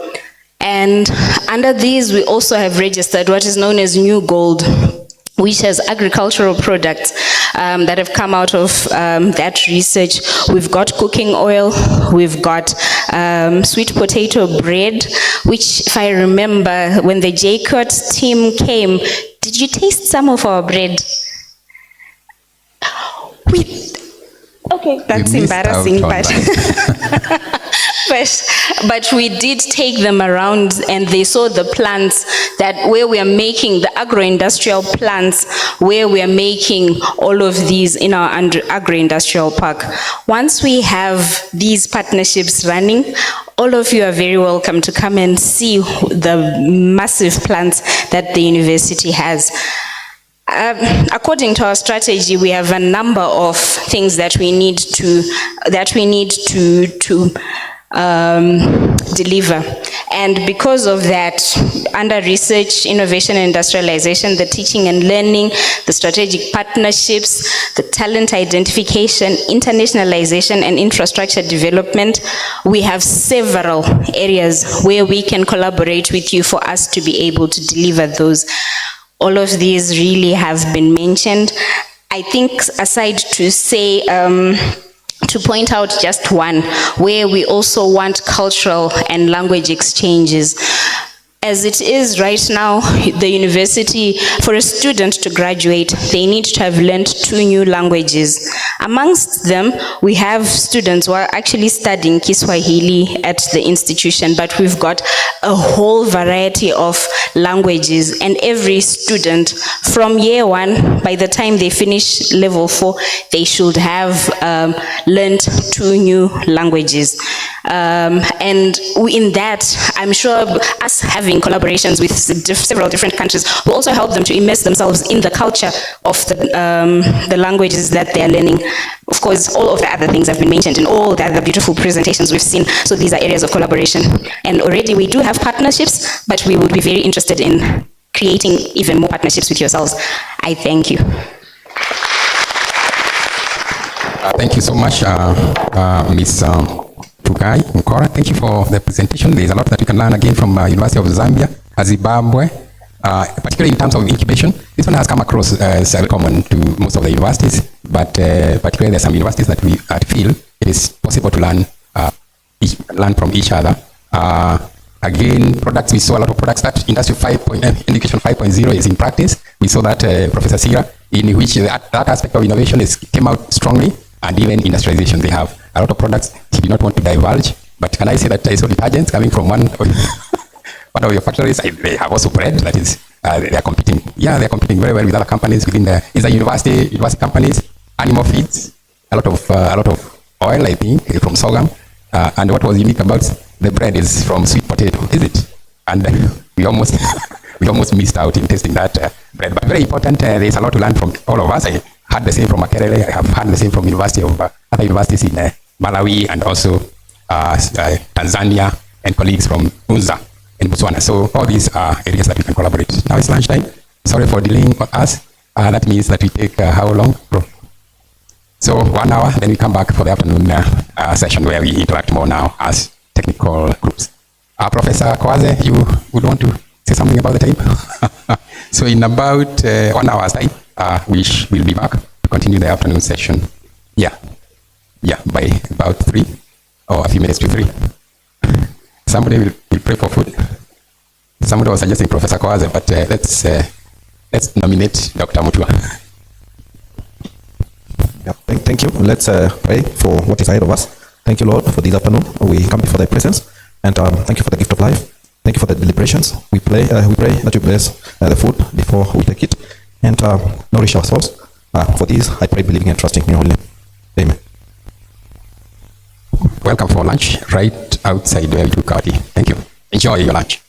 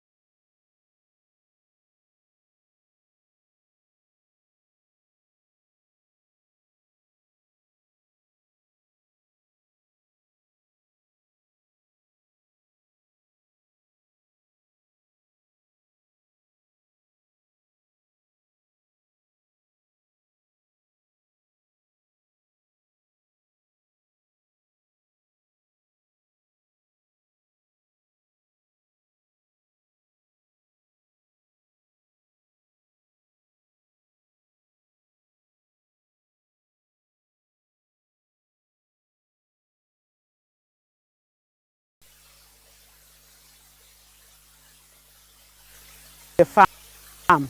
Also, we have the mushroom program.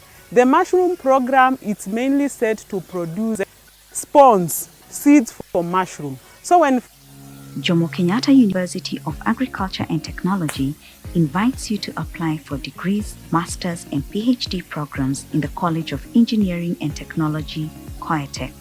JKUAT has 5 schools offering programs in the School of Mechanical, Manufacturing and Material Engineering, Electrical, Electronic and Information Engineering, Civil, Environmental and Geospatial Engineering, Biosystem and Environmental Engineering, as well as the School of Architecture and Building Sciences. The highly qualified, dedicated and experienced faculty at the college offer a conducive and participatory learning environment and is home to a diverse and vibrant student community.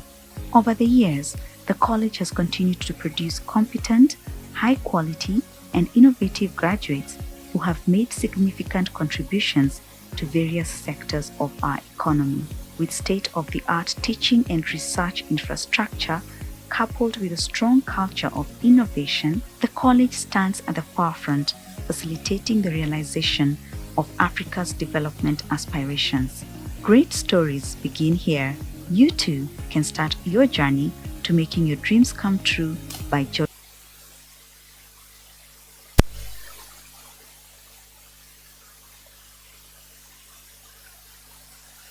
Jomo Kenyatta University of Agriculture and Technology, JKUAT, is very proud to host the National Manufacturing Research Chair in Kenya on technology, innovations, to offer solutions to the coconut value chain.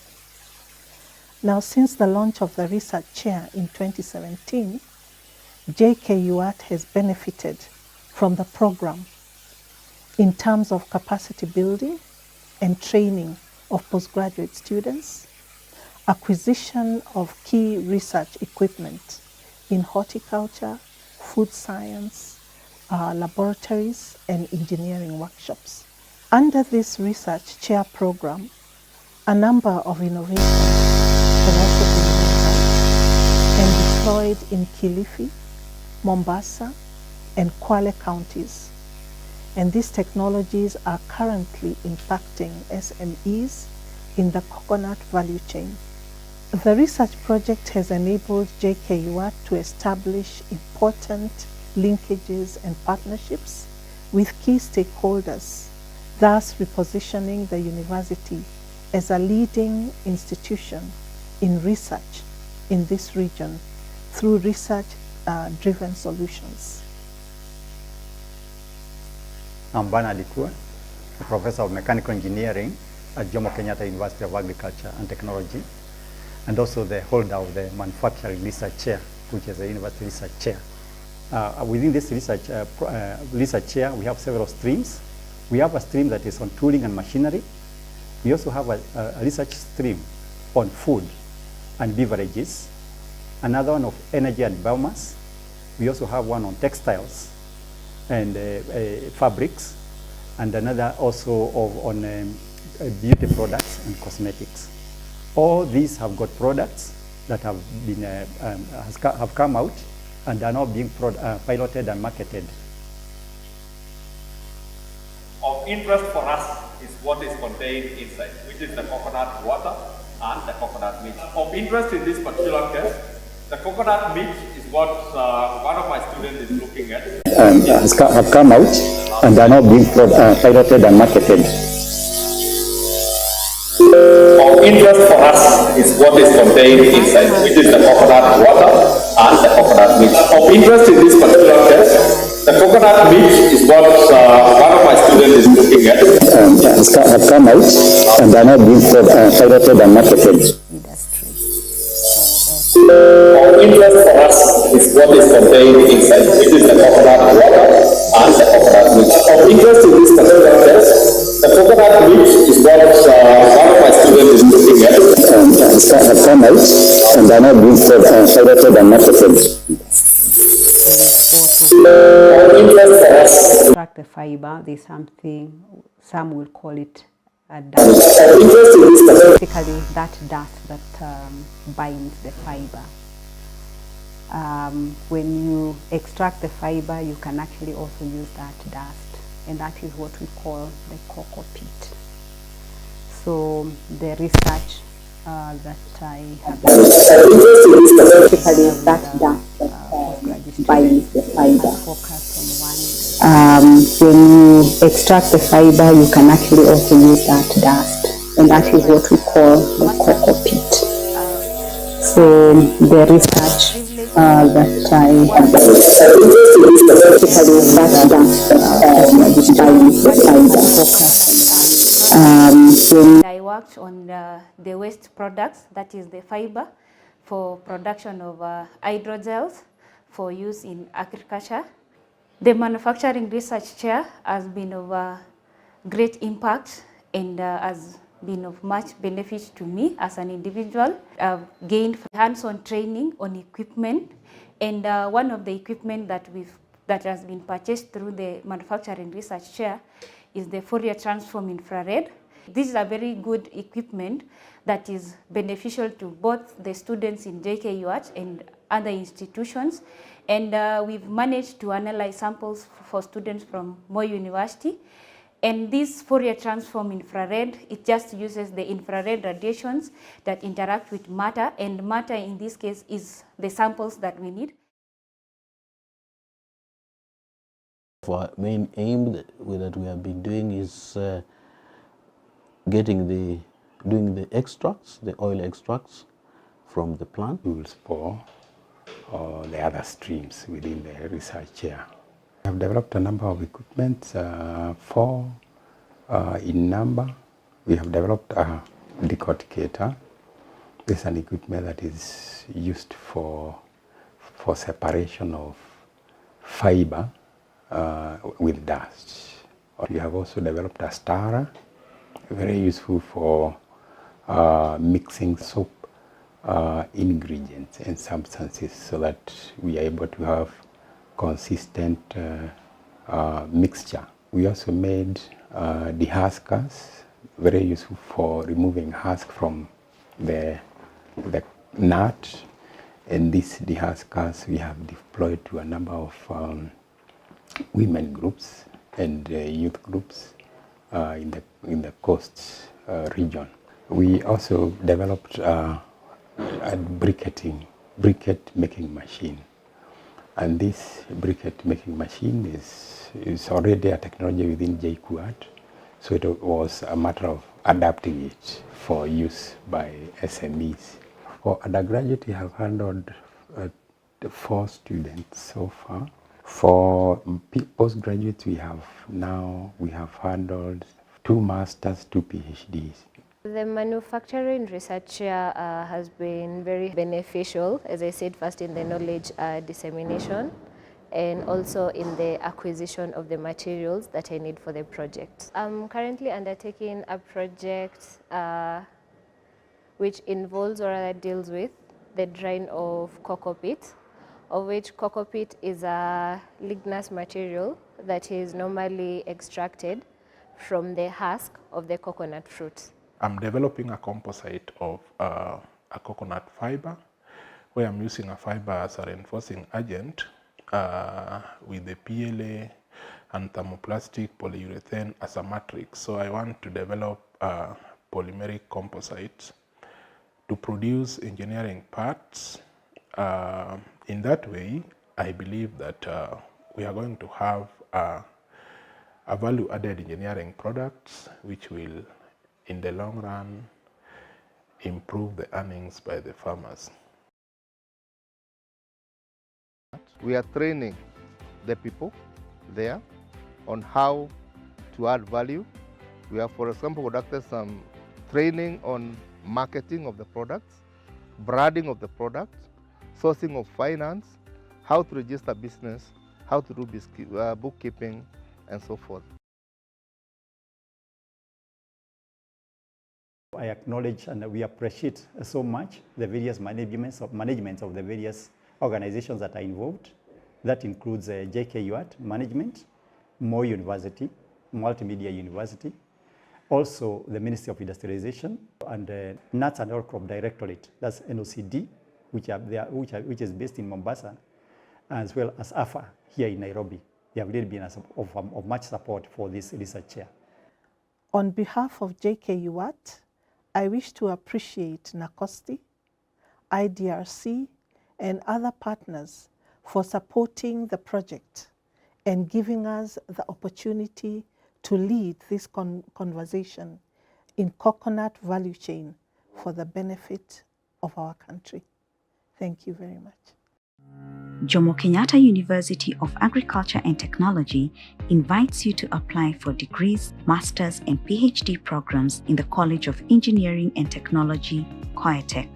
JKUAT has 5 schools offering programs in the School of Mechanical, Manufacturing and Material Engineering, Electrical, Electronic and Information Engineering, Civil, Environmental and Geospatial Engineering, Biosystem and Environmental Engineering, as well as the School of Architecture and Building Sciences. The highly qualified, dedicated and experienced faculty at the college offer a conducive and participatory learning environment and is home to a diverse and vibrant student community.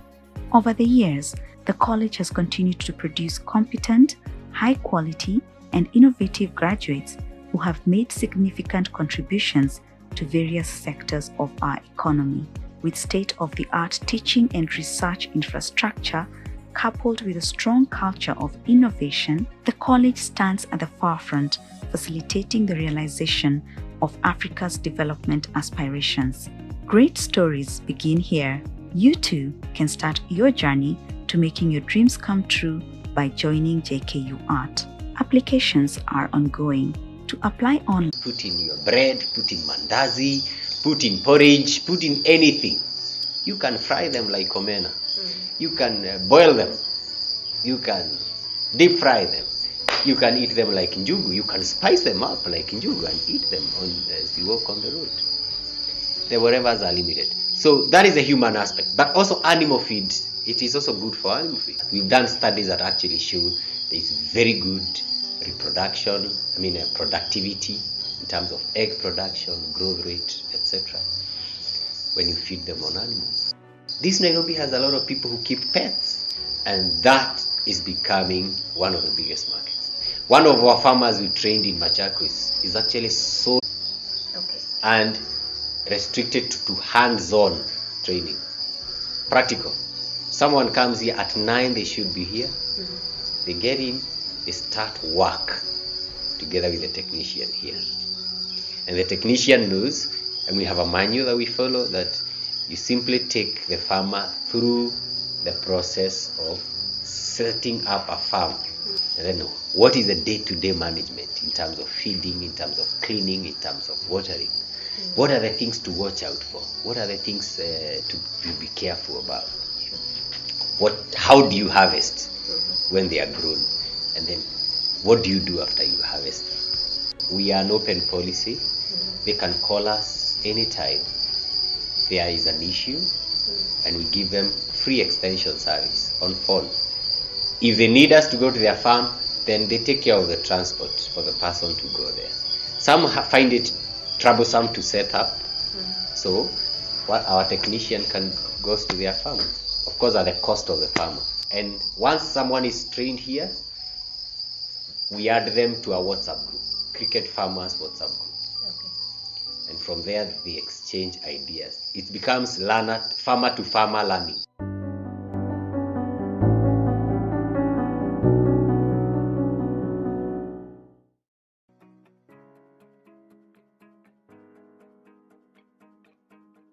We have developed a number of machineries. We have been able to develop a stirrer that is used for mixing detergents that are also used for making soap. We have deployed the stirrer to a women group called Hazinawaja. We have also been able to make a decorticator, and this is an equipment, this is a machine that is used for processing fiber. We have also made a briquetting machine. This is a technology that has been very useful in helping SMEs that are making briquettes, and they were making briquettes by hand. It's been very useful in making briquettes that are obtained from carburized or carbonized coconut shell. Aside from that, we have made other equipment, like we have made a soap mold, very important in improving the quality of soap. We also made a dehusker, a very important tool, very critical at the beginning of coconut processing.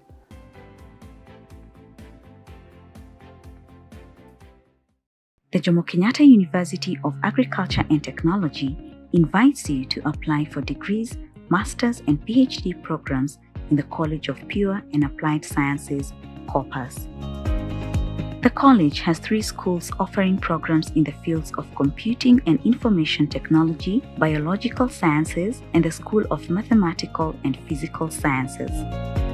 Our flagship programs offer competitive, industry-driven training, and our graduates are leaders in the marketplace, currently offering innovative solutions in diverse sectors of the economy, both locally and internationally. JKUAT is currently the only university that offers Bachelor of Science in Operations Research in Africa and is also amongst the 3 prestigious universities within Africa that train Bachelors of Science in Financial Engineering. The highly qualified, dedicated, and experienced faculty at the college offer a conducive and participatory learning environment and is home to a diverse and vibrant student community.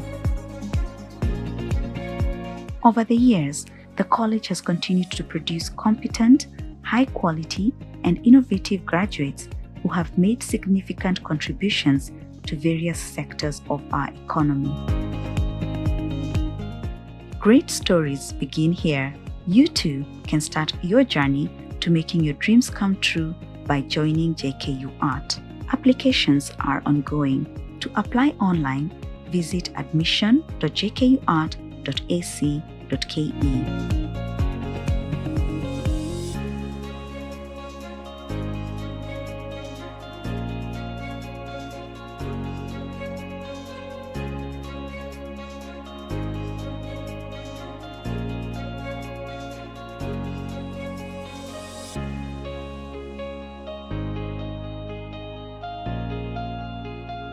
JKUAT, setting trends in higher education, research, innovation, and entrepreneurship.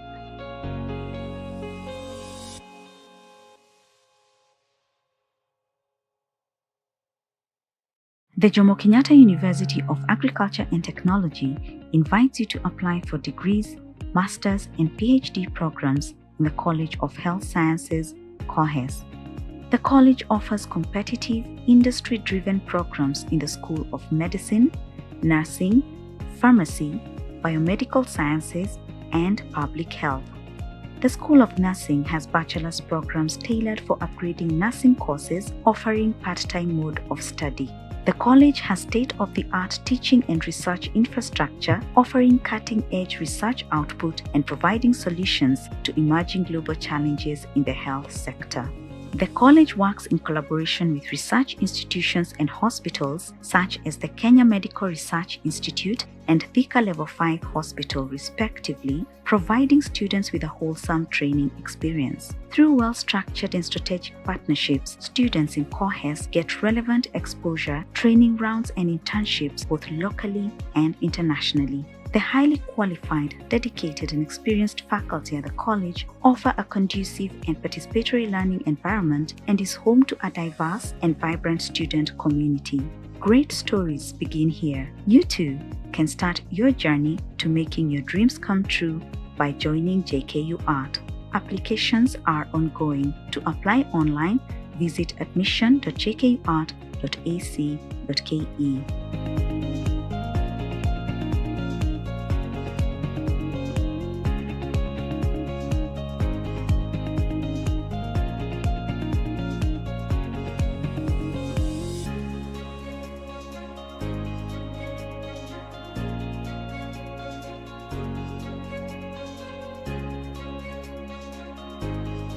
JKUAT, setting trends in higher education research, innovation, and entrepreneurship.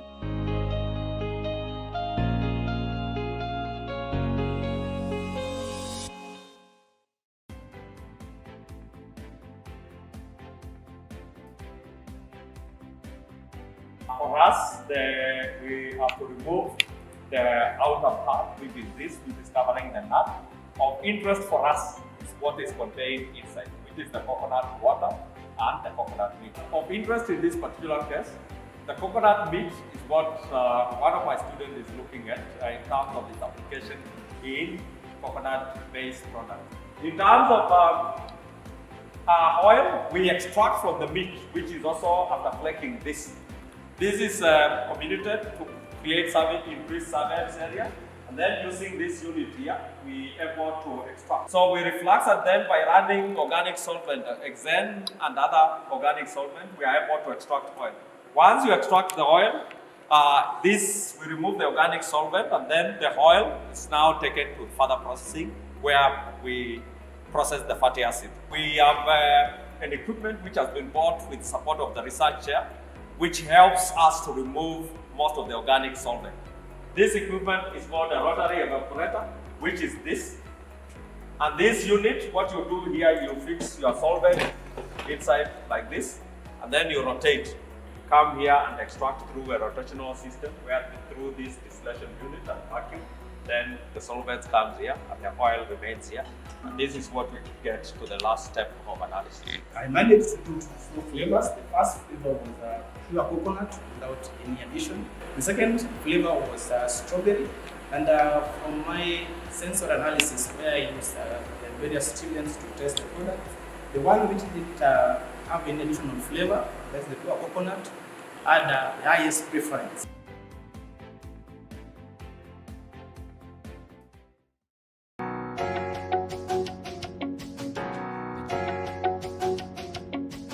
My names are Patrick Kavagi Amaheno, based as technologist at the Department of Horticulture and a research assistant based to the African indigenous vegetables. This is a project that was started long away in 1991 by Professor Mary Abukusa. We had a range of issues that had been raised by farmers, and this was after we disseminated questionnaires to farmers in the western part of this country. And what came out clearly was lack of clean planting materials, that is the seeds for selected African indigenous vegetables. And now we had to collect the seeds of all the African indigenous vegetables that were considered to be priority ones, and then came to do bulking from the university. And then now the same seeds were now sent back to the farmers for them now to start their enterprises. This has come up clearly because now the most farmers, through the community-based organizations and aggregation of farmers, have adapted now the commercial aspect of African indigenous vegetables, more so after embracing the innovation of how to dry the vegetables during that time where the production is high. My names are Alfred Masaba Wanzala. I'm a research assistant in Africa Indigenous Vegetable. The project is all about ensuring that it provides quality seeds to farmers and also trains farmers at a different level to ensure that they produce quality indigenous vegetables. We do the training starting at the primary school level up to the old farmers or the farmers at the field. At the primary level, we engage pupils in 4K clubs to ensure that they know quality farming. At the lower level, we provide them with the quality seeds and also planting leaflets to guide them through the farming.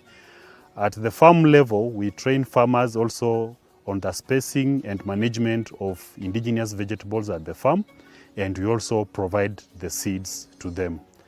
At the university level, when we are doing research, we engage university students both at undergraduate and postgraduate level in different research, and also provide them with planting materials, and we guide them throughout up to the harvesting and post-harvesting management.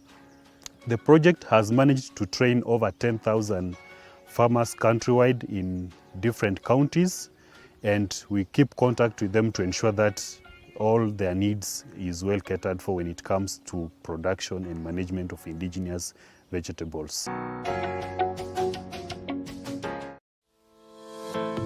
Jomo Kenyatta University of Agriculture and Technology is a leading public university in Kenya, located in Juja Town, 36 kilometers northeast of Nairobi. JKUAT has carved a niche for herself in Kenya and the region as a center of global excellence in the fields of agriculture, engineering, technology, enterprise development, built environment, health sciences, social sciences, and applied sciences. JKUAT has 5 colleges offering over 400 academic programs. The colleges of Engineering and Technology, Health Sciences, Pure and Applied Sciences, Agriculture and Natural Resources, and Human Resource Development. To apply as a self-sponsored student, visit our admission website admission.jkuat.ac.ke. For any inquiries, feel free to call our contact center on 0709 715 815. You can also reach us through our social media platforms at Discover JKUAT on Facebook, Instagram, and Twitter. Email customer care at jkuat.sc.ke or check out our YouTube channel at Discover JKUAT. JKUAT, setting trends in higher education, research, innovation, and entrepreneurship. Karibu JKUAT.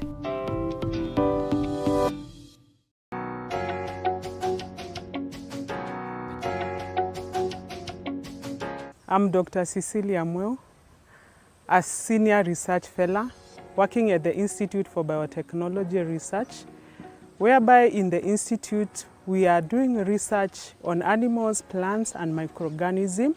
And our main aim is to tap the genetic resource in these different organisms to improve their production so that we can help the farmers to have better yields and even plants which can withstand different harsh conditions like drought and so on.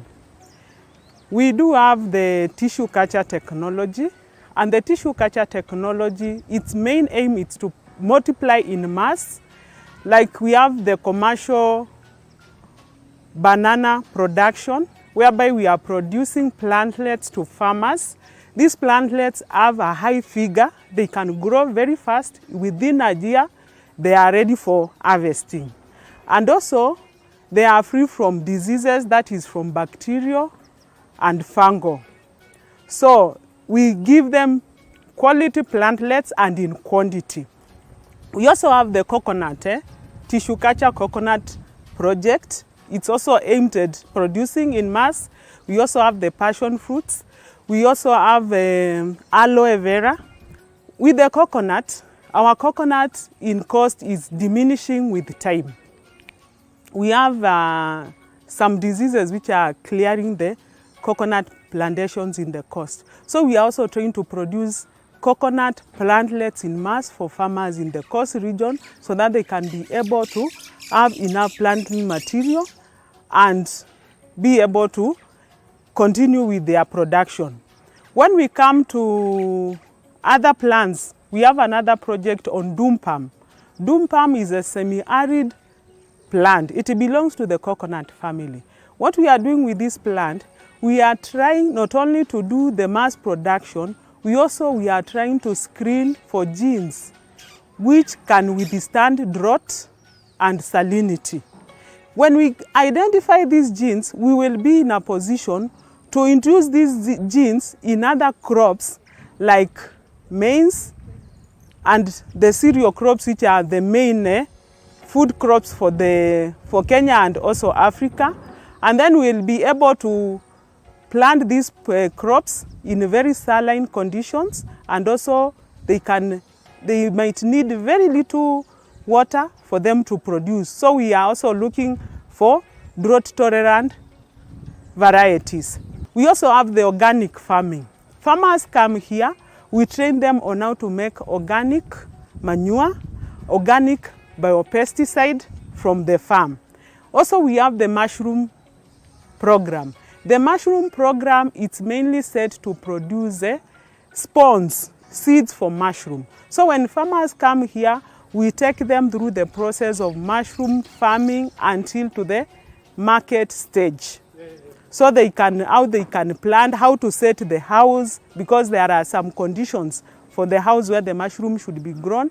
We train them on how to do that, and then how to grow from the starter, all that. And also we tell them the different challenges, like if you see this might be a big bacterial infection which is affecting your mushroom, you need to apply ABCD. And also we train them not only to prevent, but to control.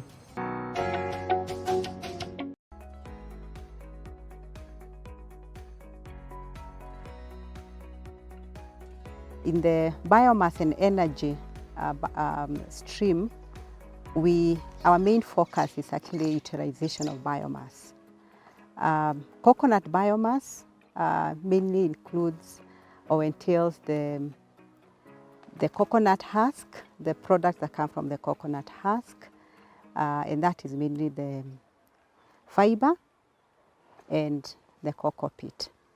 For the fiber, we are looking at development of cellulose-based superabsorbent products. We have a master student, Joyline, working on or developing. She actually developing products that are superabsorbent for application in many fields, but at the moment the focus is in agriculture. We are collaborating with a local producer in Kwale called Cocoa Grow Company. We are still refining on the technologies of especially removing excess oil. On my research, I am working on the development of cellulose-based hydrogel products from coconut fiber. The fiber is rich in cellulose, which we can use for development of these hydrogels. Of importance of these hydrogels is a natural polymer that is degradable. On product development of my research, I've developed a number of products. On the final product, that is the first product is the cellulose. The next product is the hydrogel. That is where we are focusing on. And this hydrogel can be used in agriculture as for water conservation. And another use is on diapers. As we know, like sanitary towels, the material that is there is basically hydrogels, but whatever is there is synthetic. And on synthetic material, they are not degradable. That's why we are focusing on the biodegradable material for this use.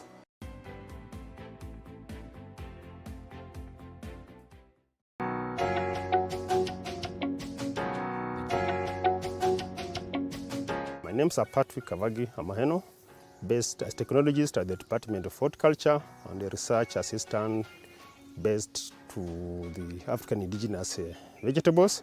This is a project that was started long away in 1991 by Professor Mary Abukusa.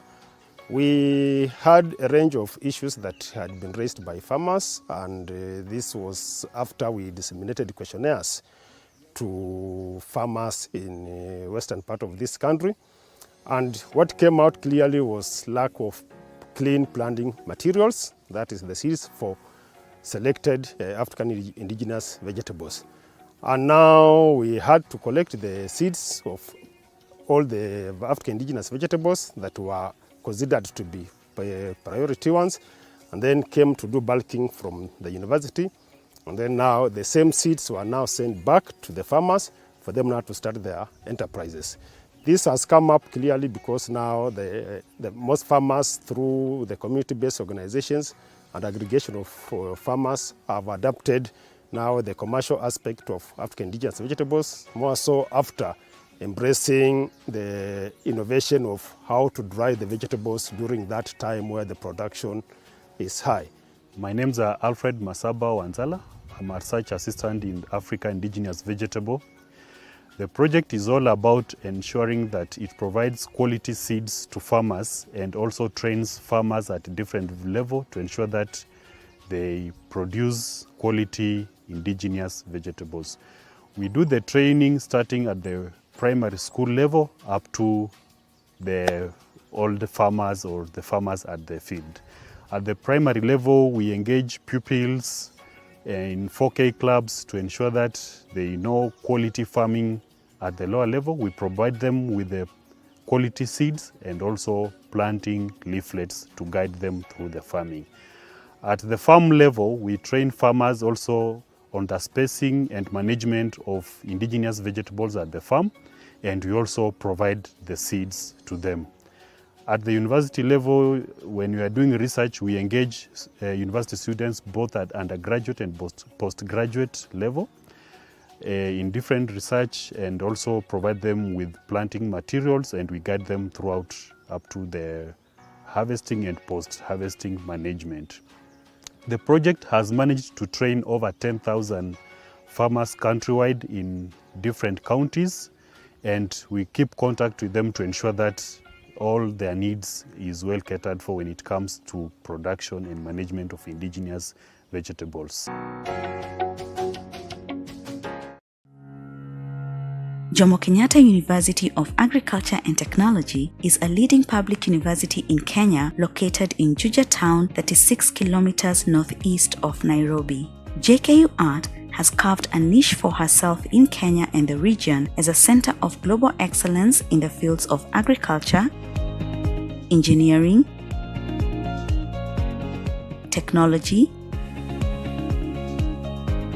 enterprise development, built environment, health sciences, social sciences, and applied sciences. JKUAT has 5 colleges offering over 400 academic programs. The colleges of Engineering and Technology, Health Sciences, Pure and Applied Sciences, Agriculture and Natural Resources, and Human Resource Development. To apply as a self-sponsored student, visit our admission website admission.jkuat.ac.ke for any queries. Feel free to call our contact center on 0709 715 815. You can also reach us through our social media platforms at Discover JKUAT on Facebook, Instagram, and Twitter. Email customercare@jkuat.ac.ke or check out our YouTube channel at Discover JKUAT. JKUAT, setting trends in higher education research, innovation, and entrepreneurship. Karibu JKUAT. Jomo Kenyatta University of Agriculture and Technology invites you to apply for certificates, diplomas, degrees, masters and PhD programs in the College of Human Resource Development. We are here to equip you for the marketplace. The College of Human Resource Development has 2 schools and 5 departments offering diverse programs in the fields of business, entrepreneurship, procurement and management, as well as communication and development studies. At the JKUAT Center of Professional Studies, we offer CASNEB, HRMPDE, and the KISEP professional courses. Over the years, the college has continued to produce competent and innovative graduates who have made significant contributions to various sectors of our economy. Driven by a strong culture of innovation, the college stands at the forefront of facilitating the realization of Africa's development aspirations. Our highly qualified, dedicated, and experienced faculty at the college offer a conducive and participatory learning environment and is home to a diverse and vibrant student community. Great stories begin here. You too can start your journey to making your dream come true by joining JKUAT. Applications are ongoing. To apply online, visit admission.jkuat.ac.ke.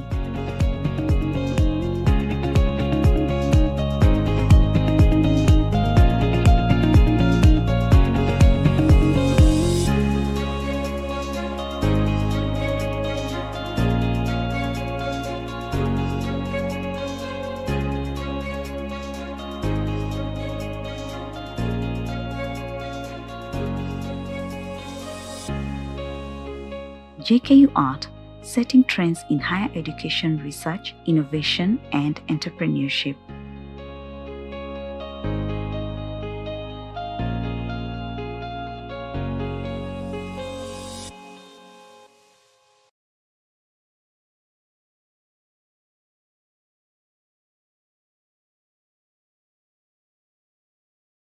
Jomo Kenyatta University of Agriculture and Technology, JKUAT, is very proud to host the National Manufacturing Research Chair in Kenya on technology, innovations, to offer solutions to the coconut value chain.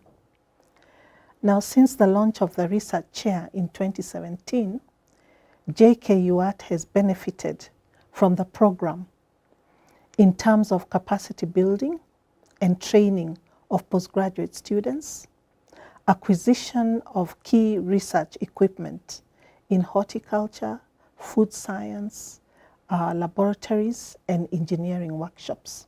Under this research chair program, a number of innovations have also been rolled out and deployed in Kilifi, Mombasa, and Kwale counties.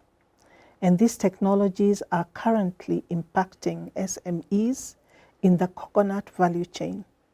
The research project has enabled JKUAT to establish important linkages and partnerships with key stakeholders, thus repositioning the university as a leading institution in research in this region through research-driven solutions.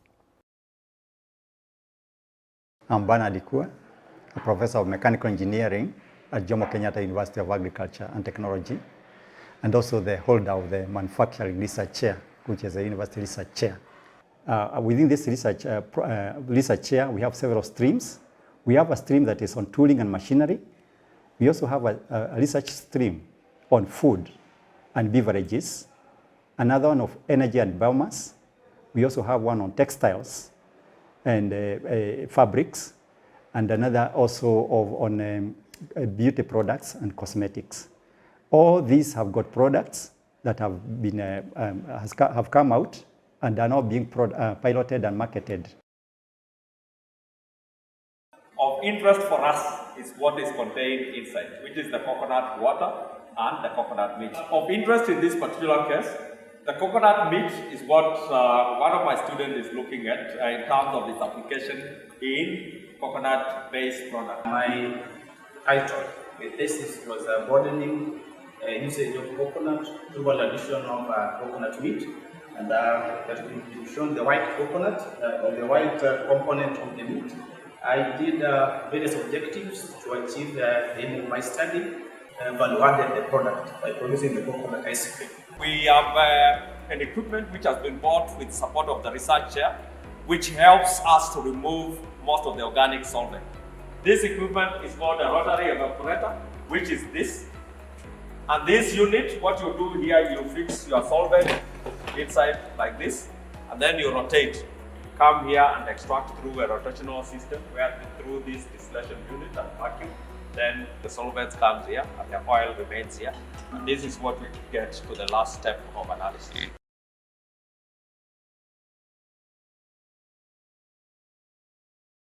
The biomass, as far as coconut is concerned, the focus has been on two main bio-wastes that come from the coconut industry or coconut value chain, and that is basically from the husk. There is a lot of bio-waste, but in this regard, for this research chair, the focus has been on the husk. The husk of the coconut has fibers, and also when you extract the fiber, there's something, some will call it a dust. It's basically that dust that binds the fiber. When you extract the fiber, you can actually also use that dust, and that is what we call the cocoa pit. So the research that I have been conducting together with the postgraduate students has focused on one, the coconut fiber and the cocoa peat. During my master's project, I was privileged to work with the manufacturing research chair on the value addition of coconut products, and I worked on the waste products, that is the fiber, for production of hydrogels for use in agriculture. The manufacturing research chair has been of great impact and has been of much benefit to me as an individual. I've gained hands-on training on equipment, and one of the equipment that has been purchased through the manufacturing research chair is the Fourier transform infrared. This is a very good equipment that is beneficial to both the students in JKUAT and other institutions, and we've managed to analyze samples for students from Moi University. And this Fourier transform infrared, it just uses the infrared radiations that interact with matter, and matter in this case is the samples that we need. Our main aim that we have been doing is doing the extracts, the oil extracts from the plant, right? Analyzing the coconut oil, and using that coconut also as an ingredient in cosmetics, which include soaps, lotions, or creams. Tooling and machineries is developing machineries and tools for the other streams within the research area. We have developed a number of equipment, 4 in number. We have developed a decorticator. This is an equipment that is used for separation of fiber with dust. We have also developed a stirrer, very useful for mixing soap ingredients and substances so that we are able to have consistent mixture. We also made dehuskers, very useful for removing husk from the nut, and these dehuskers we have deployed to a number of women groups and youth groups in the coast region. We also developed a briquette making machine, and this briquette making machine is already a technology within JKUAT, so it was a matter of adapting it for use by SMEs. For undergraduate, we have handled 4 students so far. For postgraduates, we have handled 2 masters, 2 PhDs. The manufacturing research has been very beneficial, as I said, first in the knowledge dissemination and also in the acquisition of the materials that I need for the project. I'm currently undertaking a project which involves or rather deals with the drying of cocoa peat, of which cocoa peat is a ligneous material that is normally extracted from the husk of the coconut fruit. I'm developing a composite of a coconut fiber, where I'm using a fiber as a reinforcing agent with the PLA and thermoplastic polyurethane as a matrix. So I want to develop polymeric composites to produce engineering parts. In that way, I believe that we are going to have a value-added engineering products which will, in the long run, improve the earnings by the farmers. We are training the people there on how to add value.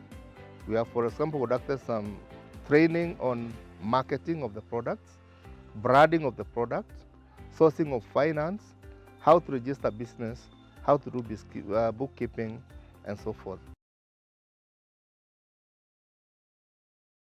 I acknowledge and we appreciate so much the various managements of the various organizations that are involved. That includes JKUAT management, Moi University, Multimedia University, Also, the Ministry of Industry and Nuts and Oil Crop Directorate, that's NOCD, which is based in Mombasa, as well as AFA here in Nairobi. They have really been of much support for this research chair. On behalf of JKUAT, I wish to appreciate NACOSTI, IDRC, and other partners for supporting the project and giving us the opportunity to lead this conversation in coconut value chain for the benefit of our country. Thank you very much. Jomo Kenyatta University of Agriculture and Technology invites you to apply for degrees, masters, and PhD programs in the College of Engineering and Technology, JICA. JICA has 5 schools offering programs in the School of Mechanical, Manufacturing and Material Engineering, Electrical, Electronic and Information Engineering, Civil, Environmental and Geospatial Engineering, Biosystem and Environmental Engineering, as well as the School of Architecture and Building Sciences. The highly qualified, dedicated and experienced faculty at the college offer a conducive and participatory learning environment and is home to a diverse and vibrant student community. Over the years, the college has continued to produce competent, high quality, and innovative graduates who have made significant contributions to various sectors of our economy. With state-of-the-art teaching and research infrastructure, coupled with a strong culture of innovation, the college stands at the forefront, facilitating the realization of Africa's development aspirations. Great stories begin here. You too can start your journey to making your dreams come true by joining JKUAT. Applications are ongoing. To apply online, visit admission.jkuat.ac.ke.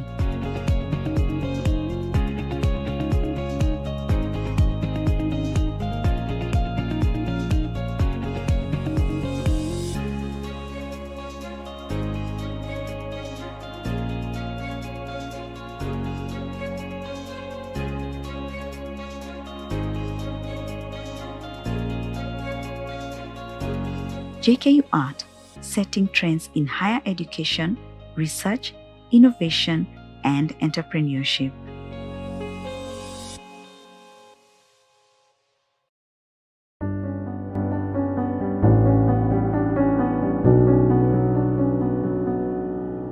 Crickets are good food. I mean, it tastes nice, it looks nice, it tastes yummy. I mean, it's everything. It's just like good food, nyama choma, ugali, vegetables, fish, or whatever. Cricket is good food. Producing cricket is friendly to our environment. Yeah, you release less greenhouse gas emissions when you're producing crickets as compared to when you're producing cows or goats or sheep or even chicken. It also requires very little capital to start. So you can use very little funds, very little money, and you can also use a lot of money depending on your interest. But a bucket like this bucket is probably 200 shillings. You buy eggs worth about 1,000 shillings. Okay. The trays in there will probably cost you about 200 shillings. And the feed there is probably 5 shillings. So you're saying with about 2,000, you have a bucket here, and in this bucket you can produce half a kilo of your cricket every 2 to 3 months. We've trained farmers in this facility, but they go and start off huge greenhouses with cricket inside. And now they are producing and even exporting. Cricket is good food for anybody and everybody. When you come here, we show you how not just to farm them, but to harvest and what you can do with those crickets. You can dry them, you can mill them into powder, and put in your ugali, put in your chapati, put in your bread, put in mandazi, put in porridge, put in anything. You can fry them like omena. You can boil them. You can deep fry them. You can eat them like njugu. You can spice them up like njugu and eat them as you walk on the road. The whatevers are limited. So that is the human aspect. But also animal feed, it is also good for animal feed. We've done studies that actually show there is very good productivity in terms of egg production, growth rate, etc. when you feed them on animals. This Nairobi has a lot of people who keep pets, and that is becoming one of the biggest markets. One of our farmers we trained in Machakos is actually solely selling to the pet industry in Nairobi. A kilo of cricket goes for, is the lowest you can buy or you can sell a kilo of cricket is 2,000 shillings. We actually do very short trainings. Initially we were doing a full 2-day training. So we actually had to cut short the training to 1 day. Okay. And restricted to hands-on training. Practical. Someone comes here at 9, they should be here. They get in, they start work together with the technician here. And the technician knows, and we have a manual that we follow, that you simply take the farmer through the process of setting up a farm. And then what is the day-to-day management in terms of feeding, in terms of cleaning, in terms of watering? What are the things to watch out for? What are the things to be careful about? How do you harvest when they are grown? And then what do you do after you harvest? We are an open policy. They can call us anytime there is an issue, and we give them free extension service on phone. If they need us to go to their farm, then they take care of the transport for the person to go there. Some find it troublesome to set up, so our technician goes to their farm, of course at the cost of the farmer. And once someone is trained here, we add them to our WhatsApp group, Cricket Farmers WhatsApp group. Okay. And from there they exchange ideas. It becomes farmer to farmer learning.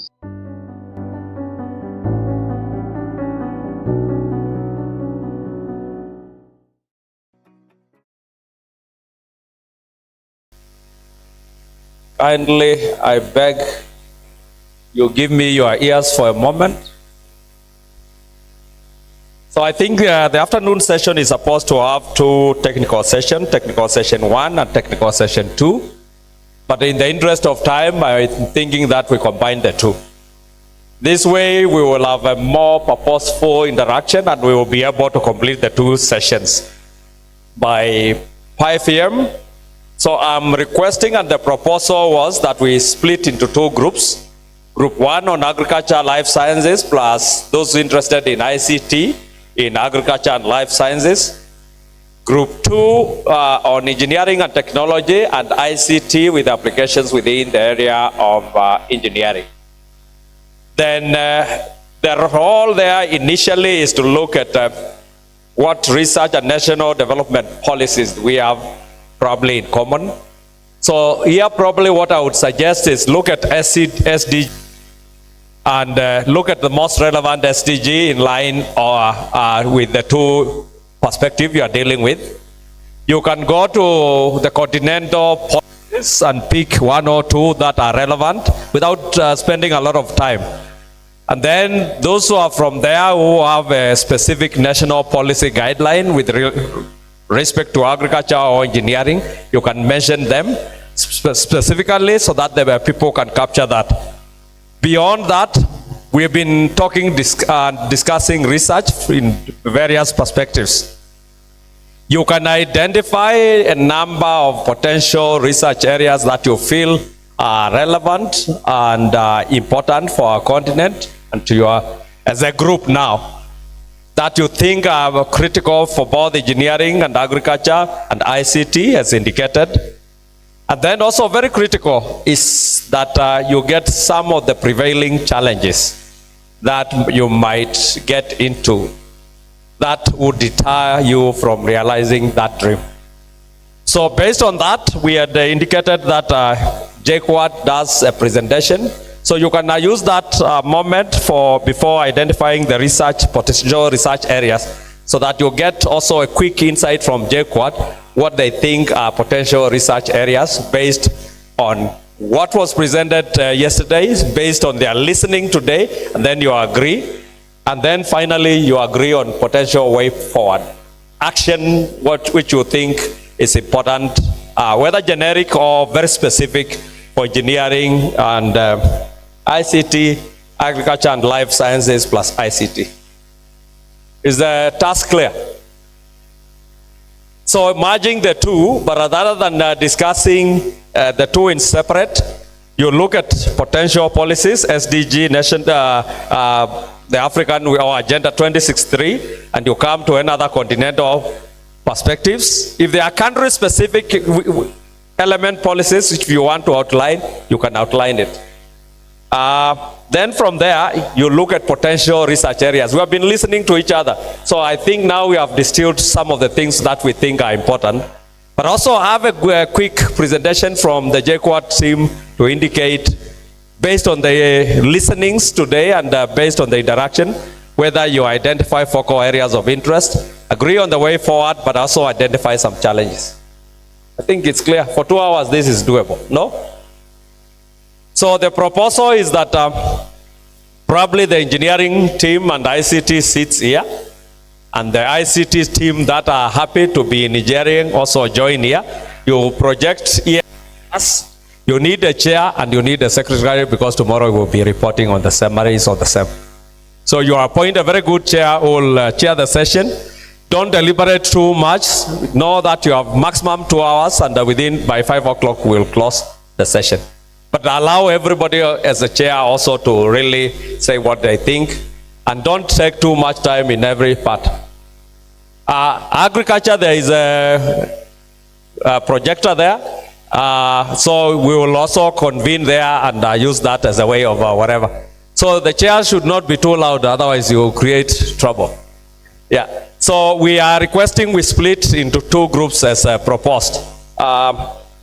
Agriculture and life sciences, engineering and technology, but ICT becomes cross-cutting, unless there are different viewpoints.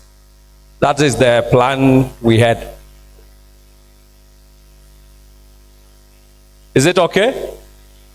I think, yeah. Then I think let's just help ourselves by, I'll request Derito to really lead the process in this engineering session, and I'll take care of that, and then we'll find a secretary.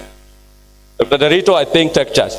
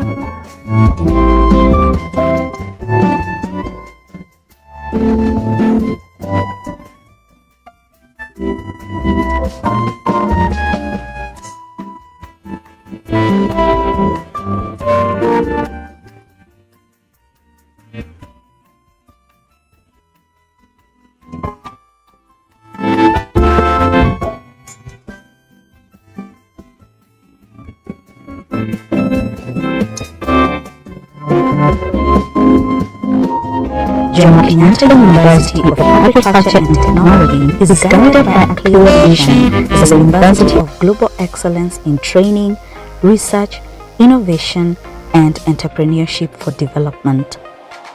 The university has a diversity of academic programs, research and innovation enterprise. JKUAT has 5 colleges offering over 400 academic programs. The colleges are Engineering and Technology, Pure and Applied Sciences, Health Sciences, Agriculture and Natural Sciences,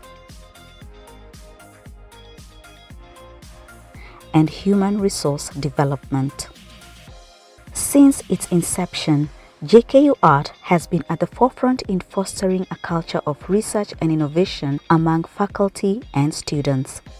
The university's modern teaching and research infrastructure, as well as a blend of local and internationally sourced innovative students and qualified faculty, gives JKUAT an edge in facilitating the attainment of Africa's development aspirations. Besides, JKUAT is proactive in Africa's development mainly through various research initiatives. In 2012, for example, JKUAT won a competitive bid to host the Pan-African University Institute for Basic Sciences, Technology and Innovation, a graduate hub that has thrust JKUAT at the center of Africa's integration and development through graduate training and research. The establishment of various centers of excellence through and partnerships with government, academia and industry has been instrumental in supporting incubation of research into viable commercial ventures that are beneficial to society. Due to this, more top-notch research enterprises at JKUAT have earned the university a much-needed prestige not only in Kenya but in sub-Saharan Africa. JKUAT is, for example, home to the Legume Center of Excellence for Food Nutrition Security, Cassava Virology Lab, EU-funded Food Fortification Lab, and Innovation Prototyping Center, among others. JKUAT is also host to the China-funded Sino-Africa Joint Research Center, which has been at the forefront in advancing biodiversity research and conservation in the continent. In addition, JKUAT is home to Africa's only International Maritime Technology Cooperation Center, fronted by International Maritime Organization to champion research in the emerging blue economy. With an enrollment of over 35,000 students, JKUAT is currently repositioning as Africa's leading entrepreneurial university.